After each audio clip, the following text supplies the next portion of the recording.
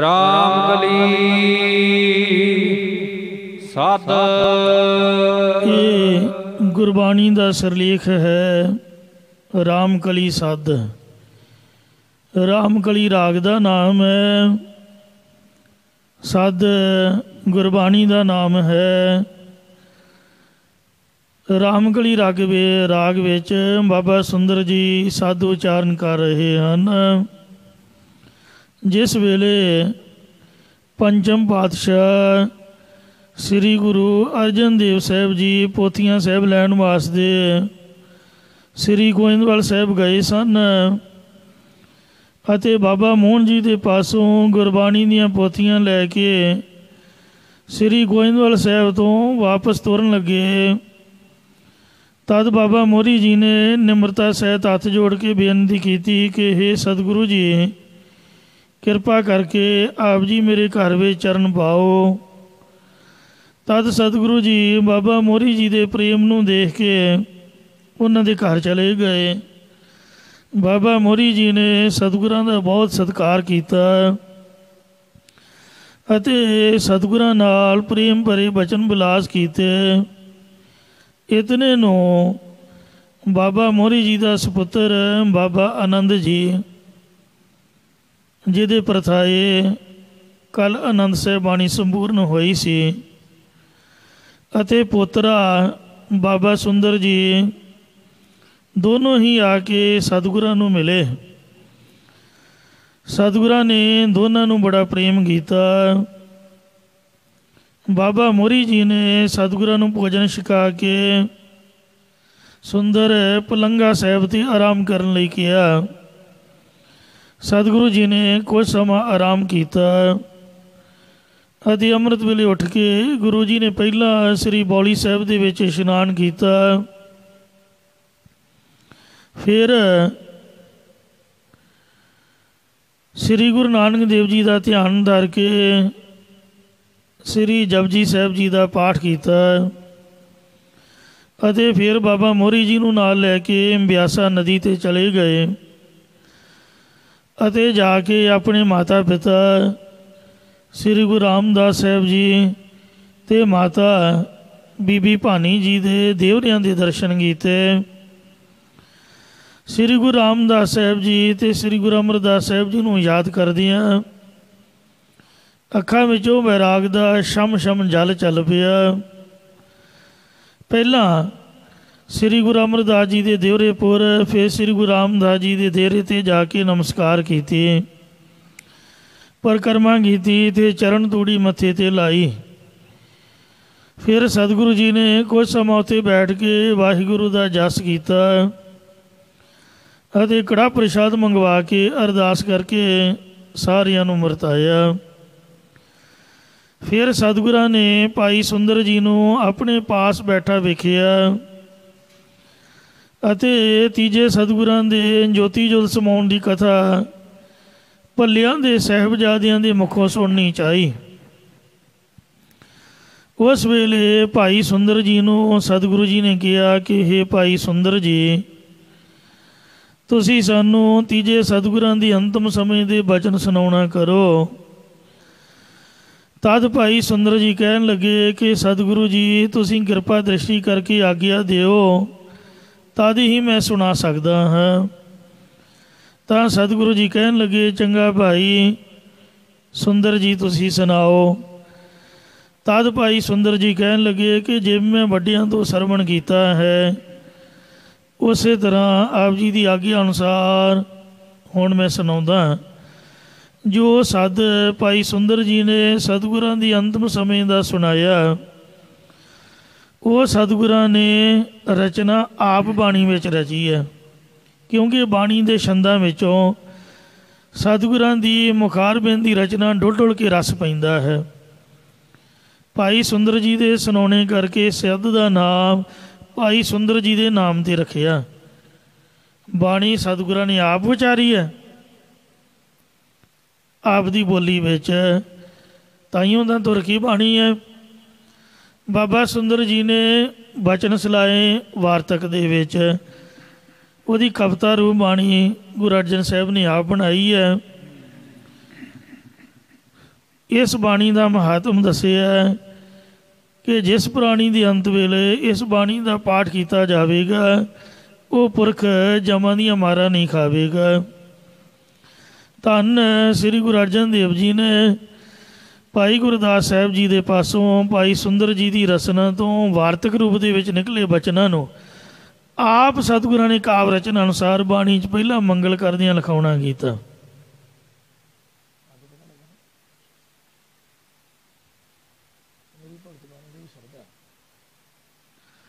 इस तरह जो भगतां की बाणी है मेरी तो भगतां की बाणी ते भी शरधा है भी किसी भगत की बाणी नहीं है। बाणी श्री गुरु अर्जन देव महाराज की हुई है।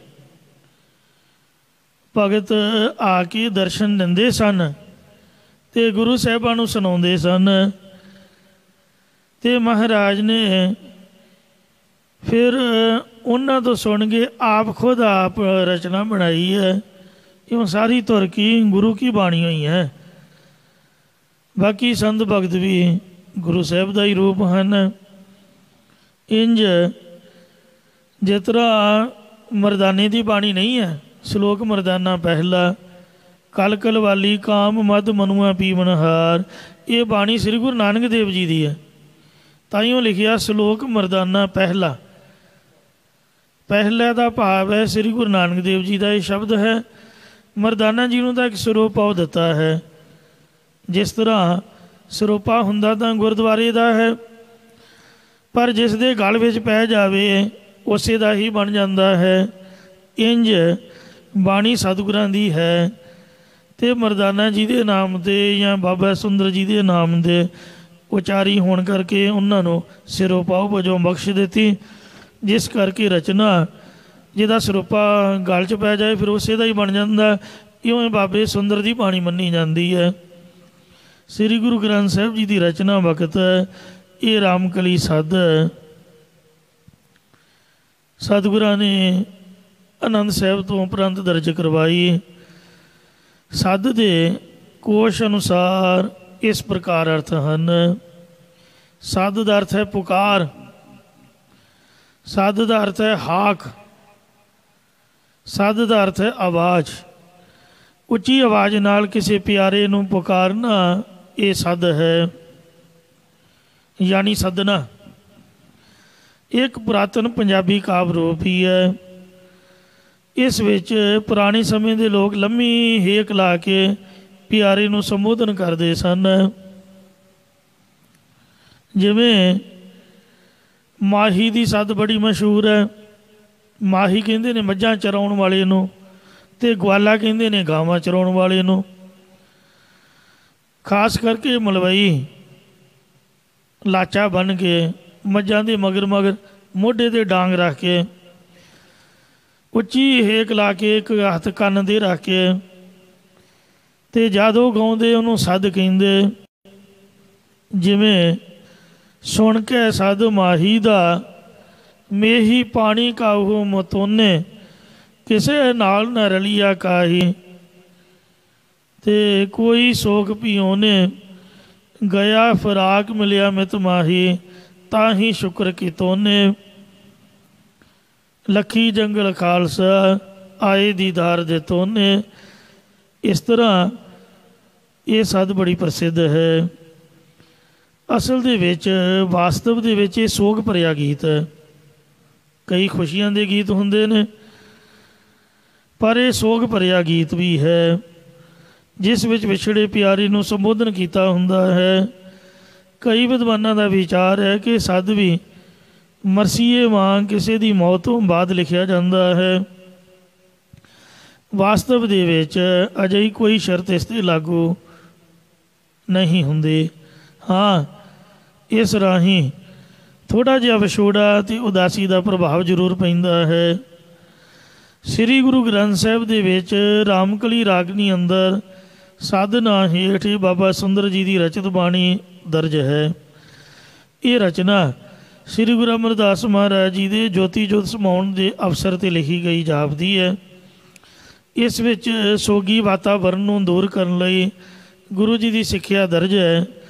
ਸੱਦ ਦਾ ਕੋਈ ਖਾਸ ਛੰਦ ਨੀਅਤ ਨਹੀਂ ਹੈ, ਖੁੱਲ੍ਹਾ ਹੀ ਬੋਲਿਆ ਜਾਂਦਾ, ਜਿਸ ਤਰ੍ਹਾਂ ਜੋੜੀ ਦੇ ਖੁੱਲ੍ਹੇ ਬੋਲ ਹੁੰਦੇ ਨੇ। ਸ੍ਰੀ ਗੁਰੂ ਗ੍ਰੰਥ ਸਾਹਿਬ ਵਿੱਚ ਬਾਬਾ ਸੁੰਦਰ ਜੀ ਦੇ ਰਚਿਤ ਸੱਦ ਨੂੰ ਭਾਈ ਕਾਹਨ ਸਿੰਘ ਨਾਭਾ ਨੇ ਹੁਲਾਸ ਛੰਦ ਦਾ ਇੱਕ ਭੇਦ ਦੱਸਿਆ। ਇਸ ਵਿੱਚ 6 ਚਰਨ ਹਨ। ਪਹਿਲੇ ਚਰਨ ਦੀਆਂ 23 ਮਾਤਰਾ, ਦੂਜੇ ਦੀਆਂ 25 ਅਤੇ ਬਾਕੀ ਹਰਕ ਦੀਆਂ 28 ਮਾਤਰਾ ਨੇ। ਇਸੇ ਤਰ੍ਹਾਂ ਸ੍ਰੀ ਦਸਮ ਗ੍ਰੰਥ ਵਿੱਚ ਵੇਖਮ ਪਦ ਸੱਦ ਵੀ ਹੈ। ਇਹਦੇ 3 ਚਰਨ ਹਨ ਅਤੇ 29 ਮਾਤਰਾ ਅਤੇ ਪਹਿਲਾ ਵਿਸ਼ਰਾਮ 17 ਉੱਤੇ ਹੈ। ਜੈਸਾ ਕਿ ਸੁਣ ਕੇ ਸੱਦ ਮਾਹੀ ਦਾ ਮੇਹੀ, ਪਾਣੀ ਕਾਹ ਮੁਤੋਨੇ, ਕਿਸੇ ਨਾਲ ਨਾ ਰਲੀਆ ਕਾਈ, ਕਾ ਕੋਈ ਸੋਖ ਭਿਓਨੇ। ਜਾਂ ਸੱਦ ਨਾਮ ਪਰਮੇਸ਼ਰ ਦੇ ਸੱਦੇ ਦਾ ਹੁਕਮਨਾਮੇ ਦਾ ਹੈ। ਸੱਦੜੇ ਆਏ ਤਾਂ ਨਾ ਜਾਨੀਆਂ, ਹੁਕਮ ਸੱਚੇ ਕਰਤਾਰੋ, ਬਣਸ ਰਾਗ ਵਿੱਚ ਲਿਖਿਆ। ਸੱਦ ਦਾ ਮਤਲਬ ਜਸ ਵੀ ਹੈ, ਭਾਵ ਇਸ ਬਾਣੀ ਵਿੱਚ ਪਰਮੇਸ਼ਰ ਦਾ ਜਸ ਉਚਾਰਨ ਕਰਦੇ ਨੇ। ਸੱਦ ਇੱਕ ਛੰਦ ਦੀ ਜਾਤੀ ਵੀ ਹੈ। ਸੋ ਗੁਰੂ ਸਾਹਿਬ ਜੀ ਰਾਮਕਲੀ ਰਾਗ ਵਿੱਚ ਧੰਨ ਸ੍ਰੀ ਗੁਰੂ ਅਰਜਨ ਦੇਵ ਸਾਹਿਬ ਜੀ ਬਾਬੇ ਸੁੰਦਰ ਦੀ ਉਚਾਰੀ ਵਾਰਤਕ ਰਚਨਾ ਨੂੰ ਖੁਦ ਆਪ ਕਾਵ ਰਚਨਾ ਦਿੰਦੇ ਹੋਏ ਬਾਣੀ ਦੇ ਰੂਪ ਦੇ ਵਿੱਚ ਲਿਖਵਾ ਰਹੇ ਹਨ।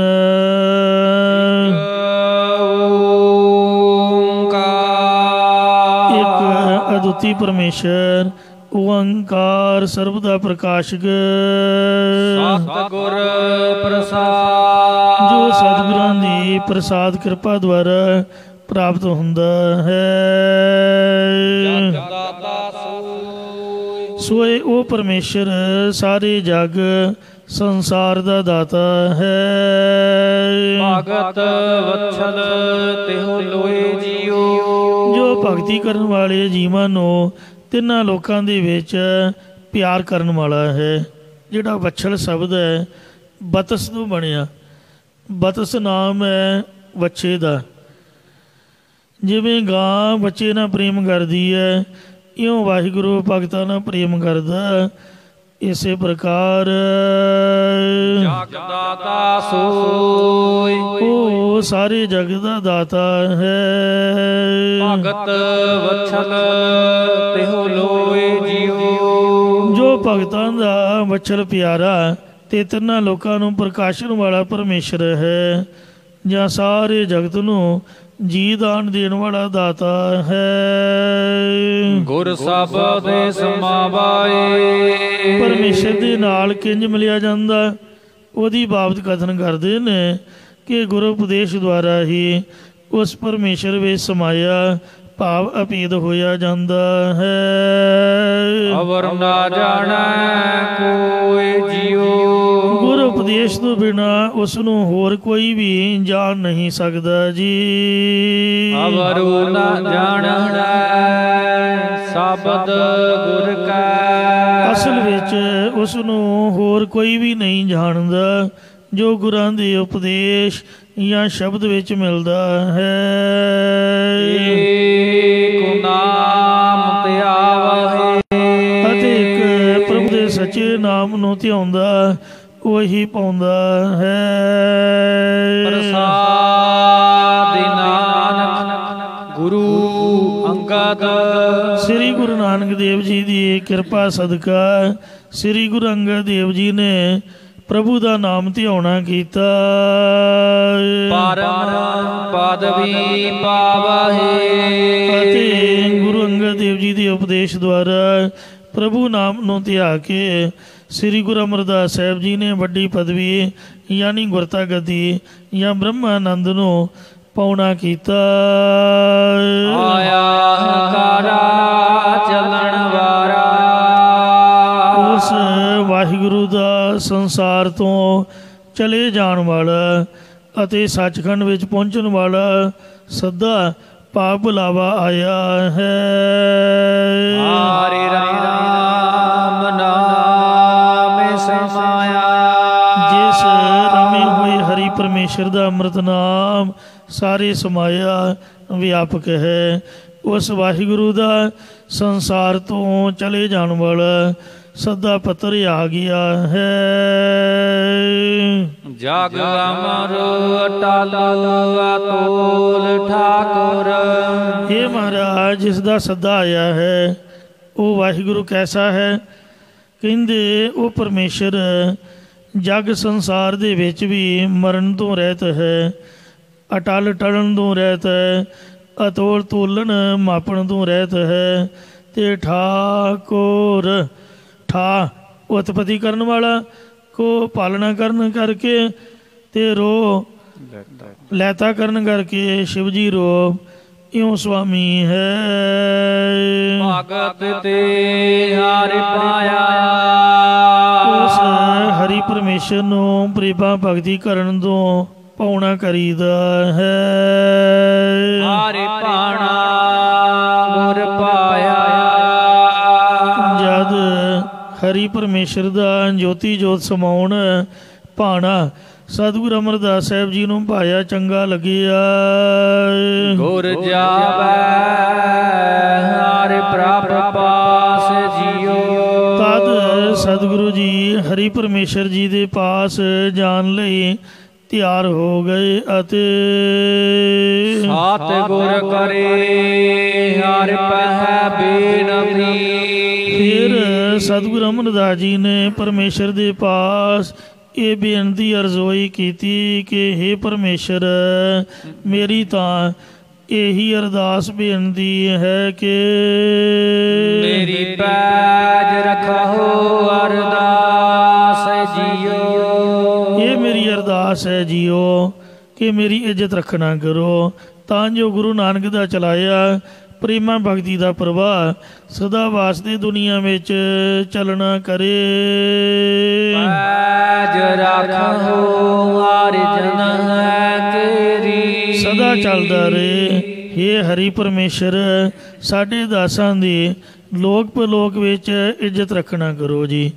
ਪੈਸਾ ਕਮਾਉਣਾ ਸੌਖਾ ਹੈ, ਪਰ ਇੱਜ਼ਤ ਦੁਨੀਆ ਵਿੱਚ ਰਹਿ ਕੇ ਬਚਾਉਣੀ ਬੜੀ ਹੀ ਔਖੀ ਹੈ। ਹਾਰ ਦੇਹੁ ਨਾਮ ਨਿਰੰਜਨੋ। ਅਤੇ ਹੇ ਹਰੀ ਪਰਮੇਸ਼ਰ, ਸਾਨੂੰ ਆਪਣਾ ਸ਼ੁੱਧ ਨਾਮ ਜਪਣ ਵਾਸਤੇ ਬਖਸ਼ ਦੇਣਾ ਕਰੋ, ਜਾਂ ਮਾਇਆ ਕਾਲਖ ਤੋਂ ਰਹਿਤ ਆਪਣੇ ਸ਼ੁੱਧ ਸਰੂਪ ਦੀ ਪ੍ਰਾਪਤੀ ਕਰਾਉਣ ਵਾਲਾ ਅੰਮ੍ਰਿਤ ਨਾਮ ਬਖਸ਼ਿਸ਼ ਕਰ ਦੇਣਾ ਕਰੋ ਜੀ। ਅੰਤੇ ਚੱਲਦਿਆ ਹੋਏ ਬੇਲੀ। ਜੋ ਨਾਮ ਅਖੀਰ ਪ੍ਰਾਣਾਂ ਦੇ ਵਿਯੋਗ ਸਮੇਂ ਪਰਲੋਕ ਦੇ ਰਸਤੇ ਵਿੱਚ ਚੱਲਦਿਆਂ ਨਾਲ ਬੇਲੀ ਸਹਾਇਕ ਹੁੰਦਾ ਹੈ। ਜਮਦੂਤ ਕਾਲ ਨਿਖੰਜਨੋ। ਅਤੇ ਜੋ ਯਮ ਦੇ ਦੂਤ ਕਾਲ ਕਰਨ ਲਈ ਆਉਂਦੇ ਨੇ, ਤਿੰਨਾਂ ਦਾ ਨਾਸ਼ ਕਰਨੇ ਵਾਲਾ ਹੈ। ਸਤਿਗੁਰੂ ਕੀ ਬੇਨਤੀ ਪਾਈ। ਜਿਹੜੀ ਸਤਿਗੁਰੂ ਸਾਹਿਬ ਜੀ ਨੇ ਲੋਕ ਪਰਲੋਕ ਦੇ ਵਿੱਚ ਪੈਜ ਰੱਖਣ ਦੀ, ਜਾਂ ਨਾਮ ਜਪਣ ਜਪਾਉਣ ਵਾਲੀ, ਜਾਂ ਜੋਤੀ ਜੋਤ ਸਮਾਉਣ ਦੀ ਬੇਨਤੀ ਅਰਜ਼ੋਈ ਪਾਉਣਾ ਕੀਤੀ ਸੀ। ਹਰਿ ਪ੍ਰਭ ਸੁਣੀ ਅਰਦਾਸ ਜੀਓ। ਜਿਵੇਂ ਐਪਲੀਕੇਸ਼ਨ ਦੇਈ ਦੀ ਹੈ, ਇਉਂ ਜਦ ਅਰਦਾਸ ਪਾਈ ਵਾਹਿਗੁਰੂ ਜੀ ਦੇ ਘਰ, ਤਾਂ ਉਹ ਹਰੇ ਭਰੇ ਕਰਨ ਵਾਲੇ ਪਰਮੇਸ਼ਰ ਨੇ ਅਰਦਾਸ ਬੇਨਤੀ ਸੁਣ ਲੈਣਾ ਕੀਤੀ। ਐਪਲੀਕੇਸ਼ਨ ਮਹਾਰਾਜ ਨੇ ਸੁਣੀ, ਪੜ੍ਹ ਲਈ। ਭਾਵ ਸਤਿਗੁਰੂ ਜੀ ਜੋਤੀ ਜੋਤ ਸਮਾ ਗਏ, ਕਿਉਂਕਿ ਸਤਿਗੁਰੂ ਜੀ ਦੀ ਉਮਰ ਟੋਟਲ ਵਾਹਿਗੁਰੂ ਜੀ ਦੇ ਘਰ 111 ਸਾਲ ਲਿਖੀ ਹੋਈ ਸੀ। ਸਤਿਗੁਰੂ ਜੀ ਨੇ ਅਰਦਾਸ ਪਾਈ, ਵਾਹਿਗੁਰੂ ਜੀ ਨੂੰ ਬੇਨਤੀ ਕੀਤੀ ਕਿ ਹੇ ਵਾਹਿਗੁਰੂ ਜੀ, ਹੁਣ ਮੈਂ ਇਸ ਤੋਂ ਬਾਅਦ ਸੰਸਾਰ ਵਿੱਚ ਰਹਿਣਾ ਨਹੀਂ ਚਾਹੁੰਦਾ, ਅਤੇ ਸ੍ਰੀ ਗੁਰੂ ਰਾਮਦਾਸ ਜੀ ਨੂੰ ਸਮਾਂ ਦੇਣਾ ਚਾਹੁੰਦਾ ਹਾਂ, ਕਿਉਂਕਿ ਬਹੁਤ ਚੰਗੇ ਗੁਰਮੁਖ ਹਨ, ਇਹਨਾਂ ਬੜੀ ਸੇਵਾ ਕੀਤੀ ਹੈ, ਮੇਰੇ ਆਖੇ ਲੱਗੇ ਨੇ। ਅਤੇ ਮੇਰੀ ਬੇਨਤੀ ਹੈ ਕਿ ਬਾਕੀ ਜਿਹੜੀ 105 ਸਾਲ ਮੈਂ ਉਮਰ ਭੋਗ ਲਈ ਹੈ, ਅਤੇ ਬਾਕੀ ਜਿਹੜੀ 6 ਸਾਲ ਬਚਦੀ ਹੈ, ਇਹਨਾਂ ਨੂੰ ਅਰਦਾਸ ਕਰਦਾ ਹਾਂ, ਇਹਨਾਂ ਨੂੰ ਮੇਰੀ ਉਮਰ ਲੱਗ ਜਾਏ। ਤਾਂ ਵਾਹਿਗੁਰੂ ਜੀ ਨੇ ਉਹ ਬੇਨਤੀ ਪ੍ਰਵਾਨ ਕਰ ਲਈ ਕਿ ਤੁਸੀਂ ਖੁਦ ਆਪ ਹੀ ਗੁਰੂ ਪਰਮੇਸ਼ਰ ਹੋ, ਜਿਸ ਤਰ੍ਹਾਂ ਤੁਹਾਡੀ ਖੁਸ਼ੀ ਮਰਜ਼ੀ ਹੈ। ਆਮਣ ਜਾਣਾ ਹੁਕਮ ਦਸੇ ਕਾ ਹੁਕਮ ਬੁਝ ਸਮਾਵੇਂਗੇ। ਆਪ ਜੀ ਦਾ ਜਿਵੇਂ ਹੁਕਮ ਹੈ ਤੁਸੀਂ ਆਓ ਜੀ ਆਇਆਂ ਨੂੰ। ਇੱਥੇ ਵੀ ਆਪ ਜੀ ਲਈ ਸਿੰਘਾਸਨ ਹੈ ਅਤੇ ਤੁਸੀਂ ਸ੍ਰੀ ਗੁਰੂ ਰਾਮਦਾਸ ਜੀ ਨੂੰ ਸਮਾਂ ਦਿਓ। ਇਉਂ ਬਾਕੀ 6 ਸਾਲ ਸ੍ਰੀ ਗੁਰੂ ਰਾਮਦਾਸ ਜੀ ਨੂੰ ਬਖਸ਼ ਕੇ, ਨਾਲ ਗੁਰਤਾ ਗੱਦੀ ਬਖਸ਼ ਕੇ, ਨਾਲ ਰਿੱਧੀਆਂ ਸਿੱਧੀਆਂ ਤਿੰਨਾਂ ਲੋਕਾਂ ਦੀ ਮਾਇਆ ਬਖਸ਼ ਕੇ, ਹਰਿਮੰਦਰ ਸਾਹਿਬ ਅੰਮ੍ਰਿਤਸਰ ਵਾਲੀ ਜਗ੍ਹਾ ਬਖਸ਼ ਕੇ, ਸਭ ਕੁਛ ਹੀ ਦੇ ਕੇ ਅਤੇ ਗੁਰੂ ਅਮਰਦਾਸ ਜੀ ਜੋਤੀ ਜੋਤ ਸਮਾ ਗਏ। ਵੇਖੋ ਕਿੰਨੇ ਦਿਆਲੂ ਕਿਰਪਾਲੂ ਨੇ। ਅਸੀਂ ਬੋਝੀ ਵਿੱਚੋਂ ਕਿਸੇ ਨੂੰ ਪੈਸੇ ਦੇ ਸਕਦੇ ਹਾਂ ਪਰ ਆਪ ਦੀ ਉਮਰ ਨਹੀਂ ਦੇ ਸਕਦੇ। ਸਗੀ ਮਾਂ ਪੁੱਤ ਨੂੰ ਨਹੀਂ ਅਰਦਾਸ ਕਰ ਸਕਦੇ। ਰੋਏ ਜਿੰਨਾ ਮਰਜ਼ੀ ਤੋ ਜਿੰਨਾ ਮਰਜ਼ੀ ਕਿਸੇ ਨਾਲ ਪਿਆਰ ਹੋਵੇ, ਆਪ ਦੀ ਉਮਰ ਨਹੀਂ ਆਪਾਂ ਦਿਆਂਗੇ। ਇਹ ਧੰਨ ਗੁਰੂ ਅਮਰਦਾਸ ਜੀ ਦੀ ਦਿਆਲਤਾ ਵੇਖੋ ਕਿ ਤਈਏ ਤਾਪ ਨਾਲ ਇੱਕ ਮਾਈ ਦਾ ਪੁੱਤ ਸ਼ਾਂਤ ਹੋਇਆ, ਉਹਨੂੰ ਜਿਉਂਦਾ ਕਰਤਾ। ਫਿਰ ਜਿੰਨਾ ਚਿਰ ਗੁਰਤਾ ਗੱਦੀ 'ਤੇ ਰਹੇ ਕਿਸੇ ਨੂੰ ਮਰਨ ਨਹੀਂ ਦਿੱਤਾ। ਯਾਨੀ ਕਿਸੇ ਪੁੱਤਰ ਦੇ ਹੁੰਦਿਆਂ ਮਾਂ ਦੁਖੀ ਨਾ ਹੋਵੇ ਅਤੇ ਇਉਂ ਮਾਂ ਦੇ ਹੁੰਦਿਆਂ ਕੋਈ ਪੁੱਤ ਚੜ੍ਹਾਈ ਨਹੀਂ ਕੀਤਾ, ਬਲਕਿ ਪਸ਼ੂ ਪੰਛੀ ਵੀ ਨਹੀਂ ਮਰਿਆ। ਅਤੇ ਜਾਂਦੀ ਬਾਕੀ ਸ੍ਰੀ ਗੁਰੂ ਰਾਮਦਾਸ ਜੀ ਦੀ ਉਮਰ ਥੋੜ੍ਹੀ ਸੀਗੀ। ਆਖਿਆ ਬੀਬੀ ਭਾਨੀ ਤੂੰ ਗੱਦੀ ਤਾਂ ਲੈ ਲਈ ਹੈ, ਪਰ ਤੈਨੂੰ ਪਤਾ ਵੀ ਜੇ ਤੇਰਾ ਪਤੀ ਚੜ੍ਹਾਈ ਕਰ ਗਿਆ ਫਿਰ ਕੀ ਕਰੇਂਗੀ? ਕਹਿੰਦੇ ਜੀ ਕਰਨਾ ਕੀ ਆ, ਚਿੱਟਾ ਦੁਪੱਟਾ ਪਹਿਲਾਂ ਵੀ ਲੈਂਦੇ ਆ ਅਤੇ ਗੁਰੂ ਰਾਮਦਾਸ ਜੀ ਤੋਂ ਬਾਅਦ ਵੀ ਚਿੱਟਾ ਦੁਪੱਟਾ ਲੈ ਕੇ ਤੁਹਾਡੇ ਘਰ ਦੇ ਭਾਂਡੇ ਮਾਂਜਾਂਗੇ, ਇਸੇ ਤਰ੍ਹਾਂ ਹੀ ਸੇਵਾ ਕਰਕੇ ਭਾਣਾ ਮੰਨਾਂਗੇ। ਕਹਿੰਦੇ ਧੰਨ ਹੈ ਤੂੰ ਬੀਬੀ ਜਿਹਨੇ ਵਾਹਿਗੁਰੂ ਦੇ ਪਾਣੀ ਨੂੰ ਜਾਣ ਲਿਆ। ਚੱਲ ਆਪਾਂ ਬਥੇਰੀ ਉਮਰ ਭੋਗ ਲਈ, ਬੜਾ ਕੁਝ ਵੇਖਿਆ, ਤੇਰੇ ਪਤੀ ਨੂੰ ਮੈਂ ਉਮਰ ਵੀ ਅਰਦਾਸ ਕਰਦਾ। ਇਉਂ ਦਿਆਲੂ ਕਿਰਪਾਲੂ ਸਤਿਗੁਰੂ ਜੀ ਜੋਤੀ ਜੋਤ ਸਮਾ ਗਏ। ਹਰ ਪ੍ਰਭ ਸੁਣੀ ਅਰਦਾਸ ਜੀਓ। ਜੋ ਐਪਲੀਕੇਸ਼ਨ ਵਾਹਿਗੁਰੂ ਦੇ ਘਰ ਲਾਈ ਸੀ ਕਿ ਮੈਂ ਆਪ ਦੀ ਉਮਰ ਗੁਰੂ ਰਾਮਦਾਸ ਜੀ ਨੂੰ ਅਰਦਾਸ ਕਰਕੇ ਤੁਹਾਡੇ ਚਰਨਾਂ ਵਿੱਚ ਆਉਣਾ ਚਾਹੁੰਦਾ, ਅਤੇ ਮਹਾਰਾਜ ਵਾਹਿਗੁਰੂ ਜੀ ਨੇ ਪ੍ਰਵਾਨ ਕਰ ਲਈ ਕਿ ਆਓ ਜੀਓ ਆਇਆਂ ਨੂੰ। ਅਤੇ ਗੁਰੂ ਅਮਰਦਾਸ ਜੀ ਜੋਤੀ ਜੋਤ ਸਮਾ ਗਏ। ਜੋਤ ਮਿਲੀ ਸੰਗ ਜੋਤ ਰਹਿਆ ਕਾਲ ਦਾ, ਜਿਉਂ ਜਲ ਮੈਂ ਜਲ ਆਏ ਖਟਾਨਾ, ਤਿਉਂ ਜੋਤੀ ਸੰਗ ਜੋਤ ਸਮਾਨਾ। ਮਿਟ ਗਏ ਗਵਨ ਪਾਏ ਵਿਸਰਾਮ, ਨਾਨਕ ਪ੍ਰਭ ਕੈ ਸਦ ਕੁਰਬਾਨ। ਹਰ ਧਾਰ ਕਿਰਪਾ ਸਤ ਗੁਰ ਮਿਲਾਇਆ। ਉਸ ਵੇਲੇ ਹਰੀ ਪਰਮੇਸ਼ਰ ਨੇ ਦਇਆ ਦ੍ਰਿਸ਼ਟੀ ਧਾਰ ਕੇ ਸਤਿਗੁਰੂ ਸ੍ਰੀ ਗੁਰੂ ਅਮਰਦਾਸ ਜੀ ਨੂੰ ਆਪਣੇ ਸਰੂਪ ਦੇ ਨਾਲ ਮਿਲਾ ਲਿਆ। ਧੰਨ ਧੰਨ ਕਹੈ ਸਾਬਾਸ ਜੀਓ। ਤਦ ਅਸੀਂ ਮਨ ਕਰਕੇ ਵੀ ਧੰਨ ਕਹਿੰਦੇ ਹਾਂ, ਬਾਣੀ ਕਰਕੇ ਵੀ ਧੰਨ ਕਹਿੰਦੇ ਆ, ਅਤੇ ਸਰੀਰ ਕਰਕੇ ਵੀ ਹਰੀ ਪਰਮੇਸ਼ਰ ਜੀ ਨੂੰ ਧੰਨਤਾ ਦੇ ਯੋਗ ਕਹਿਣਾ ਕੀਤਾ। ਇਸੇ ਪ੍ਰਕਾਰ ਜਦ ਭਾਈ ਮੋਹਰੀ ਜੀ ਨੂੰ ਪਤਾ ਲੱਗਿਆ ਕਿ ਹਰ ਭਾਣਾ ਗੁਰ ਪਾਇਆ, ਪਰਮੇਸ਼ਰ ਦਾ ਭਾਣਾ ਗੁਰੂ ਸਾਹਿਬ ਜੀ ਨੂੰ ਭਾਉਂਦਾ ਹੈ। ਗੁਰ ਜਾਵੈ ਹਰ ਪ੍ਰਭ ਪਾਸ ਜੀਓ। ਅਤੇ ਸਤਿਗੁਰੂ ਅਮਰਦਾਸ ਸਾਹਿਬ ਜੀ ਜੋਤੀ ਜੋਤ ਸਮਾ ਕੇ ਹਰੀ ਪਰਮੇਸ਼ਰ ਜੀ ਦੇ ਪਾਸ ਜਾਣਾ ਚਾਹੁੰਦੇ ਹਨ। ਸਤਿਗੁਰ ਕਰੇ ਅਰਪਹਿ ਬੇਨਤੀ। ਤਾਂ ਉਸ ਵੇਲੇ ਭਾਈ ਮੋਹਰੀ ਜੀ ਨੇ ਸਤਿਗੁਰੂ ਅਮਰਦਾਸ ਜੀ ਨੂੰ ਹਰੀ ਪਰਮੇਸ਼ਰ ਦਾ ਸਰੂਪ ਸਮਝ ਕੇ ਸਤਿਗੁਰਾਂ ਦੇ ਪਾਸ ਬੇਨਤੀ ਅਰਜ਼ੋਈ ਕੀਤੀ ਕਿ ਹੇ ਗੁਰੂ ਸਾਹਿਬ ਜੀ, ਮੇਰੀ ਪੈਜ ਰਖੋ ਅਰਦਾਸ ਜੀਓ। ਮੇਰੀ ਆਪ ਜੀ ਦੇ ਚਰਨਾਂ ਵਿੱਚ ਇੱਕ ਅਰਦਾਸ ਬੇਨਤੀ ਹੈ।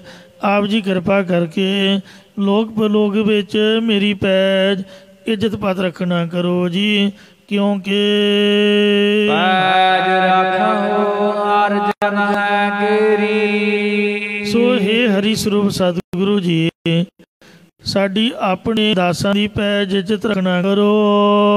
ਹਰ ਦੇਹੁ ਨਾਮ ਨਿਰੰਜਨ, ਅਤੇ ਹਰੀ ਪਰਮੇਸ਼ਰ ਦਾ ਸ਼ੁੱਧ ਨਾਮ ਜਪਣ ਵਾਸਤੇ ਸਾਨੂੰ ਦੇਣਾ ਬਖਸ਼ਿਸ਼ ਕਰਨਾ ਕਰੋ। ਸਤਿਗੁਰੂ ਜੀ ਭਾਈ ਮੋਹਰੀ ਜੀ ਨੂੰ ਕਹਿਣ ਲੱਗੇ, ਹੇ ਭਾਈ ਮੋਹਰੀ ਜੀ, ਤੁਸੀਂ ਨਾਮ ਕੀ ਕਰਨਾ ਹੈ? ਤਦ ਭਾਈ ਮੋਹਰੀ ਜੀ ਨੇ ਬੇਨਤੀ ਕੀਤੀ, ਉਹ ਅੱਗੇ ਫਰਮਾਉਂਦੇ ਹਨ।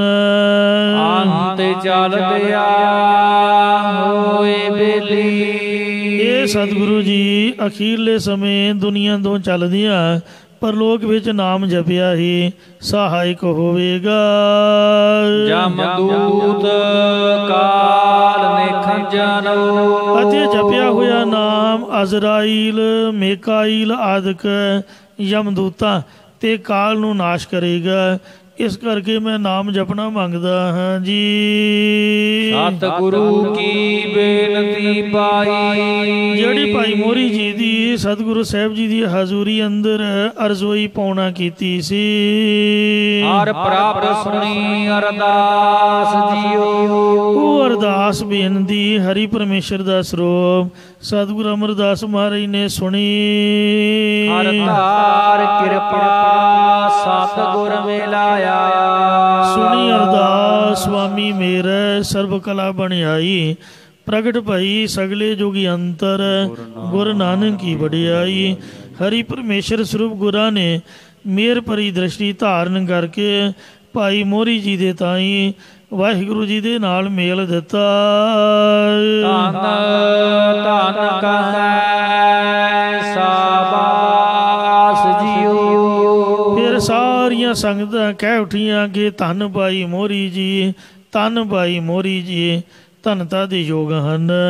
ਜਾਂ ਇਸੇ ਪ੍ਰਕਾਰ ਧੰਨ ਧੰਨ ਕਹੈ ਸਾਬਾਸ ਜੀਓ। ਭਾਈ ਮੋਹਰੀ ਜੀ ਨੇ ਮਨ ਕਰਕੇ ਵੀ ਸਤਿਗੁਰਾਂ ਨੂੰ ਧੰਨਤਾ ਦੇ ਯੋਗ ਕਿਹਾ, ਸਰੀਰ ਕਰਕੇ ਵੀ ਧੰਨਤਾ ਦੇ ਯੋਗ ਕਿਹਾ ਅਤੇ ਬਾਣੀ ਕਰਕੇ ਵੀ ਧੰਨਤਾ ਦੇ ਯੋਗ ਕਿਹਾ। ਫਿਰ ਸਤਿਗੁਰਾਂ ਨੇ ਸਾਰੇ ਪਰਿਵਾਰ ਤੇ ਸਿੱਖਾਂ ਨੂੰ ਬੁਲਾ ਕੇ ਇਹ ਬਚਨ ਸਮਝਾਏ। ਮੇਰੇ ਸਿੱਖ ਸੁਣੋ ਪੁੱਤ ਭਾਈਓ। ਇਹ ਮੇਰੇ ਸਿੱਖੋ, ਭਾਈ ਮੋਹਰੀ ਜੀ ਆਦਿਕ ਪੁੱਤੋ ਤੇ ਭਰਾਵੋ, ਤੁਸੀਂ ਸੁਣਨਾ ਕਰੋ। ਮੇਰਾ ਹਰ ਭਾਣਾ। ਮੇਰੇ ਭਾਵ ਸਾਡੇ ਹਰੀ ਪਰਮੇਸ਼ਰ ਦਾ ਇਹ ਭਾਣਾ ਭਾਵ ਹੁਕਮ ਹੈ, ਜਾਂ ਸਾਡੇ ਪਰਮੇਸ਼ਰ ਨੂੰ ਇਹੀ ਪਾਉਂਦਾ ਹੈ ਕਿ ਆਓ ਮੈਂ ਪਾਸ ਜੀਓ। ਕਿ ਹੁਣ ਮੇਰੇ ਪਾਸ ਆਉਣਾ ਕਰੋ। ਉਹਨਾਂ ਨੇ ਮੈਨੂੰ ਬੁਲਾ ਲਿਆ ਹੈ। ਹਰ ਪ੍ਰਾਣਾ ਗੁਰ ਪਾਇਆ। ਪਰਮੇਸ਼ਰ ਦਾ ਹੁਕਮ ਮੰਨਣਾ ਸਤਿਗੁਰੂ ਜੀ ਕਹਿੰਦੇ ਸਾਨੂੰ ਚੰਗਾ ਲੱਗਦਾ ਹੈ। ਮੇਰਾ ਹਰ ਪ੍ਰਭ ਕਰੇ ਸਾਬਾਸ ਜੀਓ। ਕਿਉਂਕਿ ਮੇਰਾ ਹਰੀ ਪਰਮੇਸ਼ਰ ਮੈਨੂੰ ਧੰਨਤਾ ਦੇ ਯੋਗ ਬਣਾਉਣਾ ਕਰੇਗਾ ਜੀ। ਕਬੀਰ ਜਿਸ ਮਰਨੇ ਤੇ ਜਗ ਡਰੈ, ਮੇਰਾ ਮਨ ਆਨੰਦ ਮਰਨੇ ਹੀ ਤੇ ਪਾਈਐ ਪੂਰਨ ਪਰਮਾਨੰਦ। ਲੋਕਾਂ ਨੂੰ ਮੌਤ ਹੀ ਪੈ ਜਾਂਦੀ ਜੇ ਮਰਨ ਦਾ ਨਾਂ ਸੁਣਨ, ਬਿਨਾਂ ਹੀ ਮਰਨ ਤੋਂ ਮਰਿਆ ਸਮਝਦੇ। ਪਰ ਜਿਹੜੇ ਸੰਤ ਭਗਤ ਰੱਬ ਦੇ ਪਿਆਰੇ ਗੁਰੂ ਸਾਹਿਬ ਜੀ ਮਰਨ ਨੂੰ ਮਰਨਾ ਨਹੀਂ ਕਹਿ ਰਹੇ। ਉਹ ਤਾਂ ਵਾਹਿਗੁਰੂ ਵਿੱਚ ਅਭੇਦ ਹੋ ਕੇ ਪਰਮਾਨੰਦ ਦੀ ਖੁਸ਼ੀ ਮਨਾ ਰਹੇ ਹਨ। ਭਗਤ ਸਤਿਗੁਰ ਪੁਰਖ ਸੋਈ। ਸਿੱਖਾਂ ਨੇ ਬੇਨਤੀ ਕੀਤੀ ਕਿ ਹੇ ਸਤਿਗੁਰੂ ਜੀ, ਭਾਣਾ ਮੰਨਣ ਵਾਲਾ ਕੌਣ ਹੁੰਦਾ ਹੈ? ਤਾਂ ਗੁਰੂ ਸਾਹਿਬ ਕਹਿਣ ਲੱਗੇ ਉਹ ਭਗਤ ਹੁੰਦਾ ਹੈ। ਭਾਈ ਭਗਤ ਉਹ ਹੁੰਦਾ ਜਿਹੜਾ ਭਾਣਾ ਮੰਨੇ, ਅਤੇ ਸੱਚਾ ਗੁਰੂ ਵੀ ਉਹੀ ਹੈ ਜਿਹੜਾ ਭਾਣੇ ਦਾ ਮਾਲਕ ਹੋਵੇ, ਭਾਣਾ ਮੰਨੇ। ਹੁਕਮ ਅੰਦਰ ਸਭ ਕੋ ਬਾਹਰ ਹੁਕਮ ਨਾ ਕੋਏ, ਨਾਨਕ ਹੁਕਮ ਜੇ ਬੁਝੈ ਤਾਂ ਹਉਮੈ ਕਹੈ ਨਾ ਕੋਏ। ਪੁਰਖ ਸੋਈ, ਅਤੇ ਪੂਰਨ ਪੁਰਖ ਵੀ ਉਹੀ ਹੈ ਜਿਹੜਾ ਵਾਹਿਗੁਰੂ ਜੀ ਦਾ ਭਾਣਾ ਮੰਨੇ।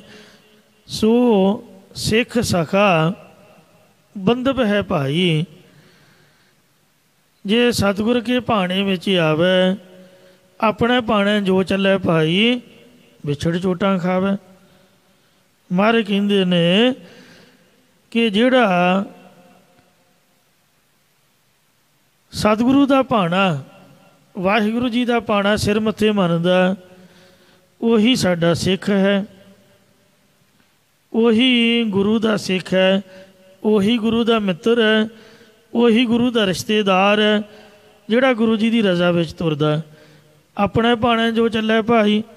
ਹੇ ਭਰਾਵੋ, ਜਿਹੜਾ ਮਨੁੱਖ ਆਪਦੀ ਮਰਜ਼ੀ ਦੇ ਅਨੁਸਾਰ ਚੱਲਦਾ ਹੈ, ਵਿਛੜ ਚੋਟਾਂ ਖਾਵੇ, ਉਹ ਪ੍ਰਭੂ ਤੋਂ ਵਿਛੜ ਕੇ ਜਮਾਂ ਦੀਆਂ ਚੋਟਾਂ ਖਾਰ ਦਿੰਦਾ, ਦੁੱਖ ਸਹਾਰਦਾ। ਬਿਨ ਸਤਿਗੁਰ ਸੁਖ ਕਦੇ ਨਾ ਪਾਵੇ ਭਾਈ, ਫਿਰ ਪਛੋਤਾਵੇ।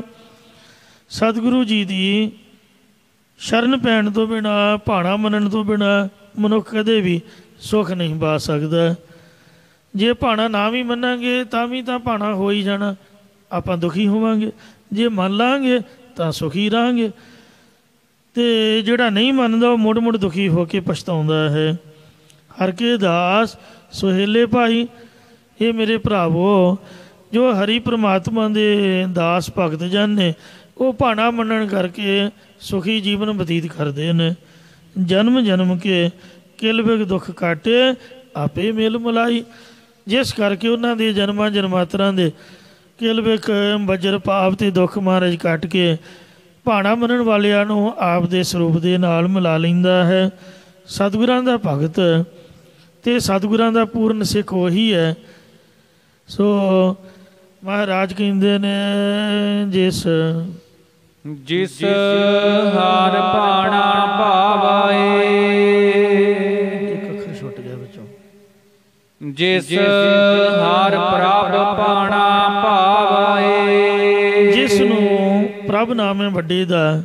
ਸੋ ਵੱਡੇ ਹਰੀ ਪਰਮੇਸ਼ਰ ਦਾ ਭਾਣਾ ਜਿਹੜਾ ਹੁਕਮ ਮੰਨਣਾ ਉਹ ਚੰਗਾ ਲੱਗਦਾ ਹੈ। ਵੱਡਾ ਸਾਹਿਬ ਉੱਚਾ ਥਾਓ। ਵੱਡਾ ਕੌਣ ਹੈ? ਸਾਹਿਬ ਮਾਲਕ ਪਰਮਾਤਮਾ। ਗਿਆਨ ਧਿਆਨ ਕਿਛ ਕਰਮ ਨਾ ਜਾਣਾ, ਸਾਰ ਨਾ ਜਾਣਾ ਤੇਰੀ। ਸਭ ਤੋਂ ਵੱਡਾ ਸਤਿਗੁਰੂ ਨਾਨਕ, ਜਿਨ ਕਾ ਰਾਖੀ ਮੇਰੀ। ਸਤਿਗੁਰੂ ਜੀ ਭਾਣਾ ਮੰਨਣਾ ਕੀ ਲਾਭ ਪ੍ਰਾਪਤ ਹੁੰਦਾ ਹੈ? ਤਾਂ ਗੁਰੂ ਸਾਹਿਬ ਉੱਤਰ ਬਖਸ਼ਦੇ ਹਨ। ਆਨੰਦ ਅਨਹਦ ਵਜਹਿ ਬਾਜੇ। ਭਾਣਾ ਮੰਨਣ ਵਾਲੇ ਦੇ ਹਿਰਦੇ ਅੰਦਰ ਆਨੰਦ ਸੁਖ, ਆਨੰਦ ਸਰੂਪ ਪਰਮੇਸ਼ਰ ਦੇ ਅਨਹਦ ਇੱਕ ਰਸ ਜਸ ਰੂ ਵਾਜੇ ਵੱਜਦੇ ਹਨ। ਹਰਿ ਆਪ ਗਲ ਮਿਲਾਵੇ। ਹਰ ਹਰੀ ਪਰਮੇਸ਼ਰ ਆਪ ਸਰਗੁਣ ਸਰੂਪ ਧਾਰ ਕੇ ਆਪਣੇ ਗਲ ਦੇ ਨਾਲ, ਕੰਠ ਦੇ ਨਾਲ ਉਹਨਾਂ ਗੁਰਮੁਖਾਂ ਨੂੰ ਮਿਲਾ ਲੈਂਦਾ ਹੈ, ਜਾਂ ਭੇਦ ਨਿਸ਼ਚੇ ਰੂਪੀ ਕੰਠ ਦੇ ਨਾਲ ਮੇਲ ਲੈਂਦਾ ਹੈ। ਤੁਸੀਂ ਪੁੱਤ ਭਾਈ ਪਰਿਵਾਰ ਮੇਰਾ। ਸ੍ਰੀ ਗੁਰੂ ਅਮਰਦਾਸ ਮਹਾਰਾਜ ਕਹਿਣ ਲੱਗੇ, ਤੁਸੀਂ ਮੇਰੇ ਪੁੱਤਰ ਬਾਬਾ ਮੋਹਰੀ ਜੀ, ਭਾਈ ਭਰਾ ਬਾਬਾ ਈਸ਼ਰ ਜੀ, ਈਸ਼ਰ ਦਾਸ ਜੀ, ਅਤੇ ਬਾਕੀ ਸਾਰਾ ਮੇਰਾ ਪਰਿਵਾਰ ਆਦਿਕ। ਮਨ ਵੇਖਾਹੋ ਕਰ ਨਿਰਜਾਸ ਜੀਓ। ਇਹ ਧਿਆਦਿਕ ਬਾਕੀ ਸਾਰਾ ਮੇਰਾ ਪਰਿਵਾਰ ਸਾਰੇ ਹਿਰਦੇ ਵਿੱਚ ਨਿਰਣਾ ਕਰਕੇ ਤੁਸੀਂ ਦੇਖ ਲਵੋ ਜੀ। ਤੁਰ ਲਿਖਿਆ ਪ੍ਰਵਾਣਾ ਫਿਰੈ ਨਾਹੀ। ਜੋ ਮੁੱਢੋਂ ਪਰਮੇਸ਼ਰ ਵੱਲੋਂ ਜੋਤੀ ਜੋਤ ਸਮਾਉਣ ਦਾ ਹੁਕਮ ਲਿਖਿਆ ਆ ਗਿਆ ਹੈ, ਉਹ ਅਸੀਂ ਮੋੜਨਾ ਨਹੀਂ ਹੈ, ਫੇਰਨਾ ਨਹੀਂ ਹੈ। ਗੁਰ ਜਾਏ ਹਰਿ ਪ੍ਰਭ ਪਾਸ ਜੀਓ। ਸਤਿਗੁਰਾਂ ਨੇ ਕਿਹਾ ਕਿ ਅਸੀਂ ਹਰੇ ਪਰੇ ਕਰਨ ਵਾਲੇ ਪਰਮੇਸ਼ਰ ਜੀ ਦੇ ਪਾਸ, ਉਹਦੇ ਕੋਲ ਜਾਣਾ ਕਰਾਂਗੇ। ਜਿਹੜੀ ਬੀਬੀ ਸੋ ਜਦ ਵਿਆਹੀ ਜਾਂਦੀ ਹੈ ਅਤੇ ਜਦ ਉਹਦੇ ਮਨ ਵਿੱਚ ਯਾਦ ਆਉਂਦੀ ਹੈ ਆਪਦੇ ਮਾਤਾ ਪਿਤਾ ਭੈਣ ਭਰਾਵਾਂ ਦੀ, ਅਤੇ ਪੇਕੇ ਵਾਪਸ ਆਉਣ ਦਾ ਉਹਨੂੰ ਬੜਾ ਚਿੱਤ ਵਿੱਚ ਚਾਅ ਹੁੰਦਾ ਹੈ, ਕਿਉਂਕਿ ਕਾਫੀ ਉਮਰ ਮਾਤਾ ਪਿਤਾ ਦੇ ਕੋਲ ਗੁਜ਼ਾਰੀ। ਇੰਝ ਸਮਝ ਲਓ ਕਿ ਮਾਂ ਪਿਓ ਰੂਪ ਪਰਮੇਸ਼ਰ ਦੇ ਕੋਲ ਜਾਣ ਦਾ ਗੁਰੂ ਅਮਰਦਾਸ ਦੇ ਮਨ ਵਿੱਚ ਬੜਾ ਚਾਅ ਹੈ, ਜਾਂ ਇੱਕ ਅਲੰਕਾਰ ਹੈ, ਭਾਵੇਂ ਸਹੁਰਾ ਘਰ ਕਹਿ ਲਓ। ਤੋ ਜਿਵੇਂ ਵਿਆਹੀ ਬੀਬੀ ਨੂੰ ਆਪਦੇ ਪੇਕੇ ਘਰ ਕਾਫੀ ਚਿਰ ਰਹਿਣ ਤੋਂ ਬਾਅਦ ਫਿਰ ਦੁਬਾਰਾ ਤੋਂ ਸਹੁਰੇ ਘਰ ਜਾਣ ਦਾ ਚਾਅ ਹੁੰਦਾ। ਬਾਬੇ ਫਰੀਦ ਨੇ ਲਿਖਿਆ, ਸਭਨਾ ਸਾਹੁਰੈ ਵੰਜਣਾ ਸਭ ਮੁਖ ਲਾਵਣ ਹਾਰ। ਨਾਨਕ ਧਨ ਸੁਹਾਗਣੀ ਜਿਤ ਸੈ ਨਾਲ ਪਿਆਰ। ਇਹ ਗੁਰੂ ਸਾਹਿਬ ਦੇ ਬਚਨ ਹਨ। ਜਿੰਦ ਵਹੁਟੀ ਮਰਨ ਵੱਲ ਲੈ ਜਾਸੀ ਪਰਨਾਈ। ਬਾਬੇ ਫਰੀਦ ਦੇ ਬਚਨ ਨੇ ਕਿ ਜਿੰਦ ਵਹੁਟੀ ਹੈ, ਮੌਤ ਲਾੜਾ ਹੈ, ਤੇ ਪਰਣਾ ਕੇ ਲੈ ਜਾਏਗਾ। ਸਹੁਰਾ ਘਰ ਪਰਲੋਕ ਹੈ। ਕੁਛ ਮਰਜ਼ੀ ਸਮਝ ਲਓ, ਯਾਨੀ ਕਿ ਸਮਝ ਗੋਚਰਾ ਕਰਨ ਵਾਸਤੇ ਮਹਾਰਾਜ ਨੂੰ ਚਾਅ ਚੜਿਆ ਹੋਇਆ। ਮੌਤ ਸੁਣ ਕੇ, ਮਰਨਾ ਸੁਣ ਕੇ ਮਨ 'ਚ ਅਫਸੋਸ ਨਹੀਂ ਹੈ, ਉਦਾਸੀ ਨਹੀਂ ਹੈ। ਆਪਦੇ ਘਰ ਚੱਲੇ ਹਨ। ਬੀਬੀ ਲਈ ਪੇਕਾ ਘਰ ਵੀ ਆਪਦਾ ਅਤੇ ਸਹੁਰਾ ਘਰ ਵੀ ਆਪਦਾ ਹੈ। ਤੋ ਇਸ ਵਾਸਤੇ ਦੋਨਾਂ ਘਰਾਂ 'ਚ ਪਤ ਵਰਤਾ ਧਰਮ 'ਚ ਪਰਪੱਕ ਇਸਤਰੀ ਦਾ ਸਤਿਕਾਰ ਹੁੰਦਾ ਹੈ। ਤੋ ਇਸ ਵਾਸਤੇ ਗੁਰੂ ਮਹਾਰਾਜ ਦੇ ਚਿੱਤ ਵਿੱਚ ਪਤੀ ਪਰਮਾਤਮਾ ਕਹਿ ਲਓ ਵੀ ਪਤੀ ਪਰਮਾਤਮਾ ਨੂੰ ਮਿਲਣ ਦਾ ਚਾਅ ਹੈ। ਜਿਸ ਤਰ੍ਹਾਂ ਬਾਣੀ 'ਚ ਲਿਖਿਆ ਹੋਇਆ, ਜਿੰਦ ਸਾਡੀ ਇਸਤਰੀ ਹੈ ਅਤੇ ਪਰਮਾਤਮਾ ਪਤੀ ਹੈ। ਜਾਂ ਤੋ ਮਾਤ ਪਿਤਾ ਹਮ ਬਾਰਕ ਤੇਰੇ, ਮਾਂ ਪਿਓ ਕਹਿ ਲਓ, ਵਾਹਿਗੁਰੂ ਅਕਾਲ ਪੁਰਖ ਨੂੰ ਕੁਝ ਮਰਜ਼ੀ ਸਮਝ ਲਓ। ਇਉਂ ਮਰਨ ਮੁਨਸਾ ਸੂਰਿਆ ਹੱਕ ਹੈ, ਜੇ ਹੋਏ ਮਰਨ ਪ੍ਰਮਾਣੋ। ਸੂਰੇ ਸੇ ਹੀ ਆਗੇ ਆਖੀ ਹੈ, ਦਰਗਹਿ ਪਾਵੈ ਸਾਚੀ ਮਾਣੋ। ਦਰਗਹਿ ਮਾਣ ਪਾਵੈ ਪਤ ਸਿਉ ਜਾਵੈ, ਆਗੇ ਦੁੱਖ ਨਾ ਲਾਗੈ। ਘਰ ਏਕ ਧਿਆਵੈ ਤਾਂ ਫਲ ਪਾਵੈ, ਜਿਤ ਸੇਵਿਐ ਬਹੁ ਭਾਗੈ। ਉੱਚਾ ਨਹੀਂ ਕਹਿਣਾ, ਮਨ ਮੇਂ ਰਹਿਣਾ, ਆਪੇ ਜਾਣੇ ਜਾਣੋ। ਮੌਤ ਸੁਣ ਕੇ ਉੱਚੀ ਉੱਚੀ ਨਹੀਂ ਰੋਣਾ ਹੈ, ਹਾਏ ਮਰ ਗਏ, ਹਾਏ ਬੁਰਾ ਹੋ ਗਿਆ, ਇੰਝ ਨਹੀਂ ਕਹਿਣਾ। ਆਪਦੇ ਮਨ ਵਿੱਚ ਰਹਿਣਾ ਹੈ, ਵਾਹਿਗੁਰੂ ਦੇ ਭਾਣੇ ਨੂੰ ਮੰਨਣਾ ਹੈ। ਆਪੇ ਜਾਣੇ ਜਾਣੋ, ਕਿਉਂਕਿ ਉਹ ਆਪ ਵਾਹਿਗੁਰੂ ਜਾਣੀ ਜਾਣ। ਹੁਣ ਸਾਨੂੰ ਕੀ ਪਤਾ ਵੀ ਸਾਡੀ ਉਮਰ ਇੰਨੀ ਲਿਖੀ ਹੋਈ ਸੀ ਜਾਂ ਫਲਾਣੀ ਦੀ ਉਮਰ ਇੰਨੀ ਲਿਖੀ ਹੋਈ ਸੀ। ਮੂਰਖ ਮੱਤ ਵਾਲੇ ਰੋਂਦੇ ਨੇ। ਮਰਨ ਮੁਨਸਾ ਸੂਰਿਆ ਹੱਕ ਹੈ, ਜੋ ਹੋਏ ਮਰਨ ਪਰਵਾਣੋ। ਮਰੈ ਹੈ ਪਰਵਾਣੋ। ਸੋ ਜਿਹੜਾ ਲਾਭਦਾਇਕ ਹੈ ਮੌਤ ਬਹਾਦਰ ਪੁਰਸ਼ਾਂ ਦੀ, ਜਿਨ੍ਹਾਂ ਦੀ ਮੌਤ ਪਰਮਾਤਮਾ ਦੀ ਦਰਗਾਹ ਵਿੱਚ ਕਬੂਲ ਹੁੰਦੀ ਹੈ, ਕਿ ਉਹ ਕਿਸੇ ਆਦਰਸ਼ ਲਈ, ਕਿਸੇ ਮਤਲਬ ਲਈ ਉਹ ਮਰਦੇ ਹਨ। ਉਹਨਾਂ ਦਾ ਮਰਨਾ ਵੀ ਸਫਲ ਹੈ, ਫਜ਼ੂਲ ਨਹੀਂ ਹੈ। ਨਾਨਕ ਕਿਸ ਨੂੰ ਬਾਬਾ ਰੋਈ ਹੈ, ਬਾਜੀ ਹੈ ਇਹੋ ਸੰਸਾਰ। ਕਹਿੰਦੇ ਰੋਣਾ ਕਿਹਨੂੰ ਭਾਈ, ਇਹ ਤਾਂ ਸੰਸਾਰ ਦੀ ਬਾਜੀ ਹੈ। ਕੀਤਾ ਵੇਖੈ ਸਾਹਿਬ ਆਪਣਾ, ਕੁਦਰਤ ਕਰੇ ਵਿਚਾਰੋ। ਕੁਦਰਤ ਵਿਚਾਰੇ ਧਾਰਨ ਧਾਰੇ, ਜਿਨ ਕੀ ਆਸੋ ਜਾਣੈ। ਆਪੇ ਵੇਖੈ ਆਪੇ ਬੂਝੈ, ਆਪੇ ਹੁਕਮ ਪਛਾਣੈ। ਜਿਨ ਕਿਛ ਕੀਆ ਸੋਈ ਜਾਣੈ, ਤਾਕਾ ਰੂਪ ਅਪਾਰੋ। ਨਾਨਕ ਕਿਸ ਨੂੰ ਬਾਬਾ ਰੋਈਐ, ਬਾਜੀ ਹੈ ਇਹੋ ਸੰਸਾਰੋ। ਗੁਰਮੁਖਾਂ ਨੂੰ ਮਰਨੇ ਕੀ ਚਿੰਤਾ ਨਹੀਂ। ਆਪਾਂ ਇਕੱਲੇ ਬੈਠੇ ਮੌਤ ਦੀ ਚਿੰਤਾ ਹੀ ਲਾਈ ਜਾਵਾਂਗੇ, ਸੋਚੀ ਜਾਵਾਂਗੇ ਵੀ ਮਾਰੀ ਨਾ ਜਾਈਏ, ਅਤੇ ਜੀਵਨ ਦੀ ਆਸਾ ਲਾਈ ਹੁੰਦੀ ਹੈ। ਕਹਿੰਦੇ ਗੁਰਮੁਖਾਂ ਨੂੰ, ਸੰਤਾਂ ਭਗਤਾਂ ਨੂੰ ਮਰਨੇ ਕੀ ਚਿੰਤਾ ਨਹੀਂ, ਜੀਵਨ ਕੀ ਨਹੀਂ ਆਸ। ਤੂੰ ਸਰਬ ਜੀਆਂ ਪ੍ਰਤਪਾਲ ਹੀ, ਲਿਖੈ ਸਾਸ ਗਿਰਾਸ। ਤੋ ਇੰਝ ਕਹਿੰਦੇ ਵੀ ਆਪਾਂ ਨੇ ਇਹ ਨਿਰਣਾ ਕਰਕੇ ਵੇਖ ਲਿਆ, ਤੁਸੀਂ ਵੀ ਕਰਕੇ ਵੇਖ ਲਓ। ਸਾਥੋਂ ਵਾਹਿਗੁਰੂ ਜੀ ਦਾ ਹੁਕਮ ਮੋੜਿਆ ਨਹੀਂ ਜਾਂਦਾ। ਤੁਰ ਲਿਖਿਆ ਪਰਵਾਣਾ ਫਿਰੈ ਨਾਹੀ। ਜੋ ਮੁੱਢੋਂ ਪਰਮੇਸ਼ਰ ਵੱਲੋਂ ਜੋਤੀ ਜੋਤ ਸਮਾਉਣ ਦਾ ਪਰਵਾਣਾ ਹੁਕਮ ਲਿਖਿਆ ਆ ਗਿਆ, ਉਹ ਅਸੀਂ ਮੋੜਨਾ ਫੇਰਨਾ ਨਹੀਂ ਹੈ। ਗੁਰ ਜਾਏ ਹਰ ਪ੍ਰਭ ਪਾਸ ਜੀਓ। ਸਤਿਗੁਰਾਂ ਨੇ ਕਿਹਾ ਕਿ ਅਸੀਂ ਹਰੇ ਭਰੇ ਕਰਨ ਵਾਲੇ ਪਰਮੇਸ਼ਰ ਜੀ ਦੇ ਪਾਸ ਜਾਣਾ ਕਰਾਂਗੇ। ਸਤਿਗੁਰ ਭਾਣੈ ਆਪਣਾ। ਫਿਰ ਸਤਿਗੁਰੂ ਸ੍ਰੀ ਗੁਰੂ ਅਮਰਦਾਸ ਸਾਹਿਬ ਜੀ ਨੇ ਆਪ ਦੇ ਹੁਕਮ ਅਨੁਸਾਰ ਬਹਿ ਪਰਵਾਰ ਸਦਾਇਆ। ਸਿੰਘਾਸਨ ਤੇ ਬਹਿ ਕੇ ਆਪਣਾ ਸਾਰਾ ਟੱਬਰ ਟੋਰ, ਸਾਰਾ ਕੁਟੁੰਬ, ਸਾਰਾ ਪਰਿਵਾਰ ਬੁਲਵਾ ਲਿਆ ਕਿ ਆਓ ਭਾਈ ਮੈਨੂੰ ਦਰਸ਼ਨ ਦਿਓ। ਮੈਂ ਕੁਝ ਅੰਤਮ ਸਮੇਂ ਦੇ ਬਚਨ ਕਰਨੇ ਚਾਹੁੰਦਾ। ਔਰ ਸਾਰਿਆਂ ਨੂੰ ਆਗਿਆ ਦਿੱਤੀ। ਪਿੱਛੇ ਕੋਈ ਰੋਵਸੀ। ਮਤਾ ਮੇਰੇ ਜੋਤੀ ਜੋਤ ਸਮਾਉਣ ਤੋਂ ਪਿੱਛੋਂ ਕੋਈ ਰੋਇਓ। ਜੋ ਰੋਵੈ ਸੋਈ ਪਤ ਖੋਵੈ। ਜਿਹੜਾ ਰੋਂਦਾ ਉਹ ਆਪਦੀ ਇੱਜ਼ਤ ਖਰਾਬ ਕਰਦਾ। ਸਿਆਣਿਆਂ ਦਾ ਕਹਿਣਾ ਕਿ ਜਿੰਨੇ ਵੀ ਰੋਣ ਵਾਲਾ ਅਥਰੂ ਡੇਗਦਾ ਹੈ, ਉਹ ਮਰਨ ਵਾਲੇ ਦੇ ਅੱਗੇ ਸਮੁੰਦਰ ਬਣ ਕੇ ਆਉਂਦੇ ਨੇ, ਯਾਨੀ ਉਹਨੂੰ ਦੁੱਖ ਦਿੰਦੇ ਨੇ।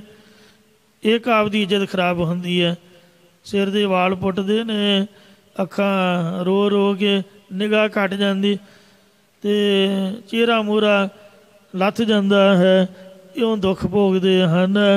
ਮਰ ਕਹਿੰਦੇ ਰੋਣਾ ਨਹੀਂ ਹੈ। ਜਿਹਦਾ ਪਿਆਰ ਹੈ ਮਰਨ ਵਾਲੇ ਨਾਲ, ਉਹਦੇ ਨਿਮਿਤ ਨਹੀਂ ਬਾਣੀ ਪੜ੍ਹੇ। ਰੋਣ ਨੂੰ ਜੀ ਕਰੇ, ਬਾਣੀ ਬੜੀ ਜਾਏ, ਬਾਣੀ ਬੜੀ ਜਾਏ, ਕੀਰਤਨ ਸੁਣੀ ਜਾਏ। ਇੰਜ ਜਿਸ ਘਰ ਵਿੱਚ ਮਰਗ ਹੋਵੇ ਉਸ ਘਰ ਵਿੱਚ ਤੇ ਮੁਰਦਾ ਲਾਸ਼ ਦੇ ਕੋਲ, ਮ੍ਰਿਤਕ ਸਰੀਰ ਦੇ ਕੋਲ ਕੀਰਤਨ ਹੋਵੇ ਤਾਂ ਕਿ ਕੋਈ ਰੋਵੇ ਨਾ। ਅਤੇ ਸੰਸਕਾਰ ਕਰਾਉਣ ਤੋਂ ਤੁਰੰਤ ਬਾਅਦ ਕਮਰਾ ਕੁਮਰਾ ਧੋ ਕੇ ਸਾਫ਼ ਕਰਕੇ ਚੰਦੂਆ ਲਾ ਕੇ ਸ੍ਰੀ ਗੁਰੂ ਗ੍ਰੰਥ ਸਾਹਿਬ ਜੀ ਦਾ ਪ੍ਰਕਾਸ਼ ਕਰ ਦੇਵੇ ਅਤੇ ਸਹਿਜ ਪਾਠ ਆਰੰਭ ਕਰ ਦੇਵੇ। ਜਿਹੜਾ ਕੋਈ ਅਫਸੋਸ ਕਰਨ ਆਏ ਉਹਨੂੰ ਕਹੇ ਵੀ ਚਲੋ ਭਾਈ ਮੱਥਾ ਟੇਕੋ, ਅਤੇ ਬਸ ਤੁਸੀਂ ਦਰਸ਼ਨ ਦੇ ਦਿੱਤੇ, ਸਾਨੂੰ ਪਤਾ ਲੱਗ ਗਿਆ ਵੀ ਤੁਸੀਂ ਸਾਡੇ ਘਰ ਆ ਗਏ। ਜ਼ਰੂਰੀ ਗੱਲਾਂ ਮਾਰਨੀਆਂ, ਦਰੀ ਵਿਛਾ ਕੇ ਕਹੋ ਵੀ ਬਾਣੀ ਸੁਣੋ ਭਾਈ, ਆਪ ਵੀ ਬਾਣੀ ਸੁਣੋ, ਦੂਜਿਆਂ ਨੂੰ ਵੀ ਸੁਣਾਓ। ਕਬੀਰ ਸੰਤ ਮੋਏ ਕਿਆ ਰੋਈਐ, ਜੋ ਆਪਣੇ ਗ੍ਰਹਿ ਜਾਏ। ਸੰਤਾਂ ਦੇ ਮਰੇ ਤੋਂ ਕਾਹਤੋਂ ਰੋਣਾ ਭਾਈ, ਜੋ ਆਪ ਦੇ ਘਰ ਚਲੇ ਗਏ। ਰੋਵੋ ਸਾਗਦ ਵਾਪਰੇ, ਜੋ ਹਾਟੈ ਹਾਟ ਵਿਕਾਏ। ਜੇ ਅਫਸੋਸ ਕਰਨਾ ਤਾਂ ਉਸ ਮੰਦ ਭਾਗੀ ਦੇ ਮਰਨ 'ਤੇ ਅਫਸੋਸ ਕਰੋ, ਜਿਹੜਾ ਸ਼ਰਾਬ ਪੀ ਕੇ ਮਰਿਆ, ਜੂਆ ਖੇਡ ਕੇ ਮਰਿਆ, ਜੋ ਪ੍ਰਭੂ ਚਰਨਾਂ ਤੋਂ ਵਿਛੜਿਆ ਹੋਇਆ। ਜਿਹੜਾ ਜਿਉਂਦਾ ਹੀ ਬੰਦਾ ਬੁਰੇ ਕੰਮ ਕਰ ਰਿਹਾ ਉਹਨੂੰ ਰੋਵੋ, ਜਿਉਂਦੇ ਨਹੀਂ ਰੋ ਲਓ। ਉਹ ਆਪਦੇ ਕੀਤੇ ਮੰਦ ਕਰਮਾਂ ਦੇ ਵੱਟੇ, ਉਹਨੂੰ ਕਹੋ ਵੀ ਤੂੰ ਹੀ ਬਹਿ ਕੇ ਰੋ, ਆਪਦੇ ਆਪ ਨੂੰ ਰੋ ਵੀ ਬੰਦਾ ਬਣ ਕੇ ਤੂੰ ਬੰਦਗੀ ਨਹੀਂ ਕੀਤੀ। ਬੰਦੋ ਹੋਏ ਬੰਦਗੀ ਗਾਹੈ, ਬੰਦਗ ਹੋਏ ਬੰਦ ਸੁਧ ਲਹੈ। ਬੰਦਾ ਹੋਏ ਕਹਿ ਬੰਦਗੀ ਨਾ ਕੀਤੀ, ਫਿਰ ਬੰਦਾ ਖਵਾਉਣ ਦਾ ਕੀ ਫਾਇਦਾ। ਆਪਦੇ ਆਪ ਨੂੰ ਰੋਵੋ। ਹਰੇਕ ਘੱਟੀ 'ਤੇ ਵਿਕਦਾ ਫਿਰਦਾ, ਭਾਵ 500-500 ਰੁਪਈਆ ਦੇ ਕੇ ਸੈਨ ਕਰਦਾ, ਝੂਠੀਆਂ ਗਵਾਹੀਆਂ ਦਿੰਦਾ, ਰੁਪਈਏ ਪਿੱਛੇ, ਹਜ਼ਾਰ ਰੁਪਈਏ ਪਿੱਛੇ ਆਪ ਦਾ ਧਰਮ ਵੇਚ ਦਿੰਦਾ। ਸਾਰੀ ਦੁਨੀਆ ਦੀ ਖਾਤਰ ਭਟਕਣ ਕਰਕੇ ਹੁਣ ਕਈ ਜੂਨਾਂ 'ਚ ਭਟਕਦਾ, ਉਹਨੂੰ ਰੋਵੋ, ਆਪਦੇ ਆਪ ਨੂੰ ਰੋਵੋ। ਕਬੀਰ ਸਾਖਤ ਐਸਾ ਹੈ, ਜੈਸੀ ਲਸਣ ਕੀ ਖਾਣ, ਕੋਨੇ ਬੈਠੇ ਖਾਈਐ, ਪ੍ਰਗਟ ਹੋਏ ਨਿਦਾਨ। ਮਾਰੇ ਕਹਿੰਦੇ ਖਬਰਦਾਰ ਭਾਈ, ਮੈਨੂੰ ਨਹੀਂ ਕਿਸੇ ਨੇ ਰੋਣਾ ਹੈ। ਸੋ ਮੈਂ ਮੂਲ ਨਾ ਪਾਇਆ, ਜਿਹੜਾ ਰੋਵੇਗਾ ਉਹ ਮੈਨੂੰ ਮੂਲ ਕਦਾਚਿਤ ਉੱਕਾ ਵੀ ਕਦੇ ਵੀ ਚੰਗਾ ਨਹੀਂ ਲੱਗੇਗਾ। ਮਿਤ ਪਾਜੈ ਮਿਤ ਬਿਗਸੈ, ਜਿਸ ਮਿੱਤਰ ਦੀ ਇੱਜ਼ਤ ਵਡਿਆਈ ਪ੍ਰਤਿਗਿਆ ਪਾਉਂਦੀ ਹੈ, ਉਹ ਮਿੱਤਰ ਜਦ ਕੋਈ ਪਾਤਸ਼ਾਹੀ ਪੁਸ਼ਾਕਾਂ ਪਹਿਨਦਾ ਹੈ ਤਾਂ ਮਿੱਤਰ ਨੂੰ ਖੁਸ਼ ਹੋਣਾ ਚਾਹੀਦਾ। ਤੁਸੀਂ ਕਾਹਦੇ ਮਿੱਤਰ ਹੋ? ਮੈਨੂੰ ਤਾਂ ਵਾਹਿਗੁਰੂ ਪੁਸ਼ਾਕ ਪਹਿਨ ਆ ਰਿਹਾ, ਮਤਲਬ ਅਗੰਮੀ ਝੋਲਾ ਦੇ ਰਿਹਾ, ਮੈਂ ਤਾਂ ਵਾਹਿਗੁਰੂ ਜੀ ਦੇ ਚਰਨਾਂ ਵਿੱਚ ਪਹੁੰਚ ਰਿਹਾ ਅਤੇ ਤੁਸੀਂ ਰੋ ਰਹੇ ਹੋ। ਦੱਸੋ ਹੈ ਕਮਲੇ? ਮੇਰੇ ਮਨ 'ਚ ਤਾਂ ਆਨੰਦ ਹੋ ਰਿਹਾ ਵੀ ਮੈਂ ਰੱਬ ਜੀ ਨਾਲ ਮਿਲਣ ਲੱਗਾ, ਅਪੇਦ ਹੋਣ ਲੱਗਾ ਹਾਂ। ਅਤੇ ਤੁਹਾਨੂੰ ਚਾਹੀਦਾ ਹੈ, ਤੁਸੀਂ ਮੇਰੇ ਪਿਆਰੇ ਮਿੱਤਰ ਹੋ, ਕਿ ਆਪਦੇ ਮਿੱਤਰ ਨੂੰ ਇੰਨਾ ਵੱਡਾ ਮੁਰਾਤਬਾ ਰੁਤਬਾ ਮਿਲਿਆ ਅਤੇ ਤੁਸੀਂ ਵੀ ਸਾਰੇ ਖੁਸ਼ ਹੋਵੋ, ਆਨੰਦਿਤ ਹੋਵੋ। ਸੱਦੜੇ ਆਏ ਤੇ ਨਾ ਜਾਨੀਆਂ, ਹੁਕਮ ਸੱਚੇ ਕਰਤਾਰੋ।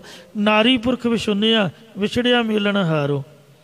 ਰੂਪ ਨਾ ਜਾਣੇ ਸੋਹਣੀਆ, ਹੁਕਮ ਬੱਧੀ ਸਰਕਾਰੋ। ਬਾਲਕ ਬਿਰਧ ਨਾ ਜਾਣਨੀ, ਤੋੜਨ ਹੇਤ ਪਿਆਰੋ।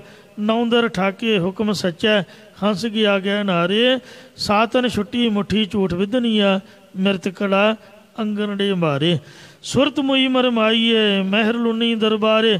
ਰੋਵੋ ਕੰਤ ਮਹੇਲਿਓ, ਸੱਚੇ ਕੇ ਗੁਣ ਸਾਰੇ। ਜਲ ਮਲ ਜਾਨੀ ਨਾ ਭਾਲਿਆ, ਕੱਪੜ ਪੱਟ ਅੰਬਾਰੇ। ਵਾਜੇ ਵੱਜੇ ਸੱਚੀ ਬਾਣੀਆ, ਪੰਜ ਮੋਏ ਮਨ ਮਾਰੇ। ਜਾਨੀ ਮਸ਼ੁੰਦੜੇ ਮੇਰਾ ਮਰਨ ਭਇਆ, ਤ੍ਰਿਗ ਜੀਵਨ ਸੰਸਾਰੇ। ਜੀਵਤ ਮਰੈ ਸੋ ਜਾਣੀਐ, ਫਿਰ ਸੱਚੜਾ ਹੇਤ ਪਿਆਰੇ। ਤੁਸੀਂ ਰੋਵੋ ਰੋਵਣ ਆਈਓ, ਝੂਠ ਮੁੱਠੀ ਸੰਸਾਰੇ। ਹੋ ਮੁੱਠੜੀ ਤੰਦੈ ਧਾਮਣੀਆ, ਫਿਰ ਛੋਡੇ ਅੜੀ ਵਿਧਨ ਕਾਰੇ। ਘਰ ਘਰ ਕੰਤ ਮਹੇਲੀਆ, ਰੂੜਾ ਹੇਤ ਪਿਆਰੇ। ਮੈਂ ਪਰ ਸੱਚ ਸਾਲਾਹਣਾ, ਔਰ ਰਹੱਸੀ ਅੜੀ ਨਾਮ ਬਤਾਰੇ। ਮੇਰੇ ਮਨ ਦੇ ਵਿੱਚ ਤਾਂ ਆਨੰਦ ਹੈ ਪਤੀ ਪਰਮਾਤਮਾ ਦੀ ਪ੍ਰਾਪਤੀ ਦੀ ਖੁਸ਼ੀ ਦਾ। ਤੁਸੀਂ ਰੋਣਾ ਤਾਂ ਭਾਵੇਂ ਰੋਈ ਜਾਓ, ਪਰ ਮੈਨੂੰ ਚੰਗੇ ਨਹੀਂ ਲੱਗੋਗੇ। ਮਿਤ ਬਾਜੈ ਮਿਤ ਬਿਗਸੈ, ਮਿੱਤਰ ਨੂੰ ਪੁਸ਼ਾਕਾ ਮਹਾਰਾਜੇ ਵੱਲੋਂ ਪਹਿਨਾਇਆ ਜਾਏ ਤਾਂ ਮਿੱਤਰ ਖੁਸ਼ ਹੁੰਦਾ ਹੈ। ਜਿਸ ਮਿੱਤ ਕੀ ਪੈਜ ਭਾਵਾਏ, ਜਿਸ ਨੂੰ ਮਿੱਤਰ ਦੀ ਇੱਜ਼ਤ ਵਡਿਆਈ ਚੰਗੀ ਲੱਗਦੀ ਹੈ। ਇਸ ਤਰ੍ਹਾਂ ਤੁਸੀਂ ਵੀ ਸਾਰੇ ਆਨੰਦਿਤ ਹੋਵੋ। ਫਿਰ ਸਾਰੇ ਸੰਬੰਧੀ ਸਿੱਖ ਕਹਿਣ ਲੱਗੇ, ਹੇ ਸਤਿਗੁਰੂ ਜੀ, ਤੁਸੀਂ ਤਾਂ ਜੋਤੀ ਜੋਤ ਸਮਾਉਣ ਲੱਗੇ ਹੋ, ਸਰੀਰ ਛੱਡਣ ਲੱਗੇ ਹੋ। ਤੁਸੀਂ ਕਹਿੰਦੇ ਹੋ ਵੀ ਪੁਸ਼ਾਕਾ ਪਹਿਨਾਇਆ ਜਾਏਗਾ। ਤੁਸੀਂ ਵਿਚਾਰ ਦੇਖੋ ਪੁੱਤ ਭਾਈ। ਤਾਂ ਗੁਰੂ ਅਮਰਦਾਸ ਜੀ ਕਹਿਣ ਲੱਗੇ ਇਸੇ ਤਰ੍ਹਾਂ ਹੀ ਮੇਰੇ ਪੁੱਤਰੋ, ਬਾਬਾ ਮੋਹਰੀ ਜੀ ਤੇ ਭਰਾਵੋ ਬਾਬਾ ਈਸ਼ਰਦਾਸ ਜੀ, ਤੁਸੀਂ ਵਿਚਾਰ ਕਰਕੇ ਨਿਰਣਾ ਕਰਕੇ ਨਿਸ਼ਚਾ ਕਰਕੇ ਵੇਖ ਲਵੋ। ਹਰ ਸਤਿਗੁਰੂ ਪਹਿਨਾਵੇ। ਹਰੀ ਪਰਮੇਸ਼ਰ ਸਾਨੂੰ ਸਤਿਗੁਰੂ ਯਾਨੀ ਮੈਨੂੰ ਅਮਰਦਾਸ ਜੀ ਨੂੰ ਆਪਣੇ ਸਰੂਪ ਦੇ ਨਾਲ ਅਭੇਦ ਕਰਨ ਰੂਪ ਸਿਰੋਂ ਪਾਓ ਪੁਸ਼ਾਕਾ ਪਹਿਨਾਉਣ ਲੱਗਾ ਹੈ। ਉਹ ਮੈਨੂੰ ਸਿਰੋਂ ਪਾਓ ਬਖਸ਼ਿਸ਼ ਕਰਨੇ ਲੱਗਾ ਹੈ। ਤੁਹਾਡਾ ਸਤਿਗੁਰੂ ਗੁਰੂ ਅਮਰਦਾਸ ਜੀ ਪਹਿਨਾਇਆ ਜਾਵੇਗਾ। ਸਤਿਗੁਰੂ ਪ੍ਰਤੱਖ ਹੁੰਦਾ। ਫਿਰ ਸੰਬੰਧੀਆਂ ਦੇ ਸਿੱਖਾਂ ਨੇ ਬੇਨਤੀ ਕੀਤੀ ਕਿ ਸਤਿਗੁਰੂ ਜੀ ਤੁਸੀਂ ਆਪਣੀ ਥਾਂ ਗੁਰਤਾ ਗੱਦੀ 'ਤੇ ਕਿਸ ਨੂੰ ਸਥਾਪਿਤ ਕਰਕੇ ਚੱਲੇ ਹੋ? ਤਾਂ ਮਹਾਰਾਜ ਕਹਿੰਦੇ ਜਿਵੇਂ ਸਤਿਗੁਰੂ ਨਾਨਕ ਦੇਵ ਜੀ ਨੇ ਪ੍ਰਤੱਖ ਸਾਖਸ਼ਾਤ ਹੁੰਦਿਆਂ ਆਪਦੇ ਜਿਉਂਦੇ ਜੀ ਸ੍ਰੀ ਗੁਰੂ ਅੰਗਦ ਦੇਵ ਜੀ ਨੂੰ ਖੁਦ ਆਪ ਗੁਰਤਾ ਗੱਦੀ ਰੂਪ ਸਿੰਘਾਸਨ ਦੇ ਮਹਾਰਾਜ ਆਪ ਟਿਕਾਇਆ। ਇਹ ਰਾਜ ਸਿੰਘਾਸਨ ਤੇ ਬਿਠਾ ਕੇ ਟਿਕਾਉਣਾ ਕੀਤਾ, ਸਥਾਪਿਤ ਕੀਤਾ ਸੀ। ਜਿਵੇਂ ਸਤਿਗੁਰੂ ਅੰਗਦ ਦੇਵ ਜੀ ਨੇ ਫਿਰ ਆਪਦੇ ਪ੍ਰਤੱਖ ਹੁੰਦੇ ਆ ਜਿਉਂਦੇ ਜੀ ਸਾਨੂੰ ਖੁਦ ਆਪ ਗੁਰਤਾ ਗੱਦੀ ਰੂਪ ਰਾਜ ਸਿੰਘਾਸਨ 'ਤੇ ਬਿਠਾ ਕੇ ਸਥਾਪਿਤ ਕੀਤਾ ਸੀ। ਇਸੇ ਤਰ੍ਹਾਂ ਅਸਾਂ ਸ੍ਰੀ ਗੁਰੂ ਭਾਵ ਅਸੀਂ ਅਮਰਦਾਸ ਜੀ ਨੇ ਆਪਦੇ ਪ੍ਰਤੱਖ ਹੁੰਦਿਆਂ ਜਿਉਂਦੇ ਜੀ ਭਾਵ ਸਰੀਰਕ ਜਾਮੇ ਵਿੱਚ ਹੁੰਦਿਆਂ ਹੀ ਸ੍ਰੀ ਗੁਰੂ ਰਾਮਦਾਸ ਜੀ ਨੂੰ ਨਾਲੇ ਤਾਂ 6 ਸਾਲ ਉਮਰ ਦਿੱਤੀ, ਨਾਲ ਗੁਰਤਾ ਗੱਦੀ ਰੂਪ ਰਾਜ ਸਿੰਘਾਸਨ ਦੇ ਬਿਠਾ ਕੇ ਸਥਾਪਿਤ ਕਰ ਦਿੱਤਾ ਹੈ। ਸਭ ਸਿੱਖ ਬੰਦਪ ਪੁੱਤ ਭਾਈ ਅਤੇ ਸਾਰੇ ਸਿੱਖ ਸੰਬੰਧੀ ਪੁੱਤਰ ਭਰਾ ਆਦਿਕ ਰਾਮਦਾਸ ਪੈਰੀ ਪਾਇਆ। ਸਭਨਾਂ ਨੂੰ ਸ੍ਰੀ ਗੁਰੂ ਰਾਮਦਾਸ ਜੀ ਦੇ ਪੈਰੀਂ ਪਾਇਆ, ਚਰਨੀ ਪਾ ਦਿੱਤਾ ਹੈ। ਫਿਰ ਭਾਈ ਮੋਹਰੀ ਜੀ ਤੇ ਸਿੱਖਾਂ ਨੇ ਸਤਿਗੁਰਾਂ ਨੂੰ ਪੁੱਛਿਆ ਕਿ ਸਤਿਗੁਰੂ ਜੀ ਤੁਹਾਡੇ ਜੋਤੀ ਜੋਤ ਸਮਾਉਣ ਤੋਂ ਪਿੱਛੋਂ ਕਿਸ ਤਰ੍ਹਾਂ ਦੀ ਕਿਰਿਆ ਕਰਮ ਕਰੀਏ? ਅੰਤੇ ਸਤਿਗੁਰ ਬੋਲਿਆ। ਤਾਂ ਅੰਤਮ ਅਖੀਰਲ ਸਮੇਂ ਭਾਵ ਜੋਤੀ ਜੋਤ ਸਮਾਉਣ ਵਾਲੇ ਸਤਿਗੁਰੂ ਸ੍ਰੀ ਗੁਰੂ ਅਮਰਦਾਸ ਜੀ ਨੇ ਬਚਨ ਬੋਲਿਆ। ਮੈਂ ਪਿੱਛੇ ਕੀਰਤਨ ਕਰਿਆ ਹੋ ਨਿਰਵਾਣ ਜੀਓ ਕਿ ਮੇਰੇ ਜਾਣ ਤੋਂ ਪਿੱਛੋਂ ਇਹ ਟਰ ਬੰਧਨਾਂ ਤੋਂ ਰਹਿਤ ਕਰਨੇ ਵਾਲਾ ਪਰਮੇਸ਼ਰ ਦਾ ਕੀਰਤਨ ਕਰਿਓ ਭਾਈ। ਕੇਸੋ ਗੋਪਾਲ ਪੰਡਤ ਸੱਦਿਆ ਹੋ। ਇਹ ਸਤਿਗੁਰੂ ਜੀ ਕਈ ਲੋਕ ਕਹਿੰਦੇ ਨੇ ਕਿ ਕੇਸੋ ਗੋਪਾਲ ਨਾਮੇ ਪੰਡਤ ਨੂੰ ਸੱਦ ਲੈਣਾ। ਹਰ ਹਰ ਕਥਾ ਪੜ੍ਹੈ ਪੁਰਾਣ ਜੀਓ। ਜਿਹੜਾ ਤੁਹਾਡਾ ਸਿੱਖ ਬਣਿਆ ਹੋਇਆ ਉਹ ਪੁਰਾਣਾ ਚੋਂ ਗਰੜ ਪੁਰਾਣ ਦੀ ਹਰ ਹਰ ਸੰਬੰਧੀ ਕਥਾ ਨੂੰ ਪੜ੍ਹਨਾ ਕਰੇਗਾ। ਕੀ ਮਹਾਰਾਜ ਅਸੀਂ ਲੋਕਾਂ ਦੇ ਆਖੇ ਕੇਸੋ ਗੋਪਾਲ ਪੰਡਤ ਨੂੰ ਸੱਦੀਏ ਅਤੇ ਪੁਰਾਣਾਂ ਦੀ ਗਰੜ ਪੁਰਾਣ ਦੀ ਕਥਾ ਕਰਾਈਏ ਜੀ? ਇਹ ਸਤਿਗੁਰੂ ਜੀ ਤੁਹਾਡੀ ਕੀ ਆਗਿਆ ਹੈ? ਲੋਕ ਤਾਂ ਇੰਝ ਕਹਿੰਦੇ ਨੇ। ਤਾਂ ਸੁਣ ਕੇ ਸਤਿਗੁਰੂ ਮਹਾਰਾਜ ਸਾਹਿਬ ਕਹਿਣ ਲੱਗੇ ਕਿ ਹਰ ਕਥਾ ਪੜ੍ਹੀਐ ਹਰ ਨਾਮ ਸੁਣੀਐ। ਨਹੀਂ ਭਾਈ ਆਪਾਂ ਸ੍ਰੀ ਗੁਰੂ ਨਾਨਕ ਦੇਵ ਜੀ ਦੇ ਸਿੱਖ ਹਾਂ, ਆਪਾਂ ਨੂੰ ਪੁਰਾਣਾ ਪੁਰਾਣਾ ਦੀ ਕਥਾ ਦਾ ਨਹੀਂ ਕੋਈ ਮਤਲਬ ਹੈ। ਜੇ ਜਿਉਂਦੇ ਵੀ ਆਪਾਂ ਬਾਣੀ ਪੜ੍ਹਦੇ ਰਹੇ ਆਪਾਂ ਕਿਹੜਾ ਗਰੜ ਪੁਰਾਣ ਪੜ੍ਹਿਆ? ਦੱਸੋ। ਜਿਸ ਤਰ੍ਹਾਂ ਦਾ ਬੰਦੇ ਦਾ ਸੁਭਾਅ ਉਸੇ ਤਰ੍ਹਾਂ ਉਹਦੇ ਤੋਂ ਬਾਅਦ ਕਰਨਾ ਚਾਹੀਦਾ। ਜਾਂ ਤਾਂ ਜਿਉਂਦੇ ਮਹਾਰਾਜ ਨੇ ਗਰੜ ਪੁਰਾਣ ਦੀ ਕਥਾ ਕੀਤੀ ਜਾਂ ਪੜ੍ਹੀ ਹੋਵੇ ਤਾਂ ਤੁਸੀਂ ਦੱਸੋ। ਬਾਣੀ ਪੜ੍ਹੀ ਹੈ ਨਾ, ਸੇਵਾ ਕੀਤੀ ਹੈ। ਤੋ ਇੰਝ ਹੇ ਭਾਈ ਗਰੜ ਪੁਰਾਣ ਦੀ ਥਾਂ 'ਤੇ ਆਪਾਂ ਗੁਰਦੁਆਰੇ ਦੇ ਬੰਦੇ ਹਾਂ, ਗੁਰੂ ਨਾਨਕ ਸਾਹਿਬ ਦੇ ਸਿੱਖ ਹਾਂ। ਜੇ ਹਿੰਦੂ ਹੋਈਏ ਅਤੇ ਮੰਦਰ ਵਾਲੇ ਹੋਈਏ ਫਿਰ ਤਾਂ ਚਲੋ ਜਿਸ ਤਰ੍ਹਾਂ ਉਹ ਕਹਿਣ ਉਸੇ ਤਰ੍ਹਾਂ ਠੀਕ ਹੈ, ਪਰ ਆਪਾਂ ਤਾਂ ਗੁਰੂ ਨਾਨਕ ਸਾਹਿਬ ਦੇ ਸਿੱਖ ਹਾਂ। ਅਤੇ ਹਰੀ ਪਰਮੇਸ਼ਰ ਦੀ ਪ੍ਰਾਪਤੀ ਕਰਾਉਣ ਵਾਲੀ ਬਾਣੀ ਦੀ ਕਥਾ ਵੇਖੋ ਕਿੰਨੀ ਮਰਜ਼ੀ ਕਰੀ ਜਾਓ, ਇਹ ਮੁੱਕਦੀ ਥੋੜ੍ਹਾ ਆ। ਸਪੈਸ਼ਲੀ ਸਹਿਸਕ੍ਰਿਤੀ ਦੇ ਸਲੋਕ ਜੈਸਰੀ ਦੀ ਵਾਰ ਵਡਹੰਸ ਦੀ ਵਾਰ ਇਹ ਹੈ ਹੀ ਵੈਰਾਗਮਈ। ਜਿੱਥੋਂ ਮਰਜ਼ੀ ਬਾਣੀ ਦੀ ਕਥਾ ਕਰੋ ਅਤੇ ਸੁਣੋ। ਇੰਝ ਹਰੀ ਦੀ ਕਥਾ ਹੀ ਪੜ੍ਹੋ ਤੇ ਹਰੀ ਦੇ ਨਾਮ ਵਾਲੀ ਕਥਾ ਹੀ ਸਰਵਣ ਕਰਿਓ ਬਾਣੀ ਵਿੱਚੋਂ। ਬੇਬਾਣ ਹਰ ਰੰਗ ਗੁਰ ਪਾਵੈ। ਸਤਿਗੁਰੂ ਸ੍ਰੀ ਗੁਰੂ ਅੰਗਦ ਦੇਵ ਸਾਹਿਬ ਜੀ ਨੂੰ ਇਹੀ ਪਰਮੇਸ਼ਰ ਦਾ ਪ੍ਰੇਮ ਰੂਪੀ ਵਿਮਾਨ ਭਾਉਂਦਾ ਹੈ, ਅਰਥਾਤ ਪਰਮੇਸ਼ਰ ਦਾ ਪ੍ਰੇਮ ਰੂਪ ਵਿਭਾਨ ਹੀ ਗੁਰੂ ਨੂੰ ਭਾਉਂਦਾ। ਭਾਵ ਰੋਣ ਪਿੱਟਣ ਦੇ ਫਜ਼ੂਲ ਸਜਾਵਟ ਆਦਿਕ ਦੇ ਵਿਮਾਨ ਦੀ ਥਾਂ ਪ੍ਰਭੂ ਕੀਰਤਨ ਦਾ ਵਿਮਾਨ ਹੀ ਸ੍ਰੇਸ਼ਟ ਹੈ। ਮਤਲਬ ਮਰਿਆਂ ਨੂੰ ਵੀ ਇੰਜ ਨਹੀਂ ਸਜਾਉਣਾ ਜਿਸ ਤਰ੍ਹਾਂ ਪਾਲਕੀ ਸਜਾਈ ਦੀ ਹੈ। ਤੋ ਇਸ ਵਾਸਤੇ ਮਹਾਰਾਜ ਦਾ ਕੀਰਤਨ ਰੂਪੀ ਸਜਾਵਟ ਹੀ ਕਰੋ। ਸਤਿਗੁਰੂ ਸਾਹਿਬ ਜੀ ਨੇ ਗੋਜਰੀ ਰਾਗ ਦੇ ਵਿੱਚ ਬਚਨ ਕੀਤੇ ਨੇ ਕਿ ਪਰਮੇਸ਼ਰ ਦਾ ਨਾਮ ਹੀ ਮੇਰੀਆਂ ਸਿਮਰਤੀਆਂ ਨੇ, ਪਰਮੇਸ਼ਰ ਦਾ ਨਾਮ ਹੀ ਮੇਰਾ ਸ਼ਾਸਤਰ ਹੈ। ਇਸ ਲਈ ਗਰੜ ਪੁਰਾਣ ਦੀ ਕਥਾ ਇਹ ਮਰਜ਼ਾਦਾ ਨਹੀਂ ਹੈ। ਹਰ ਮੇਰਾ ਸਿਮਰਤ, ਹਰ ਮੇਰਾ ਸ਼ਾਸਤਰ, ਹਰ ਮੇਰਾ ਬੰਧਪ, ਹਰ ਮੇਰਾ ਭਾਈ। ਇਸ ਲਈ ਸਤਿਗੁਰੂ ਜੀ ਨੇ ਇੱਥੇ ਪਰਮੇਸ਼ਰ ਦੀ ਕਥਾ ਬਾਬਤ ਆਖਿਆ। ਹੇ ਸਤਿਗੁਰੂ ਜੀ, ਕਈ ਲੋਕ ਕਹਿੰਦੇ ਨੇ ਵੀ ਪਿੰਡ ਭਰਾਇਓ ਜੀ, ਆਪਣਾ ਭੇੜੇ ਜੇ ਕਰਦੇ ਨੇ, ਪੱਤਲਾਂ ਦਿਓ ਜੀ, 12ਵੀਂ ਕਰਿਓ ਜੀ, 13ਵੀਂ ਕਰਿਓ ਜੀ, 17ਵੀਂ ਕਰਿਓ ਜੀ, ਦੀਵੇ ਜਗਾਇਓ ਜੀ, ਅਤੇ ਗੰਗਾ ਦੇ ਵਿੱਚ ਫੁੱਲ ਪਾਇਓ। ਮਹਾਰਾਜ ਤੁਹਾਡੀ ਕੀ ਆਗਿਆ ਹੈ ਜੀ? ਤਾਂ ਸਤਿਗੁਰੂ ਜੀ ਫਰਮਾਉਂਦੇ ਨੇ, ਪਿੰਡ ਪਤਲ ਕਿਰਿਆ ਦੀਵਾ। ਪਿੰਡ ਭਰਾਉਣੇ, ਪਤਲਾਂ ਦੇਣੀਆਂ, 12ਵੀਂ 13ਵੀਂ ਆਦਿ ਕਿਰਿਆ ਕਰਨੀ ਅਤੇ ਦੀਵਾ ਜਗਾਉਣਾ। ਦੀਵਾ ਮੇਰਾ ਏਕ ਨਾਮ, ਇਹ ਸਭ ਕੁਛ ਉਚਾਰਨ ਕਰੋ। ਸਤਨਾਮ ਸ੍ਰੀ ਵਾਹਿਗੁਰੂ ਹੀ ਹੈ, ਮੇਰਾ ਇੱਕ ਨਾਮ ਹੀ ਹੈ। ਦੁੱਖ ਵਿੱਚ ਪਾਇਆ ਤੇਲ, ਉਨ ਚਾਨਣ ਸੋਖਿਆ, ਚੂਕਾ ਜਮਸਿਓ ਮੇਲ। ਲੋਕਾ ਮਤ ਕੋ ਫੱਕੜ ਪਾਏ। ਇਹ ਲੋਕੋ ਮੇਰੀ ਗੱਲ 'ਤੇ ਮਖੌਲ ਨਾ ਉਡਾਇਓ ਵੀ ਇਹ ਕੀ ਬੋਲ ਰਿਹਾ। ਲੱਖ ਮੜਿਆਂ ਕਰ ਏਕਟੇ, ਇੱਕ ਰੱਤੀ ਲੈ ਪਾਏ। ਲੱਖ ਮਣਾ ਲੱਕੜ ਜੇ ਢੇਰ ਇਕੱਠੇ ਕਰਕੇ ਇੱਕ ਰੱਤੀ ਜਿੰਨੀ ਅੱਗ ਵੀ ਲਾ ਦਈਏ ਤਾਂ ਉਹ ਸਾਰੇ ਢੇਰ ਸਵਾਹ ਹੋ ਜਾਂਦੇ ਨੇ। ਤਿਵੇਂ ਜਨਮਾਂ ਜਨਮਾਂਤਰਾਂ ਦੇ ਪਾਪਾਂ ਨੂੰ ਇੱਕ ਵਾਹਿਗੁਰੂ ਨਾਮ ਮੁਕਾ ਦਿੰਦਾ ਹੈ। ਇਸ ਲਈ ਰਹਾਉ ਪਿੰਡ ਪੱਤਲ ਮੇਰੀ ਕੇਸੋ ਕਿਰਿਆ। ਪੱਤਲਾਂ ਦੇ ਪਿੰਡ ਭਰਾਉਣੇ ਅਤੇ ਮਨਸਾਣੇ ਮੇਰੇ ਵਾਸਤੇ ਪ੍ਰਮਾਤਮਾ ਦਾ ਨਾਮ ਹੀ ਹੈ। ਮੇਰੇ ਵਾਸਤੇ ਕਿਰਿਆ ਕਰਮ ਵੀ ਕਰਤਾਰ ਦਾ ਸੱਚਾ ਨਾਮ ਹੀ ਹੈ। ਸੱਚ ਨਾਮ ਕਰਤਾਰ, ਬੋਲੋ ਸੱਚ ਨਾਮ ਕਰਤਾਰ, ਫਿਰ ਬੌੜ ਨਾ ਆਮਣਵਾਲ। ਜੋ ਕਰਤਾਰ ਕਰਤਾਰ ਗੁਰੂ ਨਾਨਕ ਸਾਹਿਬ ਦਾ ਬੋਲਿਆ ਸੀਗਾ, ਇਹ ਬੋਲਣ ਤੋਂ ਹੀ ਸਾਡਾ ਕਿਰਿਆ ਕਰਮ ਸਮਝੋ।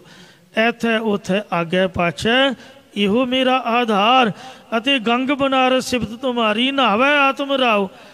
ਗੰਗਾ ਅਤੇ ਬਨਾਰਸ ਜਾਣਾ ਵੀ ਇਹ ਕਥਾ ਕਰਨੀ ਸੁਣਨੀ ਹੋਈ ਹੈ। ਇਹ ਵਾਹਿਗੁਰੂ ਅਤੇ ਜਿਹੜੀ ਸਿਫਤ ਸਲਾਹ ਕਥਾ ਕੀਰਤਨ ਦਾ ਸਮਾਗਮ ਹੈ, ਇਹੀ ਸਾਡੀ ਗੰਗਾ, ਇਹੀ ਸਾਡਾ ਬਨਾਰਸ ਹੈ।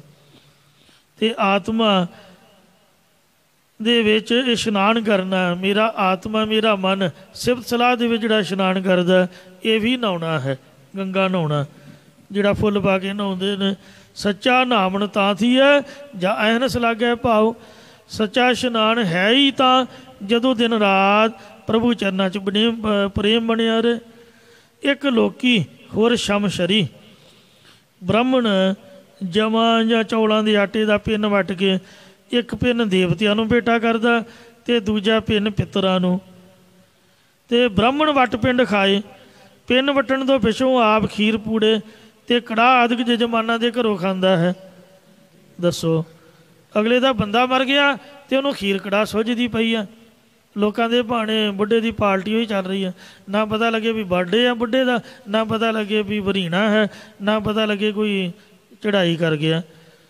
ਲੋਕਾਂ ਨੂੰ ਤਾਂ ਜਲੇਬੀਆਂ ਖਾਣ ਪੀਣ ਨਾਲ ਮਤਲਬ ਹੁੰਦਾ, ਉਹਨਾਂ ਨੂੰ ਕੀ। ਅਤੇ ਇਸ ਵਾਸਤੇ ਇਸ ਤਰ੍ਹਾਂ ਦੀ ਦੁਨੀਆ ਹੈ। ਨਾਨਕ ਪਿੰਡ ਬਖਸ਼ੀਸ ਕਾ ਕਬੂ ਨ ਕੂਠਸ ਨਾਹੇ। ਮਹਾਰਾਜ ਕਹਿੰਦੇ ਨੇ ਕਿ ਬ੍ਰਾਹਮਣ ਦੇ ਰਾਹੀਂ ਦਿੱਤਾ ਹੋਇਆ ਇਹ ਪਿੰਨ ਕਦੇ ਤੱਕ ਟਿਕਿਆ ਰਹਿ ਸਕਦਾ? ਦੱਸੋ। ਹਾਂ, ਪਰਮੇਸ਼ਰ ਦੀ ਮਿਹਰ ਦਾ ਪਿੰਨ ਕਦੇ ਮੁੱਕਦਾ ਨਹੀਂ ਹੈ। ਇਸ ਲਈ ਵਾਹਿਗੁਰੂ ਜੀ ਦਾ ਨਾਮ ਜਪਣਾ, ਕਥਾ ਕਰਨੀ, ਕੀਰਤਨ ਕਰਨਾ ਹੀ ਪਿੰਡ ਭਰਾਉਣੇ ਨੇ ਅਤੇ ਪਤਲਾ ਤਾਰਨੀਆਂ ਹਨ। ਫੁੱਲ ਹਰ ਸਰ ਪਾਵੈ। ਭਾਵੇਂ ਸੋ ਲੋਕ ਜਿਹੜੇ ਨੇ ਗੰਗਾ ਦੇ ਵਿੱਚ ਜਾ ਕੇ ਫੁੱਲ ਪਾ ਕੇ ਆਉਂਦੇ ਨੇ, ਗੰਗਾ ਦੇ ਵਿੱਚ ਫੁੱਲ ਪਾਉਣੇ ਆਦਿਕ ਤਾਂ ਸਾਡਾ ਤਾਂ ਸਾਰਾ ਕੁਝ ਪਰਮੇਸ਼ਰ ਦਾ ਨਾਮ ਹੀ ਹੈ। ਪੰਜ ਪਿਆਰੇ ਸਾਹਿਬਾਨ ਜਦ ਅੰਮ੍ਰਿਤ ਛਕਾਉਂਦੇ ਨੇ ਤਾਂ ਅੰਤਮ ਸੰਸਕਾਰ ਦੇ ਵਿੱਚ ਉਹ ਆਗਿਆ ਕਰਦੇ ਨੇ ਕਿ ਕੋਈ ਵੀ ਨਦੀ ਜਾਂ ਨਾਲਾ ਵਗ ਰਿਹਾ ਆ, ਤੁਹਾਡੇ ਲਾਗੇ ਘੱਗਰ ਦਰਿਆ ਹੈ, ਜਿਹਨੂੰ ਨੇੜੇ ਪੈਂਦਾ ਉਹ ਘੱਗਰ 'ਚ ਸੁੱਟ ਆਏ। ਅਤੇ ਬਾਕੀ ਕੀਰਤਪੁਰ ਸਾਹਿਬ ਪਤਾਲਪੁਰੀ ਨਜ਼ਦੀਕ ਹੈ, ਉੱਥੇ ਜਲ ਪ੍ਰਵਾਹ ਕਰ ਹੈ। ਜਾਂ ਜਿਹਨੂੰ ਗੋਂਦਵਾਲ ਸਾਹਿਬ ਨੇੜੇ ਹੈ, ਬਿਆਸ ਦਰਿਆ 'ਤੇ ਵੀ ਉਹ ਬਾਬਿਆਂ ਨੇ ਬਣਾਇਆ ਹੋਇਆ ਘਾਟ, ਇਉਂ ਵਗਦੇ ਜਲ 'ਚ ਪ੍ਰਵਾਹ ਕਰ ਦੇਣਾ, ਕੋਈ ਸ਼ੰਕਾ ਨਹੀਂ ਕਰਨਾ। ਜ਼ਰੂਰੀ ਨੇ ਵੀ ਗੰਗਾ ਦੇ ਵਿੱਚ ਸੁੱਟਣ ਤੋਂ ਹੀ ਬੰਦੇ ਦੀ ਮੁਕਤੀ ਹੋਣੀ ਹੈ। ਹਰ ਪਾਇਆ ਸਤਿਗੁਰ ਬੋਲਿਆ। ਜਾਂ ਭਾਵੇਂ ਇਹਨਾਂ ਸਭਨਾ ਕਰਮ ਕਾਂਡਾਂ ਨੂੰ ਪਰਮੇਸ਼ਰ ਦੇ ਨਾਮ ਸਦਰਸ਼ ਤੋਲ ਵਿੱਚ ਪਾ ਲੈਣਾ ਕਰੋ, ਪਰ ਉਹਦੇ ਨਾਮ ਬਰਾਬਰ ਇਹ ਚੀਜ਼ਾਂ ਨਹੀਂ ਜੇ ਪੁੱਛ ਸਕਦੀਆਂ। ਫਿਰ ਭਾਈ ਮੋਹਰੀ ਜੀ ਅਤੇ ਸਿੱਖਾਂ ਨੇ ਕਿਹਾ ਕਿ ਹੇ ਸਤਿਗੁਰੂ ਜੀ, ਤੁਸੀਂ ਐਸੇ ਬਚਨ ਕਿਉਂ ਕੀਤੇ ਨੇ? ਤਾਂ ਮਹਾਰਾਜ ਸੱਚੇ ਪਾਤਸ਼ਾਹ ਕਹਿੰਦੇ ਨੇ, ਹਰ ਭਾਇਆ ਸਤਿਗੁਰ ਬੋਲਿਆ। ਜੋ ਹਰੀ ਪਰਮੇਸ਼ਰ ਨੂੰ ਪਾਉਂਦਾ ਸੀਗਾ, ਸਤਿਗੁਰੂ ਜੀ ਕਹਿੰਦੇ ਅਸੀਂ ਉਹ ਬਚਨ ਬੋਲਣਾ ਕੀਤੇ ਹਨ। ਹਰ ਮਿਲਿਆ ਪੁਰਖ ਸੁਜਾਨ ਜੀਓ। ਕਿਉਂਕਿ ਸਾਨੂੰ ਪੂਰਨ ਅੰਤਰਜਾਮੀ ਹਰੀ ਪਰਮੇਸ਼ਰ ਅਕਾਲ ਪੁਰਖ ਵਾਹਿਗੁਰੂ ਪਰਮਾਤਮਾ ਮਿਲ ਪਿਆ ਹੈ। ਅੰਤੇ ਸਤਿਗੁਰ ਬੋਲਿਆ। ਅਖੀਰਲੇ ਸਮੇਂ ਭਾਵ ਜੋਤੀ ਜੋਤ ਸਮਾਉਣ ਦੇ ਸਮੇਂ ਸਤਿਗੁਰਾਂ ਨੇ ਬਚਨ ਬੋਲਣਾ ਕੀਤਾ। ਮੈਂ ਪਿਛੈ ਕੀਰਤਨ ਕਰਿਆ ਹੋ ਨਿਰਵਾਣ ਜੀਓ। ਕਿ ਮੇਰੇ ਜਾਣ ਤੋਂ ਬਾਅਦ ਨਿਰਵਾਣ ਨਿਰੋਲ ਪ੍ਰਭੂ ਦਾ ਤੁਸਾਂ ਨੇ ਕੀਰਤਨ ਕਰਨਾ ਹੈ। ਮਤਲਬ ਮਤ ਮੈਂ ਪਿੱਛੇ ਕੋਈ ਰੋਗ ਸੀ ਸੋ ਮੈਂ ਬੋਲ ਨਾ ਪਾਇਆ। ਪਿਛਲੀ ਪੌੜੀ ਦੇ ਵਿੱਚ ਆਪ ਜੀ ਨੇ ਗੁਰਾਂ ਦੀ ਆਗਿਆ ਸੁਣੀ ਹੈ। ਸਤਿਗੁਰ ਭਾਣੇ ਆਪਣੇ ਬਹਿ ਪਰਿਵਾਰ ਸਜਾਇਆ। ਸਤਿਗੁਰੂ ਨੇ ਆਪ ਦੇ ਹੁਕਮ ਦੇ ਵਿੱਚ ਬਹਿ ਕੇ ਪਰਿਵਾਰ ਨੂੰ ਸਜਾ ਕੇ ਬਿਠਾ ਕੇ ਤੇ ਆਗਿਆ ਕੀਤੀ ਹੈ ਕਿ ਮਤ ਮੈਂ ਪਿੱਛੇ ਕੋਈ ਰੋਗ ਸੀ ਸੋ ਮੈਂ ਬੋਲ ਨਾ ਪਾਇਆ। ਮਤਾ ਕੋਈ ਮੇਰੇ ਜਾਣ ਤੋਂ ਬਾਅਦ ਰੋਵੇ, ਕਿਉਂਕਿ ਮਿੱਤ ਪਹਿਜ ਮਿੱਤ ਵਿਕਸੈ ਜਿਸ ਮਿੱਤ ਕੀ ਪੈਜ ਭਾਵੇ। ਜਿਹੜਾ ਅਸਲੀ ਸੱਚਾ ਮਿੱਤਰ ਹੁੰਦਾ ਹੈ, ਕੋਈ ਮਹਾਰਾਜਾ ਉਸਦੇ ਮਿੱਤਰ ਨੂੰ ਪੁਸ਼ਾਕ ਪਹਿਨਾਵੇ ਤੇ ਮਿੱਤਰ ਨੂੰ ਖੁਸ਼ ਹੋਣਾ ਚਾਹੀਦਾ। ਇਸੇ ਤਰ੍ਹਾਂ ਤੁਸੀਂ ਵਿਚਾਰ ਦੇਖੋ ਪੁੱਤ ਭਾਈ ਹਰ ਸਤਿਗੁਰੂ ਪਹਿਨਾਵੇ। ਇਹ ਮੇਰੇ ਪੁੱਤੋ ਮੇਰੇ ਭਰਾਵੋ ਤੁਸੀਂ ਵਿਚਾਰ ਕੇ ਦੇਖੋ ਕਿ ਮੈਨੂੰ ਸਤਿਗੁਰੂ ਅਮਰਦਾਸ ਜੀ ਨੂੰ ਵਾਹਿਗੁਰੂ ਅਕਾਲ ਪੁਰਖ ਜੀ ਨੇ ਸਿਰੋਂ ਪਾਉ ਪਹਿਨਾਉਣਾ ਹੈ, ਪੁਸ਼ਾਕਾ ਪਹਿਨਾਉਣਾ ਹੈ। ਫਿਰ ਮੇਰੇ ਜੋਤੀ ਜੋਤ ਸਮਾਉਣ ਤੋਂ ਬਾਅਦ ਤੁਸੀਂ ਰੋਣਾ ਕਿਉਂ ਹੈ ਭਲਾ? ਮਤਾ ਕੋਈ ਰੋਵੇ, ਜੇ ਕੋਈ ਰੋਵੇਗਾ ਮੈਨੂੰ ਚੰਗਾ ਨਹੀਂ ਲੱਗੇਗਾ। ਕੀ ਕਰਨਾ ਹੈ? ਜੋ ਰੋਵੇ ਸੋਈ ਪਤ ਖੋਵੇ। ਜਿਹੜਾ ਰੋਏਗਾ ਆਪ ਦੀ ਇੱਜ਼ਤ ਖਰਾਬ ਕਰੇਗਾ। ਸਾਡੇ ਭਾਣੇ ਤੋਂ ਉਲਟ ਚੱਲਣ ਕਰਕੇ ਸਾਨੂੰ ਵੀ ਚੰਗਾ ਨਹੀਂ ਲੱਗੇਗਾ। ਇਸ ਲਈ ਕੀ ਕਰਨਾ ਹੈ? ਮੈਂ ਪਿੱਛੇ ਕੀਰਤਨ ਕਰੇ ਹੋ ਨਿਰਵਾਣ ਜੀਓ। ਨਿਰੋਲ ਪ੍ਰਭੂ ਪਰਮਾਤਮਾ ਅਕਾਲ ਪੁਰਖ ਵਾਹਿਗੁਰੂ ਜੀ ਦੀ ਬਾਣੀ ਦਾ ਕੀਰਤਨ ਕਰਨਾ ਹੈ। ਐਸਾ ਕੀਰਤਨ ਕਰ ਮਨ ਮੇਰੇ ਕੀ ਹਾਂ ਉਹਾਂ ਜੋ ਕਾਮ ਤੇਰਾ। ਜੋ ਇਸ ਲੋਕ ਦੇ ਵਿੱਚ ਵੀ ਤੇ ਪਰਲੋਕ ਦੇ ਵਿੱਚ ਵੀ ਇਹ ਗੁਰਮੁਖਾ ਤੇਰੇ ਕੰਮ ਆਉਣ ਵਾਲਾ ਹੈ। ਇਹੋ ਜਿਹਾ ਕੀਰਤਨ ਤੂੰ ਕਰਨਾ ਕਰ। ਕਈਆਂ ਤੋਂ ਮੈਂ ਸੁਣਿਆ ਹੈ ਆਫਿਸ ਦੇ ਵਿੱਚ ਸੰਤਾਂ ਆ ਕੇ ਬੇਨਤੀ ਕਰਦੀਆਂ ਨੇ ਜੀ ਸਾਡੇ ਘਰ ਅਖੰਡ ਪਾਠ ਸਾਹਿਬ ਦਾ ਭੋਗ ਪੈਣਾ ਹੈ ਜਾਂ ਸੁਖਮਨੀ ਸਾਹਿਬ ਦਾ ਪਾਠ ਹੈ ਜੀ, ਪ੍ਰਬੰਧਕ ਕਹਿੰਦੇ ਕੀਰਤਨ ਕਰਾਉਣਾ, ਕੋਈ ਨਹੀਂ ਪੁੱਛਦੇ ਕਥਾ ਕਰਾਉਣੀ, ਕਹਿੰਦੇ ਜੀ ਹਾਂ ਕੀਰਤਨ ਕਰਾਉਣਾ, ਕੀਰਤਨ ਦਾ ਵੀ ਨਾਲ ਬੁੱਕ ਕਰ ਲਓ ਜੀ। ਕਿਹੜੇ ਰਾਗੀ ਨੂੰ ਕਹਿਣਾ, ਸਵੇਰ ਵਾਲੇ ਨੂੰ ਕਿ ਸ਼ਾਮ ਵਾਲੇ ਨੂੰ, ਉਹਦਾ ਨਾਂ ਲਿਖਾ ਦਿਓ ਜੀ। ਕਈ ਵਾਰ ਮੈਂ ਸੁਣਿਆ ਔਰ ਮੈਂ ਮਹਿਸੂਸ ਕੀਤਾ ਹੈ, ਕਹਿੰਦੇ ਜੀ ਮਰਗ ਦਾ ਪ੍ਰੋਗਰਾਮ ਹੈ, ਕੀਰਤਨ ਨਹੀਂ ਕਰਵਾਉਣਾ। ਕਿਉਂ ਨਹੀਂ ਕਰਵਾਉਣਾ? ਕਿਉਂਕਿ ਘਰ ਚੜ੍ਹਾਈ ਕਰ ਗਿਆ ਹੈ ਤੇ ਅਫਸੋਸ ਦੇ ਦਿਨ ਚੱਲ ਰਹੇ ਨੇ, ਤੇ ਤੁਸੀਂ ਚਲੋ ਕਥਾ ਹੀ ਕਰਾ ਦਿਓ। ਮਤਲਬ ਜਦੋਂ ਕੋਈ ਚੜ੍ਹਾਈ ਕਰ ਜਾਏ ਕਹਿੰਦੇ ਸਾਥ ਨਹੀਂ ਵਜਾਉਣੇ, ਕੀਰਤਨ ਨਹੀਂ ਕਰਾਉਣਾ, ਕਥਾ ਕਰਾ ਦਿਓ।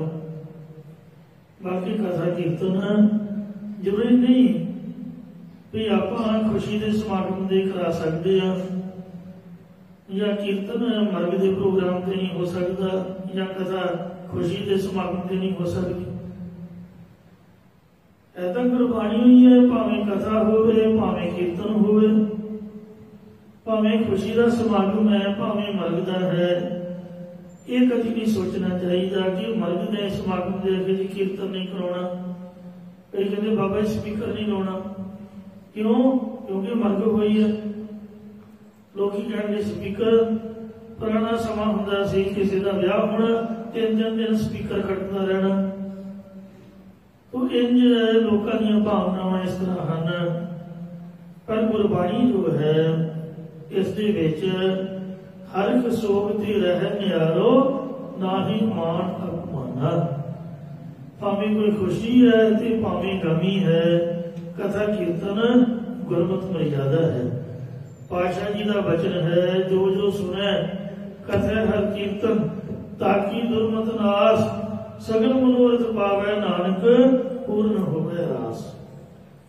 ਜਿਹੜਾ ਜਿਹੜਾ ਵੀ ਕਥਾ ਕੀਰਤਨ ਨੂੰ ਕਰਦਾ ਹੈ ਜਾਂ ਸੁਣਦਾ ਹੈ, ਉਹਦੀ ਆਸ ਮੁਰਾਦ ਸਤਿਗੁਰੂ ਮਹਾਰਾਜ ਸੱਚੇ ਪਾਤਸ਼ਾਹ ਆਪ ਸੰਪੂਰਨ ਕਰਦੇ ਹਨ। ਇਸ ਲਈ ਕਥਾ ਕੋਈ ਅਫਸੋਸ ਵਾਲੀ ਨਹੀਂ ਹੁੰਦੀ ਹੈ ਕਿ ਚਲੋ ਕਥਾ ਹੀ ਕਰ ਦਿਓ ਜੀ, ਮਰਗ ਦਾ ਸਮਾਗਮ ਹੈ ਤੇ ਢੋਲਕੀ ਝੁੰਮਦਿਆਂ ਵਾਲਾ ਕੀਰਤਨ ਭਲਾ ਕਿਉਂ ਕਰਾਉਣਾ। ਇਹ ਸਾਡਾ ਭਰਮ ਭੁਲੇਖਾ ਹੈ, ਗਲਤ ਭਾਵਨਾ ਹੈ, ਗਲਤ ਸੋਚ ਹੈ। ਸਤਿਗੁਰੂ ਅਮਰਦਾਸ ਮਹਾਰਾਜ ਵੇਖੋ ਆਪ ਕਹਿ ਰਹੇ ਨੇ ਬੋਲ ਕੇ ਕਿ ਜਿਸ ਵਕਤ ਜੋਤੀ ਜੋਤ ਸਮਾਉਣ ਲੱਗੇ ਤੇ ਮਹਾਰਾਜ ਨੇ ਆਪ ਬੋਲ ਕੇ ਹੁਕਮ ਕੀਤਾ ਕਿ ਮੇਰੇ ਜਾਣ ਤੋਂ ਬਾਅਦ ਤੋਂ ਸਾਰੇ ਵਿਰੋਧ ਪ੍ਰਭੂ ਦਾ ਯਾਨੀ ਧੁਰਕੀ ਬਾਣੀ ਦਾ ਕੀਰਤਨ ਕਰਨਾ ਹੈ ਤੇ ਸੁਣਨਾ ਹੈ। ਗੋਪਾਲ ਪੰਡਿਤ ਸਭਿਆ ਹੋ, ਜਿੱਥੇ ਮਰਗ ਹੋਈ ਹੋਵੇ ਤਾਂ ਉੱਥੇ ਦੋਵੇਂ ਟਾਈਮ ਕਥਾ ਵੀ ਹੋਣੀ ਚਾਹੀਦੀ ਹੈ। ਇੱਕ ਸਮੇਂ ਜੈਸਰੀ ਦੀ ਵਾਰ ਦੀ, ਦੂਜੇ ਸਮੇਂ ਸਹਿਸਕ੍ਰਿਤੀ ਦੇ ਸ਼ਲੋਕਾਂ ਦੀ। ਜੈਸਰੀ ਦੀ ਵਾਰ ਤੇ 20 ਸ਼ਲੋਕ ਨੇ, 2-2 ਸ਼ਲੋਕ ਡੇਲੀ ਹੋਣ ਤਾਂ 10 ਦਿਨਾਂ ਦੇ ਵਿੱਚ ਭੋਗ ਪੈ ਜਾਂਦਾ। ਸਹਿਸਕ੍ਰਿਤੀ ਦੇ 67 ਤੇ ਪਲੱਸ 4 ਸ਼ਲੋਕ ਗੁਰੂ ਨਾਨਕ ਸਾਹਿਬ ਦੇ, 67 ਸ੍ਰੀ ਗੁਰੂ ਅਰਜਨ ਦੇਵ ਮਹਾਰਾਜ ਸੱਚੇ ਪਾਤਸ਼ਾਹ ਜੀ ਦੇ। ਇਹ 6 7 ਸ਼ਲੋਕ ਕੀਤੇ ਜਾਣ ਡੇਲੀ ਦੇ ਤਾਂ 10ਵੇਂ ਦਿਨ ਭੋਗ ਪੈ ਜਾਂਦਾ ਹੈ। ਤੇ ਭੋਗ ਦੇ ਉਪਰੰਤ ਵੀ ਕੀਰਤਨ ਤੋਂ ਬਾਅਦ ਕਹਿੰਦੇ ਕੇਸੋ ਗੋਪਾਲ ਪੰਡਿਤ ਸਦਿਓ, ਪਰਮੇਸ਼ਰ ਦਾ ਨਾਮ ਜਪਣ ਵਾਲੇ ਜੋ ਪੰਡਿਤ ਵਿਦਵਾਨ ਸੱਜਣਾ ਨੂੰ ਸੱਦ ਲੈਣਾ। ਅਸਲੀ ਵਿਦਵਾਨ ਜੋ ਕੇਸੋ ਗੋਪਾਲ ਪਰਮੇਸ਼ਰ ਹੀ ਹੈ, ਖੁਦ ਆਪ ਜਿਹਨੇ 4 ਵੇਦਾਂ ਨੂੰ ਰਚਨਾ ਕੀਤਾ, ਉਸ ਨੂੰ ਸੱਦਣਾ, ਭਾਵ ਉਹਦੇ ਨਾਮ ਨੂੰ ਉਚਾਰਨ ਕਰਨਾ ਹੈ। ਕਥਾ ਪੜ੍ਹਨਾ ਪੁਰਾਣ ਜੀਓ, ਅਤੇ ਪੁਰਾਤਨ ਅਨਾਦਿ ਜੋ ਹਰੀ ਪਰਮੇਸ਼ਰ ਹੈ ਉਸ ਦੀ ਕਥਾ ਨੂੰ ਪੜ੍ਹਨਾ ਹੈ ਜੀ। ਜਿਸ ਤਰ੍ਹਾਂ ਹੁਣ ਪਾਠੀ ਸਿੰਘ ਨਾਲ ਪੜ੍ਹ ਰਿਹਾ ਹੈ, ਇਹ ਪੜ੍ਹਨਾ ਹੀ ਤਾਂ ਹੈ ਪੋਥੀ ਸਾਹਿਬ ਤੋਂ। ਸ੍ਰੀ ਗੁਰੂ ਗ੍ਰੰਥ ਸਾਹਿਬ ਜੀ ਤੋਂ ਰਾਮਕਲੀ ਸੱਦ ਪੜ੍ਹਨਾ, ਇਉਂ ਕਥਾ ਨੂੰ ਪੜ੍ਹਨਾ ਹੈ ਜੀ। ਮਤਲਬ ਕਰਨਾ ਵੀ ਹੈ, ਸੁਣਨਾ ਵੀ ਹੈ। ਅਰਥਾਤ ਕੇਸੋ ਨਾਮ ਹੈ ਪਰਮਾਤਮਾ ਦਾ, ਜਿਹੜਾ ਕੇਸਾਧਾਰੀ ਹੈ। ਵਾਹਿਗੁਰੂ ਮੋਨਾ ਨਹੀਂ ਹੈ ਮਾਫ ਕਰਨਾ, ਕੋਈ ਪਟਿਆਂ ਵਾਲਾ ਜਾਂ ਦਾੜੀ ਕੱਟੀ ਵਾਲਾ ਨਹੀਂ ਮਹਾਰਾਜ। ਜਿਸ ਤਰ੍ਹਾਂ ਦਾ ਆਪਾਂ ਰੂਪ ਬਣਾਇਆ ਹੈ, ਕੋਈ ਦੇਵੀ ਦੇਵਤਾ ਕਿਸੇ ਦੇ ਕੇਸ ਨਹੀਂ ਕੱਟੇ ਹੋਏ। शिव जी महाराज भी जड़ा जोड़ है, ते विष्णु भगवान भी केसाधारी है, कृष्ण महाराज जी का भी जोड़ा है। जिन्नियां देवियां ने सबना दे सिर पर केस ने। जिहड़ा वाहिगुरू अकाल पुरख है ये भी केसाधारी है। निरहारी केसव निर्वैरा, कोट जना जाके पूजा पहला। कबीर जी ने आख्या कबीर केसो केसो कुकी है। केसाधारी परमात्मा नो केसव केसव केसा वाला कह के उच्च उच्ची कुकी है, उच्ची उच्ची का नाम बोलिए। ना सोईए आसार, बेसुध होके प्रतख नींद में ना सुते रहिए, या विद्या दी नींद में ना सुते रहिए। रात दिवस के कुकने कबू के सुने पुकार। दिन रात उच्ची वाहिगुरु नाम दी पुका मारन तो कदी ना कदी तो वाहिगुरु पुकार सुनेगा। सो केसव नाम भी परमात्मा दा है, ते गोपाल नाम भी वाहिगुरु दा है। गोपाल तेरा आलता, गो नाम है धरती दा, पाल नाम है पालना वाले दा। जो धरती पर रहने वाले जीवन की पालना करता है सो कहिए गोपाल। हे गोपाल मैं तेरा आलता करना। जो जन तुम्हारी भगती करन ते तिनके काज सवारता है। जेड़े तेरी भगती करते ने उन्हां दा मुक्ति का काम तू आप सवार दिंदा है। हे गोबिंद हे गोपाल हे दयालाल। गोपाल नाम वाहिगुरु दा है। केशव नाम भी वाहिगुरु दा, गोपाल नाम भी वाहिगुरु दा। सिद्ध हो गया। ते पंडित नाम भी परमात्मा दा है। रब तो हो गया। केड़ा पंडित है जिहड़ा इन्नी बड़ी बाणी लिखदे ने? देखो 1430 अंग, सानू तो एक अखर नहीं औड़दा। बाणी का पाठ नहीं हुंदा साथों, साडे कोलों तां पढ़ी होई नहीं जाती। आपां कहते ते पंडित जां विद्वान जां कथावाचक हो गए। भी दसो ये तो वाधू का अहंकार आप अपने सिर पर चुके है। पंडा नाम है बुद्धि का, पंडित नाम है बुद्धिमान का। साडे गुरुओं तो बगैर कौन है बुद्धिमान? श्री दसम ग्रंथ नूं आप पढ़ के वेखो, कितने सोहने सोहने शब्द ने।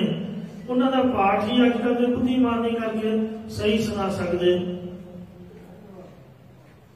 सज्जन सच्चा पातशाह, शाह की होंदा? लिखिया सस्सा है, बोलते शशा ने। पंजाबी के अखरां की पहचान ही नहीं। वो कादे बुद्धिमान ने? सस्सा अखर वखरा है, शशा वखरा है। लिखिया तो पातशाह, आपां बोलते हैं पातशाह। इंज सज्जन सच्चा पातशाह, सिर शाह दे शाह, उसे भी शशा लाईदा। ये कोई बुद्धि की लियाकत नहीं है। सो बुद्धिमानता गुरु गोबिंद सिंह जी हो रहे ने, जिन्हां दी बाणी वेखो। रावड़दन रजे सावड़दन सूरन, भावड़दन घुम्मी हावड़दन हूरन, तावड़दन तक्कन जावड़दन जुआन, मावड़दन गोही तावड़दन तानन, दावड़दन देखे रावड़दन रूपम, पावड़दन प्रेमं कावड़दन रूपम, डावड़दन डुबी पावड़दन प्यारी, कावड़दन कामम मावड़दन मारी। 24 अवतार श्री दसम ग्रंथ। मावड़दन मोही बावड़दन बाला, रूपम आगृदम उजाला दागृदम देखै सागृदम सूरन बागृदम बाजे तागृदम दूरम। दसो ਤੁਹਾਡੇ ਮਾਮੇ ਦੀ ਬਾਣੀ ਹੈ ਬੰਦਾ ਬੱਚੇ ਸਪੋਕਸਮੈਨ ਜਾਂ ਹੋਰ ਅਨੇਕੀ ਵਰਗਿਆਂ ਨੂੰ ਜਿਨ੍ਹਾਂ ਦਾ ਨੱਕ ਭੱਜਾ ਉੱਥੇ ਨਿਊਜ਼ੀਲੈਂਡ ਦੇ ਵਿੱਚ ਏਡੇ ਮੂਰਖ ਬੰਦੇ ਉਹ ਦਸਮ ਗ੍ਰੰਥ ਨੂੰ ਮੰਨਦੇ ਨਹੀਂ। ਦੱਸੋ ਇਹ ਬਾਣੀ ਕਹਿੰਦੀ ਆ ਬੰਦਾ ਕੋਈ ਪਾਠ ਨਹੀਂ ਕਰ ਸਕਦਾ, ਉਚਾਰੇਗਾ ਕੌਣ? ਕਲਗੀਧਰ ਤੋਂ ਬਗੈਰ ਵੇਖੋ ਕਿੰਨਾ ਇਹਦੇ ਚ ਕਾਬ ਡੋਲ ਪੈ ਰਿਹਾ ਹੈ, ਕਿਸੇ ਗੱਲ ਦੀ ਘਾਟ ਹੀ ਨਹੀਂ। ਗੁਰੂ ਗੋਬਿੰਦ ਸਿੰਘ ਤੋਂ ਬਗੈਰ ਇਹੋ ਜਿਹੀ ਬਾਣੀ ਲਿਖ ਹੀ ਕੌਣ ਸਕਦਾ? ਰਾਗੜਦੰ ਰੂਪੰ ਕਾਗੜਦੰ ਕਾਮ ਨਾਗੜਦੰ ਨਾਚਯੰ ਬਾਗੜਦੰ ਬਾਮ ਰਾਗੜਦੰ ਰੀਜੇ ਸਾਗੜਦੰ ਸੂਰੰ ਬਾਗੜਦੰ ਵਿਆਹੈ ਹਾਗੜਦੰ ਹੂਰੰ ਕਾਗੜਦੰ ਕੂਪਾ ਭਾਗੜਦੰ ਭੂਗੰ ਭੂਪੰ ਕਾਗੜਦੰ ਕਾਲੰ ਰਾਗੜਦੰ ਰੂਪੰ ਰਾਗੜਦੰ ਰੋਸੰ ਤਾਗੜਦੰ ਤਾਇਓ ਚਾਗੜਦੰ ਚੱਲਿਓ ਆਗੜਦੰ ਆਇਓ। बस बहुत बाणी का बड़ी अगे जी अगे पर कथा पर रामकली साध जी कर बैठे हो जा। एक तरभंगी शब्द मैनूं बड़ा चंगा लगदा, वो मैं जवानी याद किया होया बचित्र नाटक दे विच। एक बार पांच प्यारे हस पे मैनूं बड़ा चंगा लगा भी सिंह खुश होए ने मेरी गल तो। कहते 10 तनख्वाह नहीं लाइए। मैं कहा जी जी बाणी मर्जी ला दो, आपकी खुशी है। कहते नहीं, जी बाणी जबानी याद नहीं वो बाणी दस।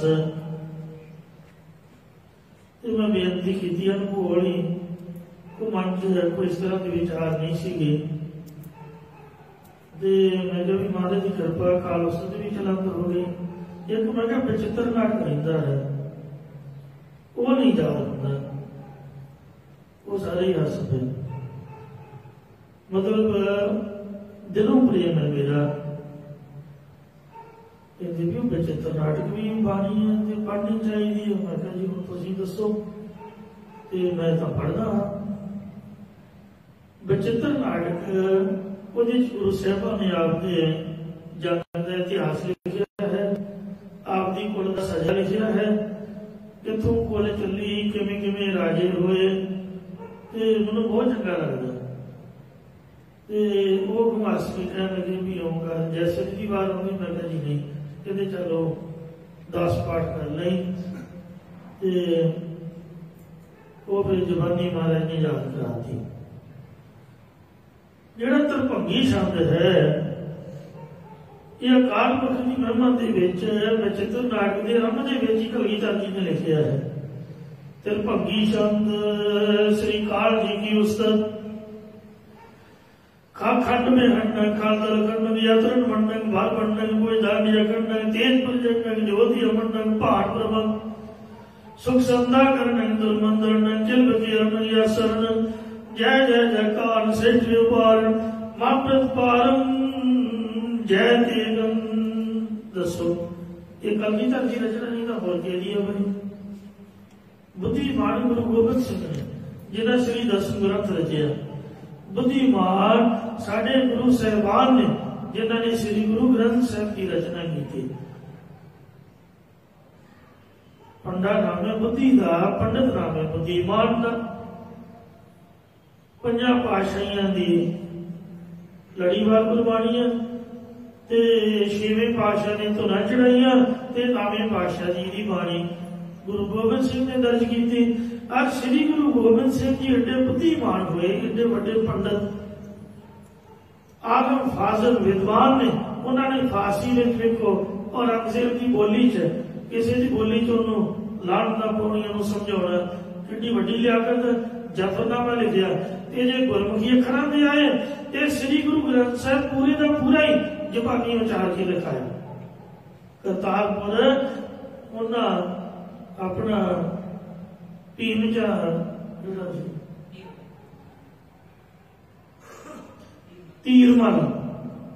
तीरमल ने भेंट नहीं दी महाराज सच्चे पातशाह।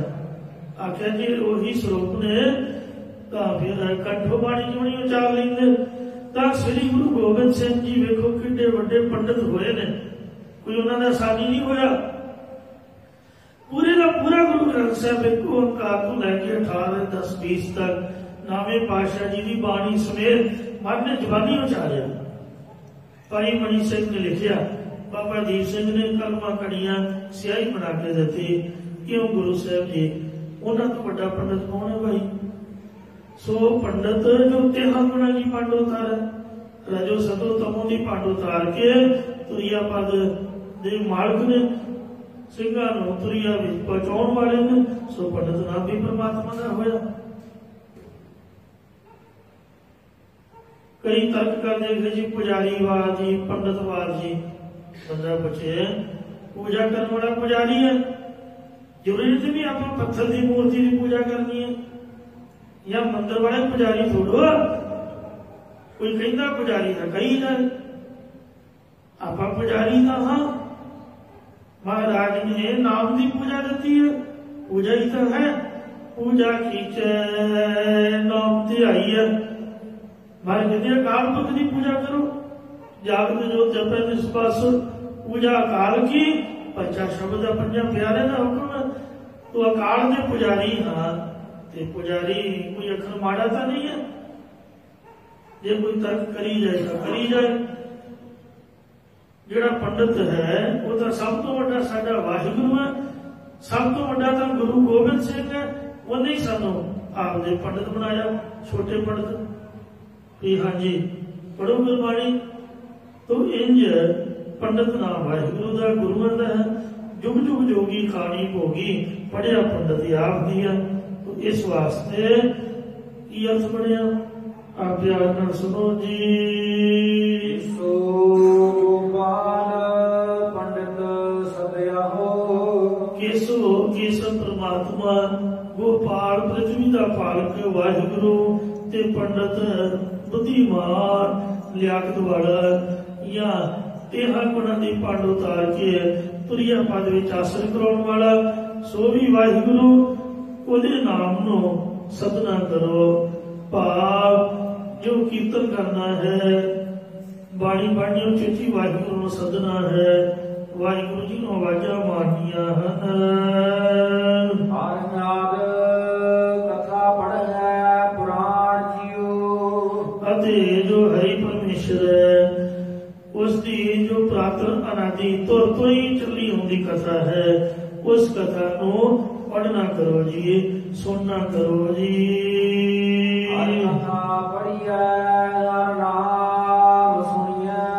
ਪਰਮੇਸ਼ਰ ਸੰਬੰਧੀ ਕਥਾ ਪੜ੍ਹਿਓ, ਪਰਮੇਸ਼ਰ ਦੇ ਨਾਮ ਦਾ ਸਰਵਣ ਕਰਿਓ।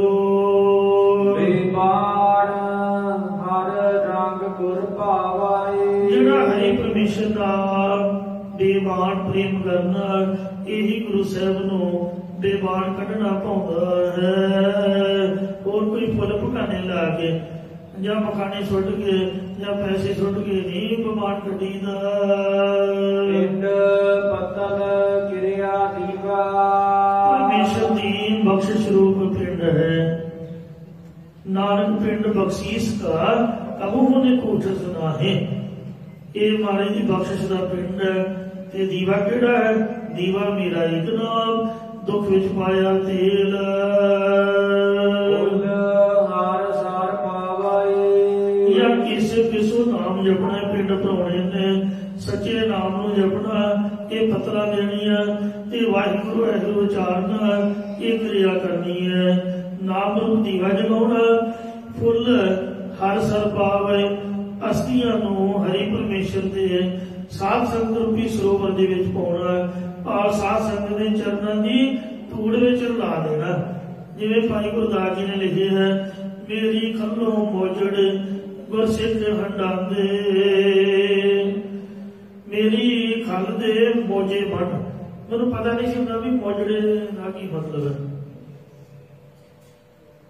ਮੋਜੜੇ ਜਿਹੜੇ ਮੋਜੇ ਹੁੰਦੇ ਨੇ ਖੁੱਸੇ, ਆ ਮੁਕਤਸਰ ਜੁੱਤੀਆਂ ਬਣਦੀਆਂ ਨੇ ਧੌੜੇ ਦੇ ਜੁੱਤੇ ਤੇ ਖੁੱਸੇ ਬੜੇ ਵਧੀਆ ਪੁਰਾਤਨ ਰਾਜੇ ਮਹਾਰਾਜੇ ਪਾਉਂਦੇ ਹੁੰਦੇ ਸੀਗੇ। ਸੋ ਭਾਈ ਗੁਰਦਾਸ ਸਾਹਿਬ ਨੇ ਲਿਖਿਆ ਹੈ ਕਿ ਮੇਰੇ ਚਮੜੇ ਦੇ ਜੁੱਤੇ ਬਣ, ਮੋਜੇ ਬਣ ਤੇ ਉਹ ਗੁਰਸਿੱਖ ਹੰਡਾਉਣ ਆਪਦੇ ਪੈਰੀਂ ਪਾ ਗਏ। ਇੱਕ ਭਾਈ ਆਨੰਦ ਰਾਮ ਨੇ ਵੀ ਗਜ਼ਲ ਲਿਖੀ ਹੈ, ਕਿਉਂਕਿ ਮੈਂ ਫਾਰਸੀ ਨਹੀਂ ਪੜ੍ਹਿਆ ਇਸ ਲਈ ਮੈਨੂੰ ਜ਼ਬਾਨੀ ਯਾਦ ਨਹੀਂ ਰਹਿੰਦੀ, ਪਰ ਪੜ੍ਹੀ ਮੈਂ ਜ਼ਰੂਰ ਹੈ। ਉਹਦੇ 'ਚ ਉਹਨੇ ਕੀ ਲਿਖਿਆ ਹੈ ਕਿ ਹੇ ਗੁਰੂ ਗੋਬਿੰਦ ਸਿੰਘ ਜੀ, ਮੈਂ ਤੇਰੇ ਚਰਨਾਂ ਵਿੱਚ ਅਰਦਾਸ ਕਰਦਾ ਹਾਂ ਕਿ ਜਿਸ ਵਕਤ ਮੇਰਾ ਅੰਤਮ ਸੰਸਕਾਰ ਹੋਵੇ ਉਦੋਂ ਹਵਾ ਬੰਦ ਕਰ ਦੇਈਂ। ਉਨੇ ਚਿਰ ਤੱਕ, ਜਿੰਨੇ ਚਿਰ ਤੱਕ ਮੇਰਾ ਅੰਗੀਠਾ ਸਾਂਭਿਆ ਨਾ ਜਾਵੇ, ਜਲ ਪ੍ਰਵਾਹ ਨਾ ਹੋ ਜਾਏ। ਸਿੱਖ ਦਾ ਅੰਗੀਠਾ ਅਸਥੀਆਂ ਸਮੇਤ ਸਾਂਭ ਕੇ ਜਲ ਪ੍ਰਵਾਹ ਕੀਤਾ ਜਾਂਦਾ ਹੈ। ਤੇ ਮਹਾਰਾਜ ਨੇ ਪੁੱਛਿਆ ਵੀ ਭਾਈ ਆਨੰਦ ਰਾਮ ਜੀ, ਹਵਾ ਕਿਉਂ ਬੰਦ ਕਰ ਦਈਏ?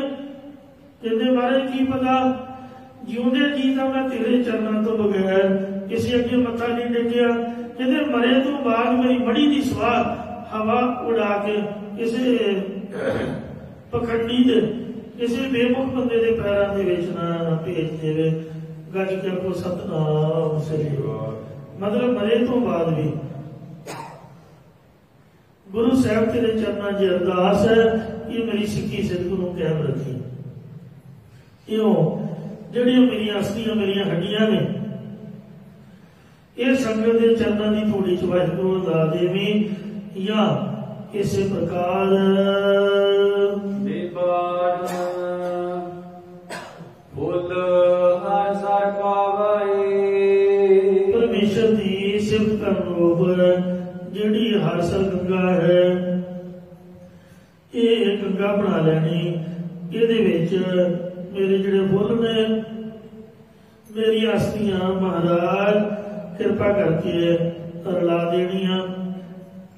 ਅਰਥਾਤ ਜਿਵੇਂ ਸ੍ਰੀ ਗੁਰੂ ਨਾਨਕ ਦੇਵ ਮਹਾਰਾਜ ਨੇ ਆਸਾ ਰਾਗ ਦੇ ਵਿੱਚ ਕਥਨ ਕੀਤਾ ਹੈ, ਉਸੇ ਆਸ਼ੇ ਅਨੁਸਾਰ ਸ੍ਰੀ ਗੁਰੂ ਅਮਰਦਾਸ ਸਾਹਿਬ ਜੀ ਨੇ ਭਾਈ ਮੋਹਰੀ ਜੀ ਅਤੇ ਸਿੱਖਾਂ ਨੂੰ ਹੁਕਮ ਕੀਤਾ ਹੈ। ਉਂਝ ਵੀ ਸ੍ਰੀ ਗੁਰੂ ਅਮਰਦਾਸ ਸਾਹਿਬ ਜੀ ਸ੍ਰੀ ਗੁਰੂ ਨਾਨਕ ਦੇਵ ਜੀ ਦੀ ਮਰਿਆਦਾ ਤੋਂ ਉੱਠ ਕੇ ਕਹਿ ਸਕਦੇ ਨੇ। ਜਿਵੇਂ ਪਹਿਲੇ ਪਾਤਸ਼ਾਹ ਜੀ ਦਾ ਕਥਨ ਹੈ, ਪਿੰਡ ਪੱਤਲ ਮੇਰੀ ਕੇਸੋ ਕਰਿਆ, ਸੱਚ ਨਾਮ ਕਰਤਾਰ ਇੱਥੇ ਉੱਥੇ ਆਗਿਆ ਪਾਛੈ, ਇਹੋ ਮੇਰਾ ਆਧਾਰ।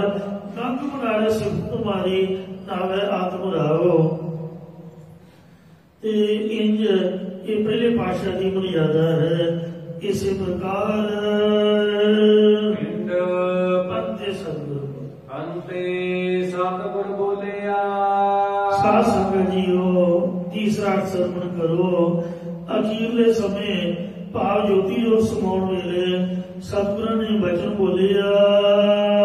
ਮੈਂ ਪਿਛੈ ਕੀਰਤਨ ਕਰਿਆ ਹੋ ਨਿਰਵਾਣ ਜੀਓ। ਕਿ ਮੇਰੇ ਜਾਣ ਤੋਂ ਪਿੱਛੋਂ ਨਿਰੋਲ ਪ੍ਰਭੂ ਦਾ ਕੀਰਤਨ ਕਰਨਾ ਹੈ। ਅਗਲੀਆਂ ਤੁਕਾਂ ਦੇ ਖੰਡਕ ਅਨਵੀ ਅਨੁਸਾਰ ਅਰਥ ਹਨ। ਕਿਹੜੀਆਂ? ਸੋ ਤੁਕਾਂ ਨੇ ਪੜ੍ਹ ਕੇ ਸੁਣਾਓ ਜੀ। ਕੇਸੋ ਗੋਪਾਲ ਪੰਡਤ ਸਤਿਆ ਹੋ, ਹਰ ਹਰ ਕਥਾ ਪੜ੍ਹੈ ਪੁਰਾਣ ਜੀਓ। ਕੇਸੋ ਨਾਮ ਜਪਣਾ ਹੈ।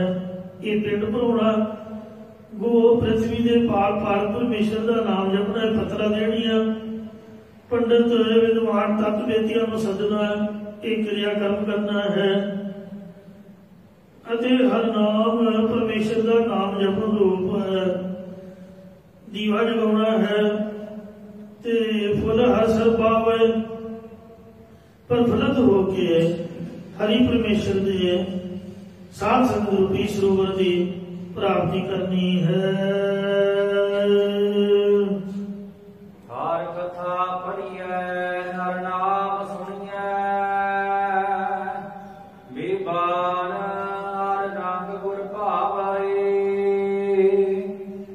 ਪਿੰਡ ਪੱਤਲ ਕਿਰਿਆ ਦੀਵਾ, ਫੁੱਲ ਹਰ ਸਰ ਭਾਵੈ। ਸੋ ਪਿੰਡ ਪੱਤਲ ਕਿਰਿਆ ਦੀਵਾ, ਫੁੱਲ ਹਰ ਸਰ ਪਾਵੈ। ਇਸ ਪੰਕਤੀ ਦੇ ਪਹਿਲਾ ਅਰਥ ਹੋ ਗਏ ਨੇ। ਪਰੀ ਕੇਸੋ ਨਾਮ ਜਪਣਾ, ਪਿੰਡ ਭਰਾਉਣਾ। ਗੋਪਾਲ ਪ੍ਰਿਥਵੀ ਦੇ ਪਾਲ ਪਰਮੇਸ਼ਰ ਦਾ ਨਾਮ ਜਪਣਾ, ਪਤਰਾ ਦੇਣੀਆਂ। ਪੰਡਤ ਵਿਦਵਾਨ ਤਤ ਵੇਦੀਆਂ ਨੂੰ ਸੱਦਣਾ, ਕਿਰਿਆ ਕਰਮ ਕਰਨਾ। ਹਰ ਨਾਮ ਪਰਮੇਸ਼ਰ ਦਾ ਨਾਮ ਜਪਣ ਨੂੰ ਦੀਵਾ ਜਗਾਉਣਾ। ਤੇ ਫੁੱਲ ਹਰ ਸਰ ਪਾਵੈ, ਪ੍ਰਫੁੱਲਤ ਹੋ ਕੇ ਪਰਮੇਸ਼ਰ ਦੇ ਸਾਧ ਸੰਗਤ ਰੂਪੀ ਸਰੋਵਰ ਦੀ ਪ੍ਰਾਪਤੀ ਕਰਨੀ। ਤੇ ਇਹ ਤੋਂ ਪਹਿਲੀ ਪੰਕਤੀ ਪਿੰਡ ਪੱਤਲ ਤੋਂ ਹਰ ਕਥਾ ਪੜ੍ਹੀ ਹੈ, ਹਰ ਨਾਮ ਸੁਣੀ ਹੈ ਤੇ ਬੇਬਾਨ ਹਰ ਅੰਗੁਰ ਭਾਵੇ, ਹਰ ਕਥਾ ਪੜ੍ਹੇ ਪੁਰਾਣ ਜੀਓ। ਸੋ ਉੱਪਰਲੀ ਪੰਕਤੀ ਦੀ ਅੱਧੀ ਦੀ ਅਰਥ ਪੁਰਾਣਾਂ ਦੀ ਥਾਂ ਤੇ ਹਰੇ ਭਰੇ ਕਰਨ ਵਾਲੇ ਪਰਮੇਸ਼ਰ ਦੀ ਕਥਾ ਪੜ੍ਹਨੀ ਹੈ। ਫਿਰ ਹਰ ਕਥਾ ਪੜ੍ਹੀ ਹੈ, ਹਰ ਨਾਮ ਸੁਣੀ ਹੈ। ਪਰਮੇਸ਼ਰ ਦੀ ਕਥਾ ਨੂੰ ਤੁਸੀਂ ਪੜ੍ਹਨਾ ਤੇ ਪਰਮੇਸ਼ਰ ਦੇ ਨਾਮ ਨੂੰ ਹੀ ਤੁਸਾਂ ਨੇ ਸੁਣਨਾ ਹੈ। ਬੇਬਾਨ ਹਰ ਅੰਗੁਰ ਭਾਵੇ, ਜੋ ਪੁਰਖ ਬੇਦਵੈਤ ਵਾਲੀ ਬਾਣੀ ਤੋਂ ਬੇਰਹਿਤ ਹੈ ਅਤੇ ਹਰੀ ਪਰਮੇਸ਼ਰ ਨਾਲ ਰੰਗ ਪ੍ਰੇਮ ਕਰਦਾ ਹੈ, ਉਹੀ ਗੁਰਾਂ ਨੂੰ ਪਾਉਂਦਾ ਹੈ। ਜਾਂ ਪਰਮੇਸ਼ਰ ਨਾਲ ਪ੍ਰੇਮ ਕਰਨ ਨੂੰ ਬੇਬਾਨ ਹੀ ਗੁਰਾਂ ਨੂੰ ਪਾਉਂਦਾ ਹੈ। ਇਸੇ ਪ੍ਰਕਾਰ ਚੌਥਾ ਸਰਵਣ ਕਰੋ ਜੀ। ਸਤਿਗੁਰ ਬੋਲਿਆ ਅਖੀਰਲੇ ਸਮੇਂ ਭਾਵ ਜੋਤੀ ਜੋਤ ਸਮਾਉਣ ਵੇਲੇ ਸਤਿਗੁਰੂ ਤੀਜੇ ਪਾਤਸ਼ਾਹ ਸ੍ਰੀ ਗੁਰੂ ਅਮਰਦਾਸ ਸਾਹਿਬ ਜੀ ਨੇ ਇਹ ਵਚਨ ਬੋਲਿਆ ਹੈ। ਕੀਰਤਨ ਕਰਿਓ ਨਿਰਵਾਣ ਜੀਓ, ਕਿ ਮੇਰੇ ਪਿੱਛੋਂ ਤੇਰਾ ਹਲ ਪਰਮੇਸ਼ਰ ਦਾ ਕੀਰਤਨ ਕਰਨਾ ਹੈ ਜੀ। ਗੋਪਾਲ ਪੰਡਿਤ ਸਦਿਆ ਹੋ, ਜੋ ਕੇਸੋ ਗੋਪਾਲ ਪਰਮੇਸ਼ਰ ਅਸਲੀ ਪੰਡਿਤ ਹੈ ਉਹਨੂੰ ਸਦਨਾ ਕਰਿਓ ਅਤੇ ਹਰ ਕਥਾ ਪੜ੍ਹੈ ਪੁਰਾਣ ਜੀਓ। ਜੋ ਪ੍ਰਾਤਨ ਹਰੀ ਪਰਮੇਸ਼ਰ ਦਾ ਨਾਮ ਹੈ ਇਹੀ ਕਥਾ ਦਾ ਪੜ੍ਹਨਾ ਤੇ ਸੁਣਨਾ ਕਰਿਓ। ਜਾਂ ਇਸੇ ਪ੍ਰਕਾਰ ਇਸੋ ਗੋਪਾਲ ਪੰਡਿਤ ਸਦਿਆ ਹੋ, ਜੋ ਕੇਸੋ ਗੋਪਾਲ ਪਰਮੇਸ਼ਰ ਹੈ ਉਸਦੇ ਜਾਣਨ ਵਾਲੇ ਪੰਡਿਤ ਵਿਦਵਾਨ ਤੱਤ ਤੇ ਮਹਾਤਮਾ ਨੂੰ ਆਪਣੇ ਕੋਲ ਸੱਦ ਲੈਣਾ। ਹਰ ਕਥਾ ਪੜ੍ਹੈ ਪੁਰਾਣ ਜੀਓ, ਅਤੇ ਉਹਨਾਂ ਨਾਲ ਮਿਲ ਕੇ ਪ੍ਰਭੂ ਦਾ ਜਸ ਕਰਨਾ ਅਤੇ ਹਰ ਨਾਮ ਦਾ ਜੋ ਉਚਾਰਨ ਕਰਨਾ ਹੈ, ਇਹੀ ਪੁਰਾਣਾਂ ਦੀ ਕਥਾ ਨੂੰ ਪੜ੍ਹਨਾ ਹੈ। ਹੋਰ ਗਰੜ ਪੁਰਾਣ ਦੀ ਕਥਾ ਲਿਖਦਾ ਜਾਂ ਭਗਵਤ ਗੀਤਾ ਆਦਿਕ ਕਥਾ ਦਾ ਗੁਰੂ ਘਰ ਦੇ ਵਿੱਚ ਕੋਈ ਇੰਨਾ ਖਾਸ ਮਹੱਤਵ ਨਹੀਂ ਗਿਣਿਆ ਜਾਂਦਾ। ਆਪਾਂ ਨੇ ਬਾਣੀ ਵੀ ਪੜ੍ਹਨੀ, ਬਾਣੀ ਸੁਣਨੀ, ਬਾਣੀ ਦੀ ਕਥਾ ਹੀ ਕਰਨੀ ਸੁਣਨੀ ਹੈ। ਕਿਉਂਕਿ ਹਰ ਮੇਰੀ ਪ੍ਰੀਤ ਰੀਤ ਹੈ ਹਰ ਮੇਰੀ। ਜੇ ਤੁਸੀਂ ਨਿੰਦਿਆ ਵਾਲੀ ਗੱਲ ਆਖੋ ਤੇ ਇਹ ਕੋਈ ਜਾਂ ਨਿੰਦਿਆ ਜਾਂ ਆਪਾਂ ਕਿਸੇ ਦੀ ਹੀਨਤਾ ਵਾਲਾ ਬਚਨ ਨਹੀਂ ਕਰਦੇ ਹਾਂ। ਇਹ ਜਿਹੜੀ ਗੁਰੂ ਗ੍ਰੰਥ ਸਾਹਿਬ ਜੀ ਦੀ ਬਾਣੀ ਹੈ, ਪਹਿਲੀ ਗੱਲ ਤਾਂ ਸ੍ਰੀ ਗੁਰੂ ਗ੍ਰੰਥ ਸਾਹਿਬ ਦਸਮ ਪਾਤਸ਼ਾਹ ਦੀ ਜੋਤ ਨੇ ਸਾਡੇ ਸਤਿਗੁਰੂ ਨੇ ਇਸ ਲਈ ਆਪਾਂ ਇਹਨਾਂ ਦੀ ਬਾਣੀ ਪੜ੍ਹਨੀ ਹੈ। ਦੂਸਰੀ ਗੱਲ ਭਈ ਸ੍ਰੀ ਗੁਰੂ ਗ੍ਰੰਥ ਸਾਹਿਬ ਜੀ ਦੀ ਬਾਣੀ ਸਾਡੇ ਗੁਰੂਆਂ ਨੇ ਖੁਦ ਆਪ ਉਚਾਰੀ ਹੈ ਤੇ ਆਪਣੇ ਹੱਥੀਂ ਲਿਖ ਕੇ ਦੇ ਕੇ ਗਏ ਨੇ। ਅਸਲੀ ਤੇ ਸੱਚੀ ਬਾਣੀ ਹੈ। ਜੇ ਤੁਸੀਂ ਗਰਭ ਪੁਰਾਣ ਆਖੋ ਤੇ ਜਾਂ ਗੀਤਾ ਆਦਿਕ ਆਖੋ, ਜਿਹੜੀ ਗੀਤਾ ਹੈ ਕ੍ਰਿਸ਼ਨ ਭਗਵਾਨ ਦੀ ਉਚਾਰੀ ਤਾਂ ਮੰਨੀ ਜਾਂਦੀ ਹੈ ਕਿ ਕੁਰੂਕਸ਼ੇਤਰ ਦੇ ਮੈਦਾਨ ਵਿੱਚ ਜਦ ਅਰਜਨ ਨੇ ਹਥਿਆਰ ਸੁੱਟਦੇ ਸੀਗੇ ਤੇ ਉਹਨੂੰ ਗੀਤਾ ਉਚਾਰ ਕੇ ਭਗਵਾਨ ਜੀ ਨੇ ਫਿਰ ਹਥਿਆਰ ਫੜਾਏ ਸਨ। ਤੇ ਪਰ ਉਹਨਾਂ ਲਿਖੀ ਤਾਂ ਨਹੀਂ ਹੈ, ਕ੍ਰਿਸ਼ਨ ਭਗਵਾਨ ਦੀ ਉਚਾਰੀ ਤਾਂ ਸਹੀ, ਪਰ ਗੀਤਾ ਆਪਦੇ ਹੱਥੀਂ ਤਾਂ ਨਹੀਂ ਲਿਖੀ ਦੇ ਕੇ ਗਏ। ਪਤਾ ਨਹੀਂ ਕਿੰਨੇ ਚਿਰ ਬਾਅਦ ਉਹਨਾਂ ਦੇ ਸੇਵਕਾਂ ਵੱਲੋਂ ਲਿਖੀ ਗਈ ਹੈ। ਆ ਜਿਹੜੇ 4 ਵੇਦ ਨੇ ਇਹ ਵੀ ਬ੍ਰਹਮਾ ਦੇ ਵਿਚਾਰੇ ਮੰਨੇ ਜਾਂਦੇ ਨੇ। ਲਿਖੇ ਕਿੰਨੇ ਨੇ? ਵੇਦ ਵਿਆਸ ਨੇ। ਬ੍ਰਹਮਾ ਨੇ ਆਪ ਥੋੜ੍ਹਾ ਲਿਖੇ ਨੇ। ਕੀ ਤੱਕ ਕਿੰਨਾ ਅਗਲ ਬਦਲ ਹੋਇਆ ਹੋਊਗਾ। ਆ ਜਿਹੜੇ ਪੁਰਾਣ ਹਨ ਇਹ ਵੀ ਤਾਂ ਰਿਸ਼ੀਆਂ ਮੁਨੀਆਂ ਦੇ ਲਿਖੇ ਹੋਏ ਨੇ, ਕੋਈ ਭਗਵਾਨ ਦੇ ਨਹੀਂ ਲਿਖੇ ਹੋਏ। ਠੀਕ ਹੈ, ਭਲੇ ਦਾ ਉਪਦੇਸ਼ ਹੈ, ਪਰ ਲਿਖਤ ਤਾਂ ਰਿਸ਼ੀਆਂ ਮੁਨੀਆਂ ਦੀ ਹੈ, ਸਾਧੂ ਸੰਤਾਂ ਦੀ ਹੈ। ਬਾਣੀ ਆਪਾਂ ਇਸ ਲਈ ਪੜ੍ਹਨੀ ਹੈ ਵੀ ਇਹ ਸੱਚੇ ਗੁਰੂ ਦੀ ਬਾਣੀ ਹੈ ਜਿਹੜੇ ਪ੍ਰਭੂ ਦਾ ਰੂਪ ਸਨ। ਔਰ ਖੁਦ ਆਪ ਲਿਖ ਕੇ ਮੋਹਰ ਲਾ ਕੇ ਦਮਦਮਾ ਸਾਹਿਬ ਜੀ ਉਹ ਸਾਨੂੰ ਆਪ ਬਖਸ਼ਿਸ਼ ਕਰਕੇ ਗਏ ਨੇ ਕਿ ਗੁਰੂ ਮਾਨਿਓ ਗ੍ਰੰਥ ਆ ਗਿਆ ਭਈ ਅਕਾਲ ਕੀ ਤभी ਚਲਾਇਓ ਪੰਥ ਸਭ ਸਿੱਖਣ ਕੋ ਹੁਕਮ ਹੈ। ਗੁਰੂ ਮਾਨਿਓ ਗ੍ਰੰਥ, ਗੁਰੂ ਗ੍ਰੰਥ ਜੀ ਮਾਨਿਓ ਪ੍ਰਗਟ ਗੁਰਾਂ ਕੀ ਦੇ। ਮੰਨਣ ਦਾ ਮਤਲਬ ਕੀ ਹੈ? ਇਹਨੇ ਵੀ ਮੱਥਾ ਟੇਕਣ ਦਾ ਗੁਰੂ ਸਾਹਿਬ ਨੇ ਆਖਿਆ ਜਾਂ ਪਰਿਕਰਮਾ ਕਰਨ ਦਾ। ਮੰਨਣ ਦਾ ਮਤਲਬ ਇਹ ਹੀ ਵੀ ਇਹਨੂੰ ਪੜ੍ਹੋ ਵੀ ਖੋਲ ਕੇ, ਇਹ 'ਚ ਲਿਖਿਆ ਕੀ ਹੈ ਤੇ ਜੋ ਕੁਝ ਲਿਖਿਆ ਹੈ ਇਹਨੂੰ ਧਾਰਨ ਵੀ ਕਰੋ, ਇਹਦੇ ਮੁਤਾਬਕ ਜ਼ਿੰਦਗੀ ਵੀ ਢਾਲੋ। ਇਸ ਵਾਸਤੇ ਗੁਰੂ ਗ੍ਰੰਥ ਜੀ ਮਾਨਿਓ ਪ੍ਰਗਟ ਗੁਰਾਂ ਕੀ ਦੇ, ਜੋ ਪ੍ਰਭੂ ਕੋ ਮਿਲਿਓ ਚਾਹੇ ਖੋਜ ਸ਼ਬਦ ਮਿਲੇ। ਤੇ ਇਸ ਲਈ ਆਪਾਂ ਦਾ ਕੋਈ ਖੁਸ਼ੀ ਦਾ ਮੌਕਾ ਹੋਵੇ ਤਾਂ ਵੀ ਬਾਣੀ ਪੜ੍ਹਨੀ, ਸੁਣੀ, ਕਥਾ ਕੀਰਤਨ ਕਰਨਾ, ਸੁਣਨਾ, ਸਹਿਜ ਪਾਠ, ਅਖੰਡ ਪਾਠ, ਗੁਰੂ ਸਾਹਿਬ ਦੇ ਚਰਨਾਂ ਦਾ ਆਸਰਾ ਲੈਣਾ। ਕੋਈ ਮਰਗ ਹੋ ਗਈ ਹੈ, ਵਾਹਿਗੁਰੂ ਦਾ ਭਾਣਾ ਮੰਨਦੇ ਆ ਤਾਂ ਵੀ ਗੁਰਬਾਣੀ ਦਾ ਕਥਾ ਕੀਰਤਨ ਪਾਠ ਪੂਜਾ ਕਰਨੀ। ਤੋ ਤੀਜੇ ਪਾਤਸ਼ਾਹ ਖੁਦ ਆਪ ਗੁਜਰੀ ਰਾਗ ਦੇ ਵਿੱਚ ਹੀ ਲਿਖਦੇ ਨੇ, ਹਰ ਮੇਰੀ ਪ੍ਰੀਤ ਰੀਤ ਹੈ ਹਰ ਮੇਰੀ ਕਥਾ ਕਹਾਣੀ ਜੀ। ਅਸੀਂ ਹੋਰ ਕੋਈ ਚੁਟਕਲੇ ਕਹਾਣੀਆਂ ਜਾਂ ਮਨ ਘੜਤ ਕਥਾ ਕਹਾਣੀਆਂ ਨਹੀਂ ਸੁਣਦੇ ਸੁਣਾਉਂਦੇ ਹਨ।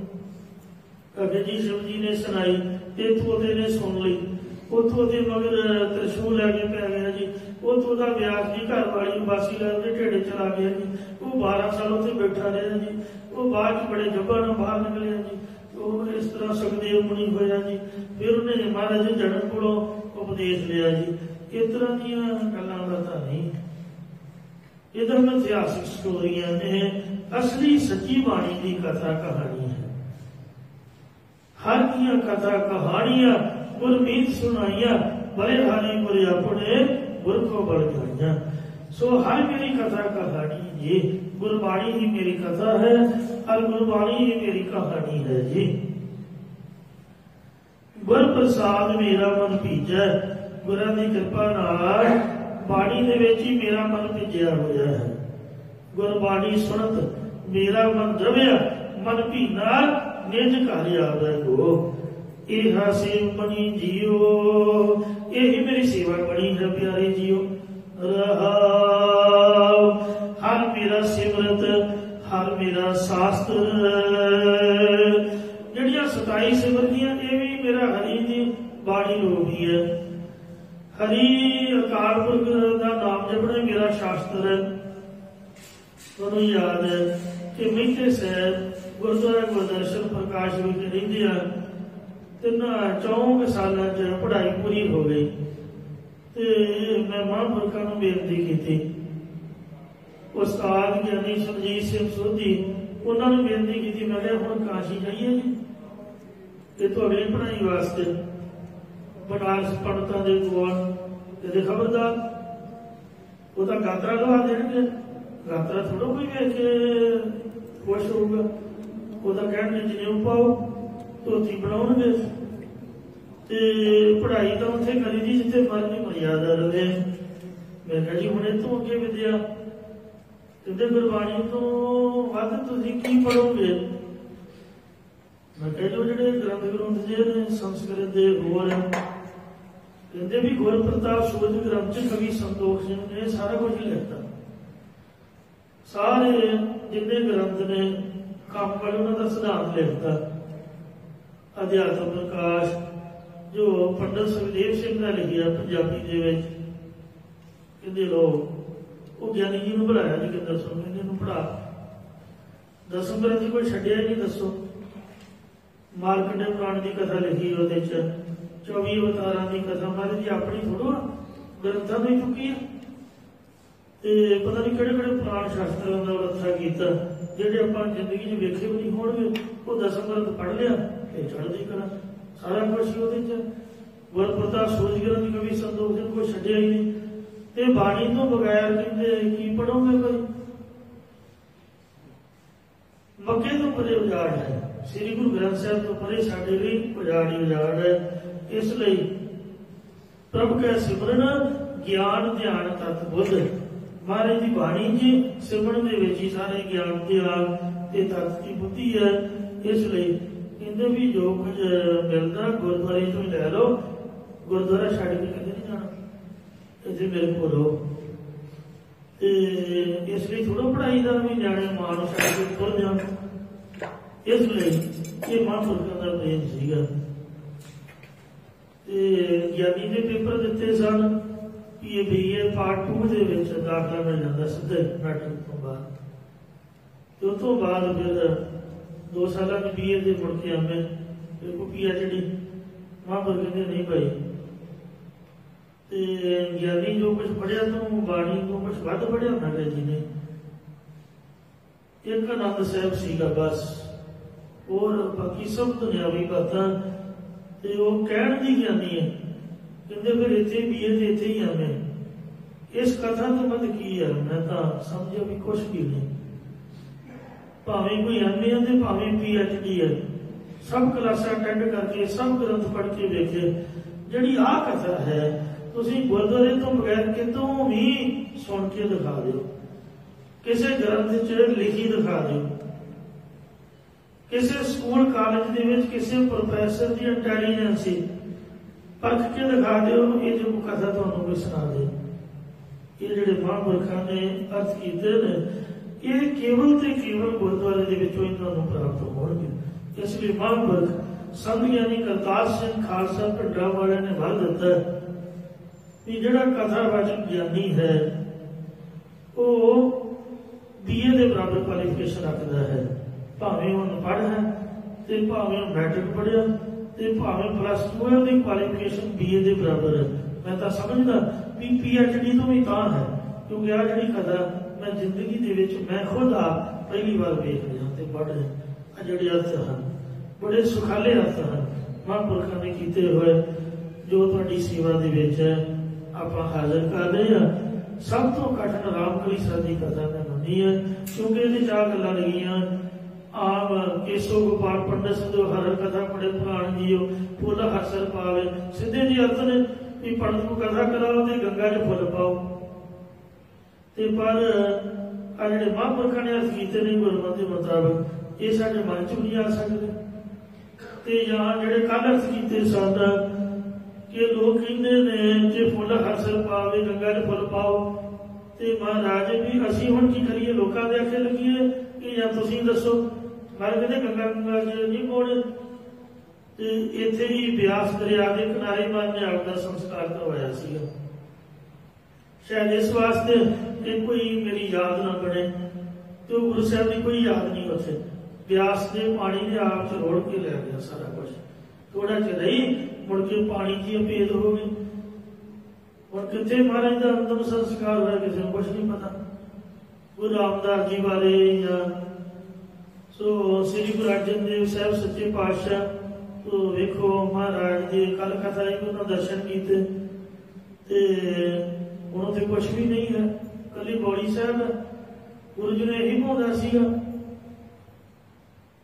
ਤਾਂ ਇਸ ਲਈ ਕਹਿੰਦੇ ਵੀ ਪੰਡਤ ਸਦੀਏ, ਲੋਕ ਕਹਿੰਦੇ ਨੇ ਵੀ ਪੰਡਤ ਕੋਲੋਂ ਗਰਭ ਪੁਰਾਣ ਦੀ ਕਥਾ ਪੜਾਓ ਜੀ। ਮਹਾਰਾਜ ਕਹਿੰਦੇ ਨਹੀਂ ਭਾਈ, ਆਪਾਂ ਸਾਰੀ ਉਮਰ ਬਾਣੀ ਪੜ੍ਹਦੇ ਰਹੇ ਹਾਂ, ਸਾਰੀ ਉਮਰ ਤਾਂ ਆਸਾ ਦੀ ਵਾਰ ਦਾ ਕੀਰਤਨ ਸੁਣਿਆ, ਗੁਰਦੁਆਰੇ ਦੇ ਝਾੜੂ ਫੇਰਦੇ ਰਹੇ, ਸੰਤਾਂ ਦੇ ਭਾਂਡੇ ਮਾਂਜਦੇ ਰਹੇ, ਤੇ ਮਰੇ ਤੋਂ ਬਾਅਦ ਤੁਸੀਂ ਪੰਡਤ ਨੂੰ ਬੁਲਾ ਕੇ ਗਰਭ ਪੁਰਾਣ ਪੜਾਓਗੇ? ਮਰਿਆ ਤੋਂ ਬਾਅਦ ਵੀ ਮਹਾਰਾਜ ਪੜ੍ਹੋ, ਸੰਗਤ ਨੂੰ ਵੀ ਬੁਲਾਓ। ਜਿਹੜੀ ਸੰਗਤ 'ਚ ਆਪਾਂ ਸਾਰੀ ਉਮਰ ਰਹੇ ਹਾਂ, ਸੇਵਾ ਕੀਤੀ ਹੈ, ਸੰਗਤ ਨੂੰ ਕਹੋ ਵੀ ਕਥਾ ਕੀਰਤਨ ਕਰਨ ਭਾਈ, ਕੋਈ ਸਾਡੀ ਅਰਦਾਸ ਹੋਵੇ। ਇਹ ਵੀ ਗੁਰਮਤਿ ਮਰਿਆਦਾ ਗੁਰੂ ਸਾਹਿਬ ਜੀ ਨੇ ਪ੍ਰਾਰੰਭ ਕੀਤੀ ਹੈ। ਸਾਨੂੰ ਪੰਡਤਾਂ ਤੋਂ ਮੰਦਰਾਂ ਤੋਂ ਖੜਾ ਛੁਡਾ ਕੇ ਰੱਬ ਵਾਲੇ ਪਾਸੇ ਜੋੜਿਆ ਹੈ। ਭਾਵੇਂ ਸੰਗਰਾਂਦ ਲਾ ਲਓ, ਭਾਵੇਂ ਮੱਸਿਆ ਲਾ ਲਓ, ਤੇ ਭਾਵੇਂ ਕੋਈ ਵੀ ਦਿਨ ਦਿਹਾੜਾ ਲਾ ਲਓ, ਲਾਵਾਂ ਦਾ ਪਾਠ ਲਾ ਲਓ ਜਾਂ ਮਰਗ ਦੀ ਅਰਦਾਸ ਅੰਤਮ ਕਿਰਿਆ ਲਾ ਲਓ। ਸਭ ਕੁਛ ਗੁਰਮਤਿ ਦੇ ਮੁਤਾਬਕ 5 ਪਿਆਰੇ ਅੰਮ੍ਰਿਤ ਛਕਾਉਂਦੇ ਨੇ, 5 ਸੰਸਕਾਰ ਦ੍ਰਿੜ ਕਰਾਉਂਦੇ ਹਨ। ਤਾਂ ਇਸ ਵਾਸਤੇ ਪਾਤਸ਼ਾਹ ਜੀ ਫਰਮਾਉਂਦੇ ਨੇ ਪਤਲ ਕਿਰਿਆ ਦੀਵਾ, ਹਰੀ ਸੰਬੰਧੀ ਹੀ ਕਥਾ ਨੂੰ ਕਹਿੰਦੇ ਪੜ੍ਹਨਾ ਹੈ। ਹਰ ਕਥਾ ਪੜ੍ਹੀਐ ਹਰ ਨਾਮ ਸੁਣੀਐ, ਹਰੀ ਸੰਬੰਧੀ ਕਥਾ ਪੜ੍ਹਿਓ, ਹਰੀ ਦਾ ਨਾਮ ਹੀ ਸਰਵਣ ਕਰਿਓ। ਵਿਬਾਣ ਹਰ ਰੰਗ ਗੁਰ ਭਾਵੈ, ਤੇ ਪਰਮੇਸ਼ਰ ਨਾਲ ਪ੍ਰੇਮ ਕਰਨਾ ਹੀ ਗੁਰਾਂ ਨੂੰ ਵਿਬਾਣ ਕੱਢਣਾ ਪਾਉਂਦਾ ਹੈ। ਪਿੰਡ ਪਤਲ ਕਿਰਿਆ ਦੀਵਾ, ਜਿਹੜਾ ਪਿੰਡ ਸਰੀਰ ਦੇ ਅੰਦਰ ਕਾਮ, ਕ੍ਰੋਧ, ਲੋਭ, ਹੰਕਾਰ ਸਥੂਲ ਹੋਏ ਪਏ ਨੇ, ਇਹਨਾਂ ਨੂੰ ਸੂਖਮ ਕਰਨਾ ਹੀ ਪਿੰਡ ਭਰਾਉਣੇ ਹਨ, ਇਹੀ ਪਤਲਾਂ ਦੇਣੀਆਂ ਨੇ, ਇਹੀ ਕਿਰਿਆ ਕਰਨੀ ਹੈ। ਤੇ ਗਿਆਨ ਦੀ ਪ੍ਰਾਪਤੀ ਕਰਨ ਨੂੰ ਵੀ ਦੀਵਾ ਜਗਾਉਣਾ ਹੈ, ਜਾਂ ਗਿਆਨ ਰੂਪ ਦੀਵੇ ਦੀ ਪ੍ਰਾਪਤੀ ਕਰਨ ਰੂਪ ਕਿਰਿਆ ਕਰਨੀ, ਔਰ ਪ੍ਰਫੁੱਲਤ ਹੋ ਕੇ ਹਰੀ ਦੇ ਸਤਸੰਗ ਰੂਪ ਸਰੋਵਰ ਤੋਂ ਪ੍ਰਾਪਤੀ ਕਰਨੀ ਹੈ। ਬੋਲ ਹਰ ਸਾਰ ਪਾਵੈ। ਪਰਮੇਸ਼ਰ ਦੇ ਸਰੂਪ ਰੂਪੀ ਸਰੋਵਰ ਦੀ ਪ੍ਰਾਪਤੀ ਕਰਨ ਵਾਸਤੇ ਗੁਣ ਗਾਉਂਦਿਆਂ ਕੰਠ ਦਾ ਫੁੱਲ ਜਾਣਾ, ਯਾਨੀ ਗਲਾ ਜਿਹੜਾ ਹੈ ਉਹ ਅਸਤ ਵਿਅਸਤ, ਆਵਾਜ਼ ਜਿਹੜੀ ਹੈ ਉਹ ਭਾਰੀ ਹੋ ਜਾਣੀ। ਕਿਉਂ? ਪ੍ਰੇਮ ਦੇ ਵਿੱਚ ਕੰਠ ਦਾ ਰੁਕ ਜਾਣਾ, ਇਹੀ ਫੁੱਲ ਜਾਣਾ, ਇਹੀ ਹਸਤੀਆਂ ਨੇ ਜੋ ਮਹਾਰਾਜ ਦਾ ਪ੍ਰੇਮ ਨਾਲ ਨਾਮ ਉਚਾਰਨ ਹੈ। ਇਸੇ ਪ੍ਰਕਾਰ ਪਿੰਡ ਪਤਲ ਕਿਰਿਆ ਦੀਵਾ। ਜਿਨ੍ਹਾਂ ਦੇ ਪਿੰਡ ਸਰੀਰ ਦਾ ਅਭਿਮਾਨ ਪਤਲਾ ਪੈ ਗਿਆ, ਪਾਪ ਅਭਿਮਾਨ ਮਿਟ ਗਿਆ, ਤੇ ਗਿਆਨ ਰੂਪ ਦੀਵੇ ਦੀ ਪ੍ਰਾਪਤੀ ਵਾਸਤੇ ਕਿਰਿਆ ਸਾਧਨ ਕੀਤੇ ਹਨ। ਬੋਲ ਹਰ ਸਾਰ ਪਾਵੈ। ਉਹਨਾਂ ਦੇ ਫੁੱਲ ਪ੍ਰਫੁੱਲਤ ਹੋ ਕੇ ਹਰੀ ਪਰਮੇਸ਼ਰ ਨੂੰ ਪਾ ਲਿਆ ਹੈ, ਔਰ ਉਹ ਪਰਮੇਸ਼ਰ ਨੂੰ ਪਾ ਕੇ ਉਹਦੇ ਹੀ ਸਦਰਸ਼ ਹੋ ਗਏ ਹਨ। ਹਰ ਭਾਇਆ ਸਤਿਗੁਰ ਬੋਲਿਆ। ਪਾਪ ਇੱਕੋ ਰੂਪੀ ਹੋ ਜਾਂਦੇ ਨੇ, ਜੋ ਹਰੀ ਪਰਮੇਸ਼ਰ ਨੂੰ ਪਾਉਂਦਾ ਹੈ। ਸਤਿਗੁਰੂ ਜੀ ਕਹਿਣ ਲੱਗੇ ਉਹੀ ਬਚਨਾਂ ਨੂੰ ਅਸਾਂ ਨੇ ਬੋਲਣਾ ਕੀਤਾ। ਤੁਸੀਂ ਮਤਾ ਸਮਝੋ ਵੀ ਅਸੀਂ ਆਪ ਦੀ ਮਰਜ਼ੀ ਨਾਲ ਬੋਲ ਰਹੇ ਹਾਂ। ਹਉ ਆਪੋ ਬੋਲਣਾ ਜਾਣਦਾ, ਮੈਂ ਕਹਿਆ ਸਭ ਹੁਕਮ ਆਓ ਜੀਓ। ਜੋ ਸਾਡੇ ਵੱਡੇ ਗੁਰੂਆਂ ਨੇ ਬੋਲੇ ਨੇ, ਉਹਨਾਂ ਦੀ ਪੰਕਤੀ ਤੁਹਾਨੂੰ ਪਹਿਲਾਂ ਵੀ ਪੜ੍ਹ ਕੇ ਸੁਣਾਈ ਹੈ, ਤੇ ਹੁਣ ਫਿਰ ਤੁਹਾਨੂੰ ਇੱਕ ਵਾਰ ਪੜ੍ਹ ਕੇ ਸੁਣਾ ਦਿੰਦੇ ਹਾਂ। ਗੁਰੂ ਨਾਨਕ ਸਾਹਿਬ ਦਾ ਬਚਨ, ਪਿੰਡ ਪੱਤਲ ਮੇਰੀ ਕੇਸੋ ਕਿਰਿਆ, ਸੱਚ ਨਾਮ ਕਰਤਾ, ਇੱਥੇ ਉੱਥੇ ਆਗੇ ਪਾਛੈ, ਇਹੋ ਮੇਰਾ ਆਧਾਰ। ਇਹ ਪੰਕਤੀਆਂ ਗੰਗ ਬਨਾਰਸ ਸਿਵ ਤੁਮਾਰੀ ਨਾਵੇ ਆਤਮ ਰਾਓ, ਇਹ ਕੱਲ ਵੀ ਪੜ੍ਹੀਆਂ ਸੀ ਤੇ ਦੂਜੀ ਵਾਰ ਅੱਜ ਵੀ ਪੜ੍ਹ ਦਿੱਤੀਆਂ ਨੇ। ਮਤਲਬ ਜੋ ਕੁਝ ਅਸੀਂ ਬੋਲਿਆ ਹੈ, ਇਹ ਸ੍ਰੀ ਗੁਰੂ ਨਾਨਕ ਦੇਵ ਮਹਾਰਾਜ ਜੀ ਦੇ ਬਚਨਾਂ ਨੂੰ ਹੀ ਅੱਗੇ ਬੋਲ ਰਹੇ ਹਾਂ। ਆਪਣੇ ਕੋਲੋਂ ਸਾਨੂੰ ਕੁਛ ਬੋਲ ਨਹੀਂ ਆਉਂਦਾ। ਤੋ ਜੋ ਬੋਲਾਵੇ ਤੂੰ ਬੋਲੇ ਸੁਆਮੀ, ਕੁਦਰਤ ਕਮਨ ਹਮਾਰੀ, ਸਾਧ ਸੰਤ ਨਾਨਕ ਜਸ ਗਾਇਓ, ਜੋ ਪ੍ਰਭ ਕੀ ਅਤ ਪਿਆਰੀ। ਹਰ ਭਾਇਆ ਸਤਿਗੁਰ ਬੋਲਿਆ। ਜੋ ਪਰਮੇਸ਼ਰ ਨੂੰ ਭਾਉਂਦਾ ਹੈ, ਵਾਹਿਗੁਰੂ ਜੀ ਸਾਨੂੰ ਬੁਲਾ ਰਹੇ ਨੇ। ਸਤਿਗੁਰੂ ਜੀ ਕਹਿਣ ਲੱਗੇ ਉਹੀ ਬਚਨਾਂ ਨੂੰ ਅਸੀਂ ਬੋਲਣਾ ਕੀਤਾ ਹੈ। ਹਰ ਮਿਲਿਆ ਪੁਰਖ ਸੁਜਾਨ ਜੀਓ। ਇਉਂ ਕਹਿ ਕੇ ਸ੍ਰੀ ਗੁਰੂ ਅਮਰਦਾਸ ਜੀ ਸੁਜਾਨ ਅੰਤਰਜਾਮੀ ਵਾਹਿਗੁਰੂ ਅਕਾਲ ਪੁਰਖ ਦੇ ਵਿੱਚ ਮਿਲ ਗਏ, ਲੀਨ ਹੋ ਗਏ। ਜਿਉਂ ਜਲ ਮਨ ਜਲ ਆਏ ਖਟਾਨਾ, ਤਿਉਂ ਜੋਤੀ ਸਮਝੋਤ ਸਮਾਨਾ, ਮਿਟ ਗਏ ਗਵਨ ਪਾਏ ਵਿਸਰਾਮ, ਨਾਨਕ ਪ੍ਰਭ ਕੇ ਸਤਿਗੁਰਬਾਨ। ਸੂਰਜ ਕਿਰਨ ਮਿਲੇ, ਜਲ ਕਾ ਜਲ ਹੁਆ ਰਾਮ, ज्योति ज्योत रली संपूर्ण थिया राम। पवन में पवन समाया, ज्योति में ज्योत रल जाया, माटी माटी होई एक, रोण हारे की कवन टेक। कौन हुआ रे कौन हुआ, ब्रह्म ज्ञानी में करो विचारा, इह तो चलत भया रहाओ। अगली किस खबर न पाई, रोण हार में उड़ सदाई। एंड सो मतलब अगे दी अगे ये शब्द चलता जा रहा है। रामदास सोटी तिलक दिया। श्री गुरु अमरदास महाराज ने आपदे हुंदिया सोढ़ वंश दे सूरज श्री गुरु रामदास साहब जी नूं गुरता गदी दा तिलक बख्श दिता। शब्द सच निशान जियो। आज जो गुरु साहब जी दा उपदेश सी वो सच्चा उपदेश गुरु रामदास महाराज के हृदय अंदर प्रगट होया है। जो सच की प्राप्ति वाला उपदेश श्री गुरु अंगद देव जी के पासों श्री गुरु अमरदास साहब जी को मिलिया सी, वही उपदेश श्री गुरु रामदास साहब जी के हृदय विच प्रगट कर दिता। इसी प्रकार शब्द सच निशान जियो। निशान प्रगट सच्चे ब्रह्म का स्वरूप ਸ੍ਰੀ ਗੁਰੂ ਅਮਰਦਾਸ ਜੀ ਨੇ ਸੋਢ ਵੰਸ਼ ਦੇ ਸੂਰਜ ਸ੍ਰੀ ਗੁਰੂ ਰਾਮਦਾਸ ਜੀ ਨੂੰ ਅੰਮ੍ਰਿਤਾ ਗੱਦੀ ਦਾ ਤਿਲਕ ਬਖਸ਼ ਦਿੱਤਾ। ਸਤਿਗੁਰ ਪੁਰਖ ਦੇ ਬੋਲਿਆ ਇਸ ਵੇਲੇ ਪੂਰਨ ਸਤਿਗੁਰੂ ਅਮਰਦਾਸ ਜੀ ਨੇ ਬਚਨ ਬੋਲਣਾ ਕੀਤਾ। ਸਿੱਖਾ ਮਨ ਲਈ ਰਜਾਏ ਜੀਓ। ਕਿਹੜਾ ਬਚਨ ਬੋਲਿਆ ਕਿ ਸ੍ਰੀ ਗੁਰੂ ਰਾਮਦਾਸ ਜੀ ਦੇ ਚਰਨੀ ਪੈ ਜਾਓ। ਓਏ ਇਧਰ ਆਓ ਪਿਆਰੀ ਸਾਧ ਸੰਗਤ ਜੀ, ਆਓ ਤੁਹਾਨੂੰ ਮੈਂ ਗੁਰੂ ਰਾਮਦਾਸ ਦੇ ਚਰਨੀ ਪਾਵਾਂ। ਬਾਬੇ ਮੋਹਨ ਨੂੰ ਬੜਾ ਜ਼ੋਰ ਲਾਇਆ ਮਹਾਰਾਜ ਨੇ ਕਿ ਮੇਰੀ ਗੱਲ ਮੰਨ ਜਾ, ਹੱਥ ਜੋੜ ਕੇ ਬੇਨਤੀ ਹੈ, ਪਰ ਉਹ ਨਹੀਂ ਮੰਨਿਆ। ਤੇ ਇਹੋ ਮਹਾਰਾਜ ਨੇ ਫੜ ਕੇ ਗੁਰੂ ਰਾਮਦਾਸ ਦੇ ਪੈਰੀ ਪਾਏ। ਆਓ ਬਈ ਮੈਂ ਪਹਿਲਾਂ ਮੱਥਾ ਟੇਕਦਾ। ਆਖਿਆ ਬਾਬਾ ਬੁੱਢਾ ਜੀ ਤੂੰ ਵੀ ਟੇਕ, ਆਓ ਇੱਧਰ ਬਾਬਾ ਮੋਹਨ ਦੇ ਮੋਰੀ ਤੁਸੀਂ ਵੀ ਆਓ, ਆਓ ਮੱਥਾ ਟੇਕੋ। ਆਓ ਸਾਧ ਸੰਗਤ ਜੀ ਲੈਣ ਲਾ ਲਓ ਵਾਰੀ ਵਾਰੀ, ਲਓ ਪੈਸੇ ਕੱਢੋ ਆਪਦੇ ਜੇਬਾਂ ਚੋਂ, ਰੁਪਈਆ 2 ਰੁਪਈਏ ਤੇਲੀ ਪੌੜੀ ਪੈਸਾ ਟੱਕਾ ਜੋ ਵੀ ਹੈ ਸਾਰੀ ਲక్ష్ਮੀ ਗੁਰੂ ਰਾਮਦਾਸ ਦੇ ਚਰਨੀ ਪਾਈ। ਤਿੰਨਾਂ ਲੋਕਾਂ ਦੀ ਪਾਈ। ਲਓ ਬੇਟਾ ਰੱਖੋ ਕੱਪੜਾ ਜਿਹੜਾ ਜੋ ਵੀ ਤੁਸੀਂ ਲਿਆਏ ਹੋ, ਜਿਸ ਤਰ੍ਹਾਂ ਸਾਨੂੰ ਮੱਥਾ ਟੇਕਦੇ ਹੋ ਇਹ ਸਾਡਾ ਚੌਥਾ ਰੂਪ ਨੇ। ਇਹ ਆਪ ਮਹਾਰਾਜ ਨੇ ਲਾਗੇ ਖਲੋਗੇ ਸਾਰਿਆਂ ਨੂੰ ਗੁਰੂ ਰਾਮਦਾਸ ਦੇ ਚਰਨੀ ਪਾਇਆ। ਹੋਏ ਪੁੱਤ ਸੰਮ ਹੋਇਆ।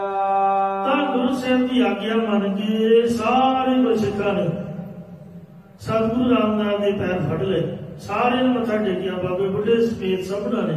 ਬਾਬੇ ਬੁੱਢੇ ਤੋਂ ਵੱਡਾ ਤਾਂ ਸੀਨੀਅਰ ਗੁਰੂ ਘਰ 'ਚ ਕੋਈ ਨਹੀਂ ਹੋਇਆ। ਸਿੱਖੀ ਦੀ ਉਹਦੀ ਹੋਈ ਹੈ।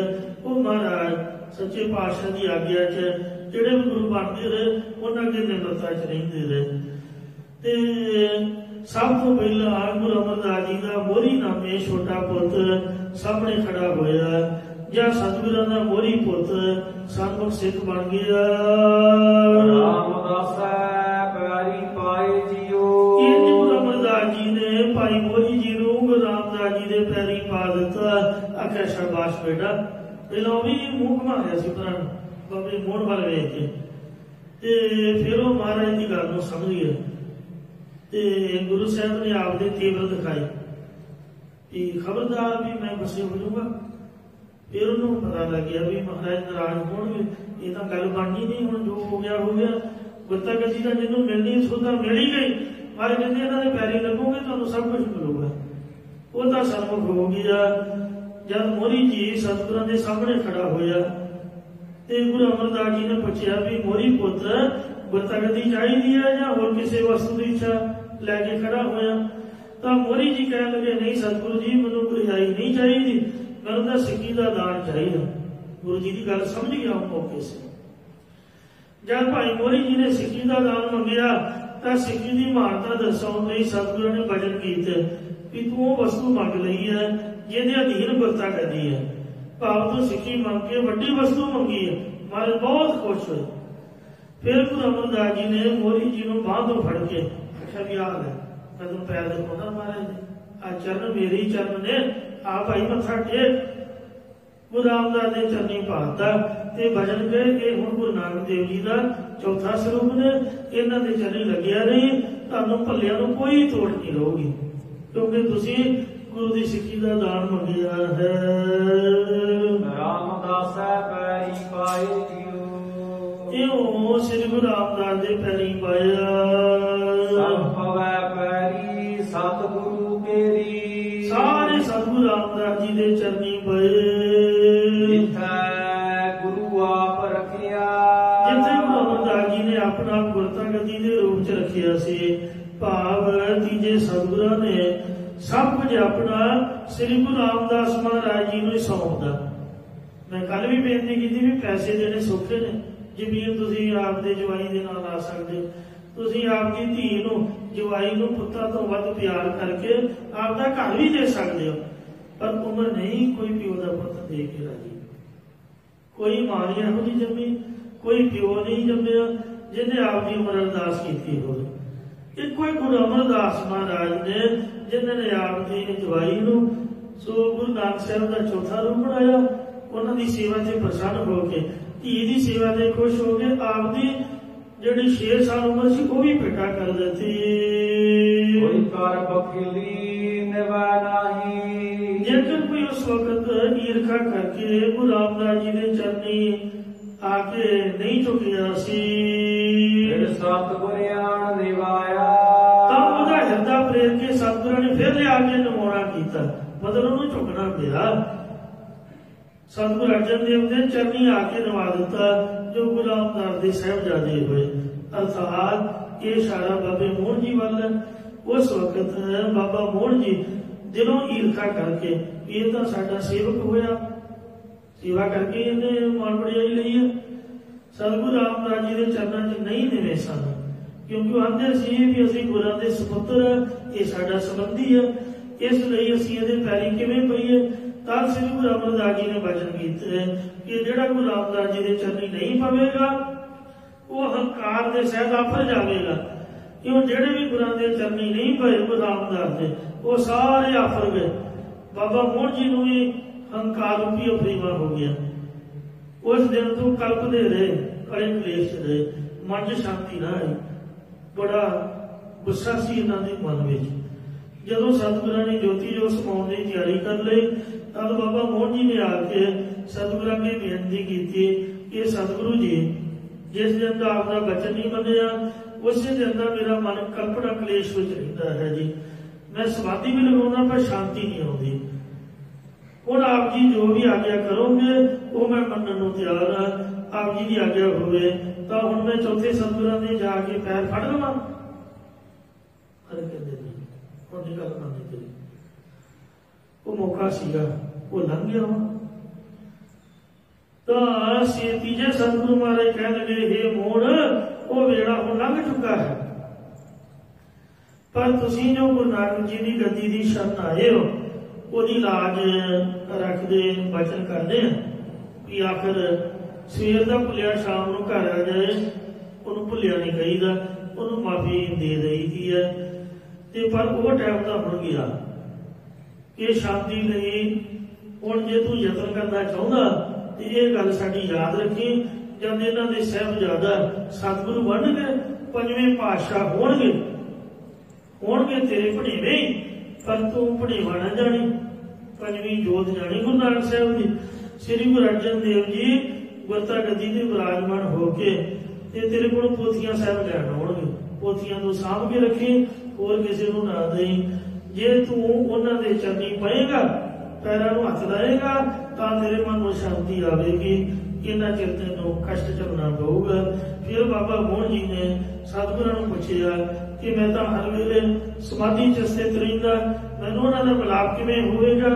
ਤਾਂ ਗੁਰੂ ਸਾਹਿਬ ਕਹਿਣ ਲੱਗੇ ਕਿ ਤੂੰ ਆਪਦੇ ਪੁੱਤਰ ਸੰਸਕਾਰ ਰਾਮ ਦੇ ਕੋਲੋਂ ਚਾਰੇ ਸਤਿਗੁਰਾਂ ਦੀ ਬਾਣੀ ਇਕੱਤਰ ਕਰਵਾ ਕੇ ਆਪਣੇ ਕੋਲ ਰੱਖ ਲਾ। ਜਦ ਸਤਿਗੁਰੂ ਅਰਜਨ ਦੇਵ ਜੀ ਆਉਣਗੇ, ਉੱਚੀ ਉੱਚੀ ਬੋਲਣਗੇ, ਉਹ ਕੀਰਤਨ ਕਰਨਗੇ, ਕੀਰਤਨ ਦੀ ਆਵਾਜ਼ ਤੇਰੇ ਕੰਨੀ ਪਾਉਣਗੇ, ਤੈਨੂੰ ਆਪਣੇ ਆਪ ਪਤਾ ਲੱਗ ਜਾਊ, ਤੇਰੀ ਸਮਾਧੀ ਉਹਨਾਂ ਦੇ ਕੀਰਤਨ ਤੋਂ ਖੁੱਲੂਗੀ। ਤੇ ਪਹਿਲਾਂ ਉਹਨਾਂ ਦੇ ਪੈਰੀ ਹੱਥ ਲਾ ਲਈ, ਮੁੜ ਕੇ ਭਾਵੇਂ ਲਾਉਣ ਦੇਣ ਭਾਵੇਂ ਨਾ ਲਾਉਣ ਦੇਣ, ਕਿਉਂਕਿ ਤੂੰ ਮਾਮਾ ਉਹਨਾਂ ਦਾ। ਤੇ ਫਿਰ ਪੋਥੀਆਂ ਦੇਵੀ, ਹੋਰ ਕਿਸੇ ਨੂੰ ਪੋਥੀਆਂ ਨਾ ਦੇਈ ਤਾਂ ਤੈਨੂੰ ਸ਼ਾਂਤੀ ਆਊਗੀ। ਤੂੰ ਇਸ ਲਈ ਸਾਨੂੰ ਤਾਂ ਜੇ ਕੋਈ ਕਹੇ ਨਾ ਵੀ ਗੁਰਦੁਆਰੇ ਕੁੱਤੇ ਦੇ ਪੈਰ ਫੜ ਲਓ, ਮੈਂ ਤੁਹਾਡੇ ਸਾਹਮਣੇ ਉਸੇ ਵਕਤ ਫੜਨ ਨੂੰ ਤਿਆਰ। ਕੋਈ ਕਹੇ ਨਾ ਵੀ ਲਕੀਰਾਂ ਕੱਢੋ, ਕੱਢਾਂਗੇ। ਜਿਹਦੇ ਜੇ ਕਹੋ ਬਿਨਾਂ ਗਲਤੀ ਤੋਂ ਮਾਫੀ ਮੰਗਾਂਗੇ, ਗਲਤੀ ਹੋਈ ਤੂੰ ਤਾਂ ਮੰਗਣੀ ਚਾਹੀਦੀ ਵੀ ਹੈ। ਤੇ ਕਿੱਦਾਂ ਦਾ ਵਿਦਵਾਨਪੁਣਾ ਹੋਇਆ, ਸੰਤਪੁਣਾ ਹੋਇਆ। ਅਖੇ ਜੀ ਮੈਂ ਨਹੀਂ ਮੰਨਦਾ ਸਿੰਘ ਸੁਖ ਸਾਹਿਬ ਨੂੰ, ਬੰਦਾ ਪੁੱਛੇ ਵੀ ਉਹ ਐਵੇਂ ਥੋੜਾ ਬਣ ਗਿਆ। ਅਕਾਲ ਤਖਤ ਦਾ ਜਿਹੜਾ ਅਗਲਾ ਜਥੇਦਾਰ ਬਣਿਆ, ਕੋਈ ਉਹਦੀ ਕਮਾਈ ਹੈ ਪਿਛਲੀ। ਏਡੇ ਵੱਡੇ ਤਖਤ ਤੇ ਤਾਂ ਮੱਥਾ ਟੇਕਣਾ ਔਖਾ ਹੈ। ਇੱਕ ਵਾਰ ਮੈਂ ਅਰਦਾਸ ਕਰਨ ਲੱਗ ਪਿਆ ਆਪਦੇ ਪਰਿਵਾਰ ਦੀ, ਸਾਡਾ ਪਰਿਵਾਰ ਇਕੱਠਾ ਹੋਇਆ ਸੀਗਾ। ਉਹਨਾਂ ਪਿਆਰ ਨਾਲ ਉਹੀ ਆਖਿਆ ਵੀ ਤੂੰ ਹੀ ਕਰ ਦੇ, ਗਲਤੀ ਸੀ ਮੇਰੀ। ਉਹ ਮੈਂ ਉੱਚੀ ਬੋਲ ਪਿਆ। ਉਸੇ ਵੇਲੇ ਸਿੰਘ ਸਾਹਿਬ ਪੰਜ ਪਿਆਰੇ ਆ ਗਏ, ਮੇਰੀ ਖਬਰਦਾਰ ਅਰਦਾਸ ਨਹੀਂ ਕਰਨੀ। ਮੈਂ ਕਿਹਾ ਜੀ ਮੈਂ ਤਾਂ ਆਪ ਨਹੀਂ ਕਰ ਰਿਹਾ। ਕਹਿੰਦੇ ਉੱਚੀ ਨਹੀਂ ਬੋਲਣਾ। ਮੈਂ ਕਿਹਾ 7 ਵਜੇ ਤੁਸੀਂ ਦੱਸੋ। ਮੇਰੇ ਨਾਲ ਦਾ ਸਿੰਘ ਉੱਥੇ ਹੈਡ ਗ੍ਰੰਥੀ ਬਣਿਆ ਪਿਆ ਗਿਆਨੀ ਗੁਰਮੁਖ ਸਿੰਘ ਜੀ, ਕਿੱਡੀ ਉੱਚੀ ਸੁੱਚੀ ਸੇਵਾ ਦੇ ਸ਼ਾਸਤਰਾਂ ਦੀ, ਨਨਕਾਣਾ ਸਾਹਿਬ ਦੇ ਸਰੂਪ ਦੀ ਸੇਵਾ ਕਰ ਰਹੇ। ਜਥੇਦਾਰ ਗਿਆਨੀ ਹਰਪ੍ਰੀਤ ਸਿੰਘ ਜੀ ਕਿਉਂ ਨਹੀਂ ਮੰਨਦੇ ਭਾਈ? ਜਿਹਨੂੰ ਗੁਰੂ ਨੇ ਆਪਦੇ ਚਰਨੀ ਲਾ ਲਿਆ, ਕਿਸੇ ਬਹਾਨੇ ਨਾਲ ਲਾ ਲਿਆ। ਕਹੇ ਜੀ ਆਪਾਂ ਤਾਂ ਅਕਾਲ ਤਖਤ ਨੂੰ ਨਹੀਂ ਮੰਨਦੇ, ਬੰਦਾ ਪੁੱਛੋ ਕਿਹਨੂੰ ਮੰਨਦੇ ਹੋ? ਮੜੀਆਂ ਤੇ ਚਲੇ ਜਾਓ, ਗਾਤਰਾ ਪਾਇਆ ਹੋਇਆ ਸਾਧੂ ਸੰਤ ਤੁਸੀਂ ਅਖਵਾਉਂਦੇ ਹੋ, ਤੇ ਗੁਰਦੁਆਰੇ ਤਾਂ ਸਾਨੂੰ ਕੋਈ ਸੱਤ ਬਗਾਨਾ ਵੀ ਬੁਲਾਏ ਤਾਂ ਆਪਾਂ ਤਾਂ ਉਹ ਵੀ ਆਉਂਦੇ ਹੀ ਆ ਮੱਥਾ ਟੇਕਣ। ਅਰਦਾਸ ਡੇਲੀ ਕਰਦੇ ਨਹੀਂ? ਦੱਸੋ ਕੀ ਅਰਦਾਸ ਕਰਦੇ ਆ? ਇਹੀ ਕਹਿੰਦੇ ਵੀ ਗਲਤੀ ਦੀ ਮਾਫੀ ਦਿਓ। ਜੇ ਆਫਿਸ ਸਾਨੂੰ ਬੁਲਾਏ, ਦਫ਼ਤਰ ਬੁਲਾਏ, ਉੱਥੋਂ ਦੇ ਪ੍ਰਬੰਧਕ ਗੁਰੂ ਜੀ ਦੇ ਸੇਵਾਦਾਰ ਨੇ ਤੇ ਸਾਡੇ ਤੋਂ ਉਮਰ ਚੋਂ ਵੱਡੇ ਨੇ, ਤੇ ਪਤਾ ਨਹੀਂ ਕਿੱਡਾ ਵੱਡਾ ਵੇਖੋ ਕਦੋਂ ਦਾ ਗੁਰਦੁਆਰਾ, ਕਿੰਨੇ ਪੈਸੇ ਮੈਨੇਜ ਕਰਕੇ, ਕਿੰਨੀ ਸੰਗਤ ਨੂੰ ਜੋੜ ਕੇ, ਤੇ ਜੇ ਕੋਈ ਬੁਲਾਏ ਤੇ ਦਫ਼ਤਰ ਤੇ ਜਾਣਾ ਕੋਈ ਮਾੜੀ ਗੱਲ ਤਾਂ ਨਹੀਂ ਹੈ। ਆਪਾਂ ਕੋਈ ਗੱਲ ਸੁਣ ਸਕਦੇ ਹਾਂ ਦਫ਼ਤਰ ਦੀ। ਸਭ ਤੋਂ ਵੱਡਾ ਦਫ਼ਤਰ ਅਕਾਲ ਤਖਤ ਹੈ। ਇਹ ਤੋਂ ਵੱਡਾ ਦਫ਼ਤਰ ਦੱਸੋ ਸਿੱਖਾਂ ਦਾ ਹੈ ਕਿਹੜਾ? ਜੇ ਅਕਾਲ ਤਖਤ ਤੋਂ ਬੁਲਾਵਾ ਆਇਆ ਹੈ, ਗਲਤੀ ਹੈ ਜਾਂ ਨਹੀਂ ਹੈ, ਬੰਦਾ ਪਰਨਾ ਪਾ ਕੇ ਹੱਥ ਜੋੜ ਕੇ ਦਿਖਾ ਸਕਦਾ, ਪੁੱਛ ਨਾ ਸਕਦਾ ਵੀ ਦੱਸੋ ਮੇਰੀ ਗਲਤੀ ਕੀ ਹੈ, ਸਪਸ਼ਟੀਕਰਨ ਤਾਂ ਦੇਵੇ। ਏਡਾ ਵੀ ਕਿੱਡਾ ਹੰਕਾਰ ਹੋ ਗਿਆ, ਕਹੇ ਜੀ ਆਪਾਂ ਐ ਜੀ ਆਪਾਂ ਉਹ ਜੀ। ਸਾਧ ਸੰਗਤ ਜੀ ਸੋਚਣ ਦੀ ਲੋੜ ਹੈ। ਇਹ ਜੋ ਬਾਬੇ ਮੋਹਨ ਦੀ ਸਾਖੀ ਹੈ, ਇੱਥੋਂ ਲੌਜਿਕ ਲੈਣਾ ਹੈ ਵੀ ਕੋਈ ਵੀ ਸਾਨੂੰ ਗਲਤੀ ਦੱਸੇ, ਹੱਥ ਜੋੜ ਕੇ ਨਿਮਰਤਾ ਸਹਿਤ, ਇਹੀ ਤਾਂ ਮਹਾਰਾਜ ਦਾ ਗੁਰਦੁਆਰਾ ਸਿਖਾਉਂਦਾ ਹੈ। ਹਮੇ ਆਪਣ ਬਰੇ ਗੁਣ ਨਹੀਂ, ਅਸੀਂ ਕਦੇ ਬਹੁਤ ਕਮਾਉਂਦੇ। ਅਰਦਾਸ ਦੇ ਵਿੱਚ ਆਪਾਂ ਰੋਜ਼ ਮੰਨਦੇ ਆ, ਤੇ ਜੇ ਅਕਾਲ ਤਖਤ ਵਾਲੇ ਬੁਲਾ ਕੇ ਪੁੱਛ ਲਿਆ ਤੇ ਹੱਥ ਜੋੜ ਕੇ ਕਹਿ ਦੋ ਜੀ ਵੀ ਗਲਤੀ ਹੋ ਗਈ, ਨਹੀਂ ਵੀ ਹੋਈ ਤਾਂ ਵੀ ਹੋਈ ਹੈ ਜੀ, ਮਾਫੀ ਦੇ ਦਿਓ ਜੀ। ਇਹੀ ਸੰਤਾਂ ਦਾ ਮਤ ਹੈ। ਹਰ ਗੁਰ ਹੈ ਭਾਣਾ ਦੀ ਵਡਿਆਈ। ਜੋ ਹਰੀ ਪਰਮੇਸ਼ਰ ਸਰੂਪ ਗੁਰੂ ਨਾਨਕ ਸਾਹਿਬ ਜੀ, ਗੁਰੂ ਅੰਗਦ ਦੇਵ ਜੀ, ਗੁਰੂ ਅਮਰਦਾਸ ਮਹਾਰਾਜ ਜੀ ਨੂੰ ਇਹੀ ਭਾਣਾ ਚੰਗਾ ਲੱਗਿਆ, ਤਾਂ ਸ੍ਰੀ ਗੁਰੂ ਰਾਮਦਾਸ ਜੀ ਨੂੰ ਗੁਰਤਾ ਨਦੀ ਦੀ ਵਡਿਆਈ ਸ਼ੋਭਾ ਦੇਣਾ ਕੀਤੀ ਹੈ। ਲਿਖਿਆ ਲੇਖ ਰਜਾਏ ਦਿਓ। ਇਹ ਜਿਹੜੀਆਂ ਗੱਦੀਆਂ ਮਿਲਦੀਆਂ ਨੇ ਤੁਰ ਦਰਗਾਹ ਤੋਂ ਲਿਖੀਆਂ ਹੁੰਦੀਆਂ, ਸਾਨੂੰ ਨੇ ਕੋਈ ਬਣਾ ਦਿੰਦਾ। ਸਿੰਘ ਸਾਹਿਬ ਜਾਂ ਡਿਗਰਨ ਦੀ ਅਗਲੇ ਦੀ ਕਮਾਈ ਹੈ, ਮਹਾਰਾਜ ਦੀ ਕਿਰਪਾ ਹੈ ਤਾਂ ਉਹ ਉਹਦਾ ਮਿਲਿਆ। ਤਖਤ ਲਾਇਕ ਜੋ ਹੋਈ, ਰਾਜਾ ਤਖਤ ਸੂਬਾ ਹੈ, ਜੇ ਤਖਤ ਲਾਇਕ ਹੋਈ, ਤਖਤ ਦੇ ਉੱਪਰ ਉਹੀ ਬਣੇਗਾ ਜਿਹੜਾ ਤਖਤ ਦੇ ਲਾਇਕ ਹੋਊਗਾ।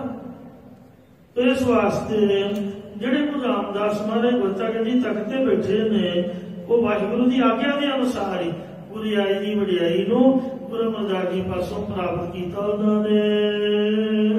ਸੁੰਦਰ ਸੁਣਾਓ ਸੰਤਾਓ। ਇਹ ਵਾਰਤਕ ਰੂਪ ਦੇ ਵਿੱਚ, ਸਟੋਰੀ ਰੂਪ ਦੇ ਵਿੱਚ, ਕਥਾ ਕਹਾਣੀ ਰੂਪ ਦੇ ਵਿੱਚ ਬਾਬਾ ਸੁੰਦਰ ਜੀ ਨੇ ਸ੍ਰੀ ਗੁਰੂ ਅਰਜਨ ਦੇਵ ਜੀ ਨੂੰ ਕਥਾ ਸੁਣਾਈ, ਤੇ ਸ੍ਰੀ ਗੁਰੂ ਅਰਜਨ ਦੇਵ ਜੀ ਨੇ ਧੁਰ ਕੀ ਬਾਣੀ ਕਾਵ ਰਚਨਾ ਆਪ ਦੀ ਬਾਣੀ ਅਨੁਸਾਰ ਉਚਾਰੀ ਹੈ।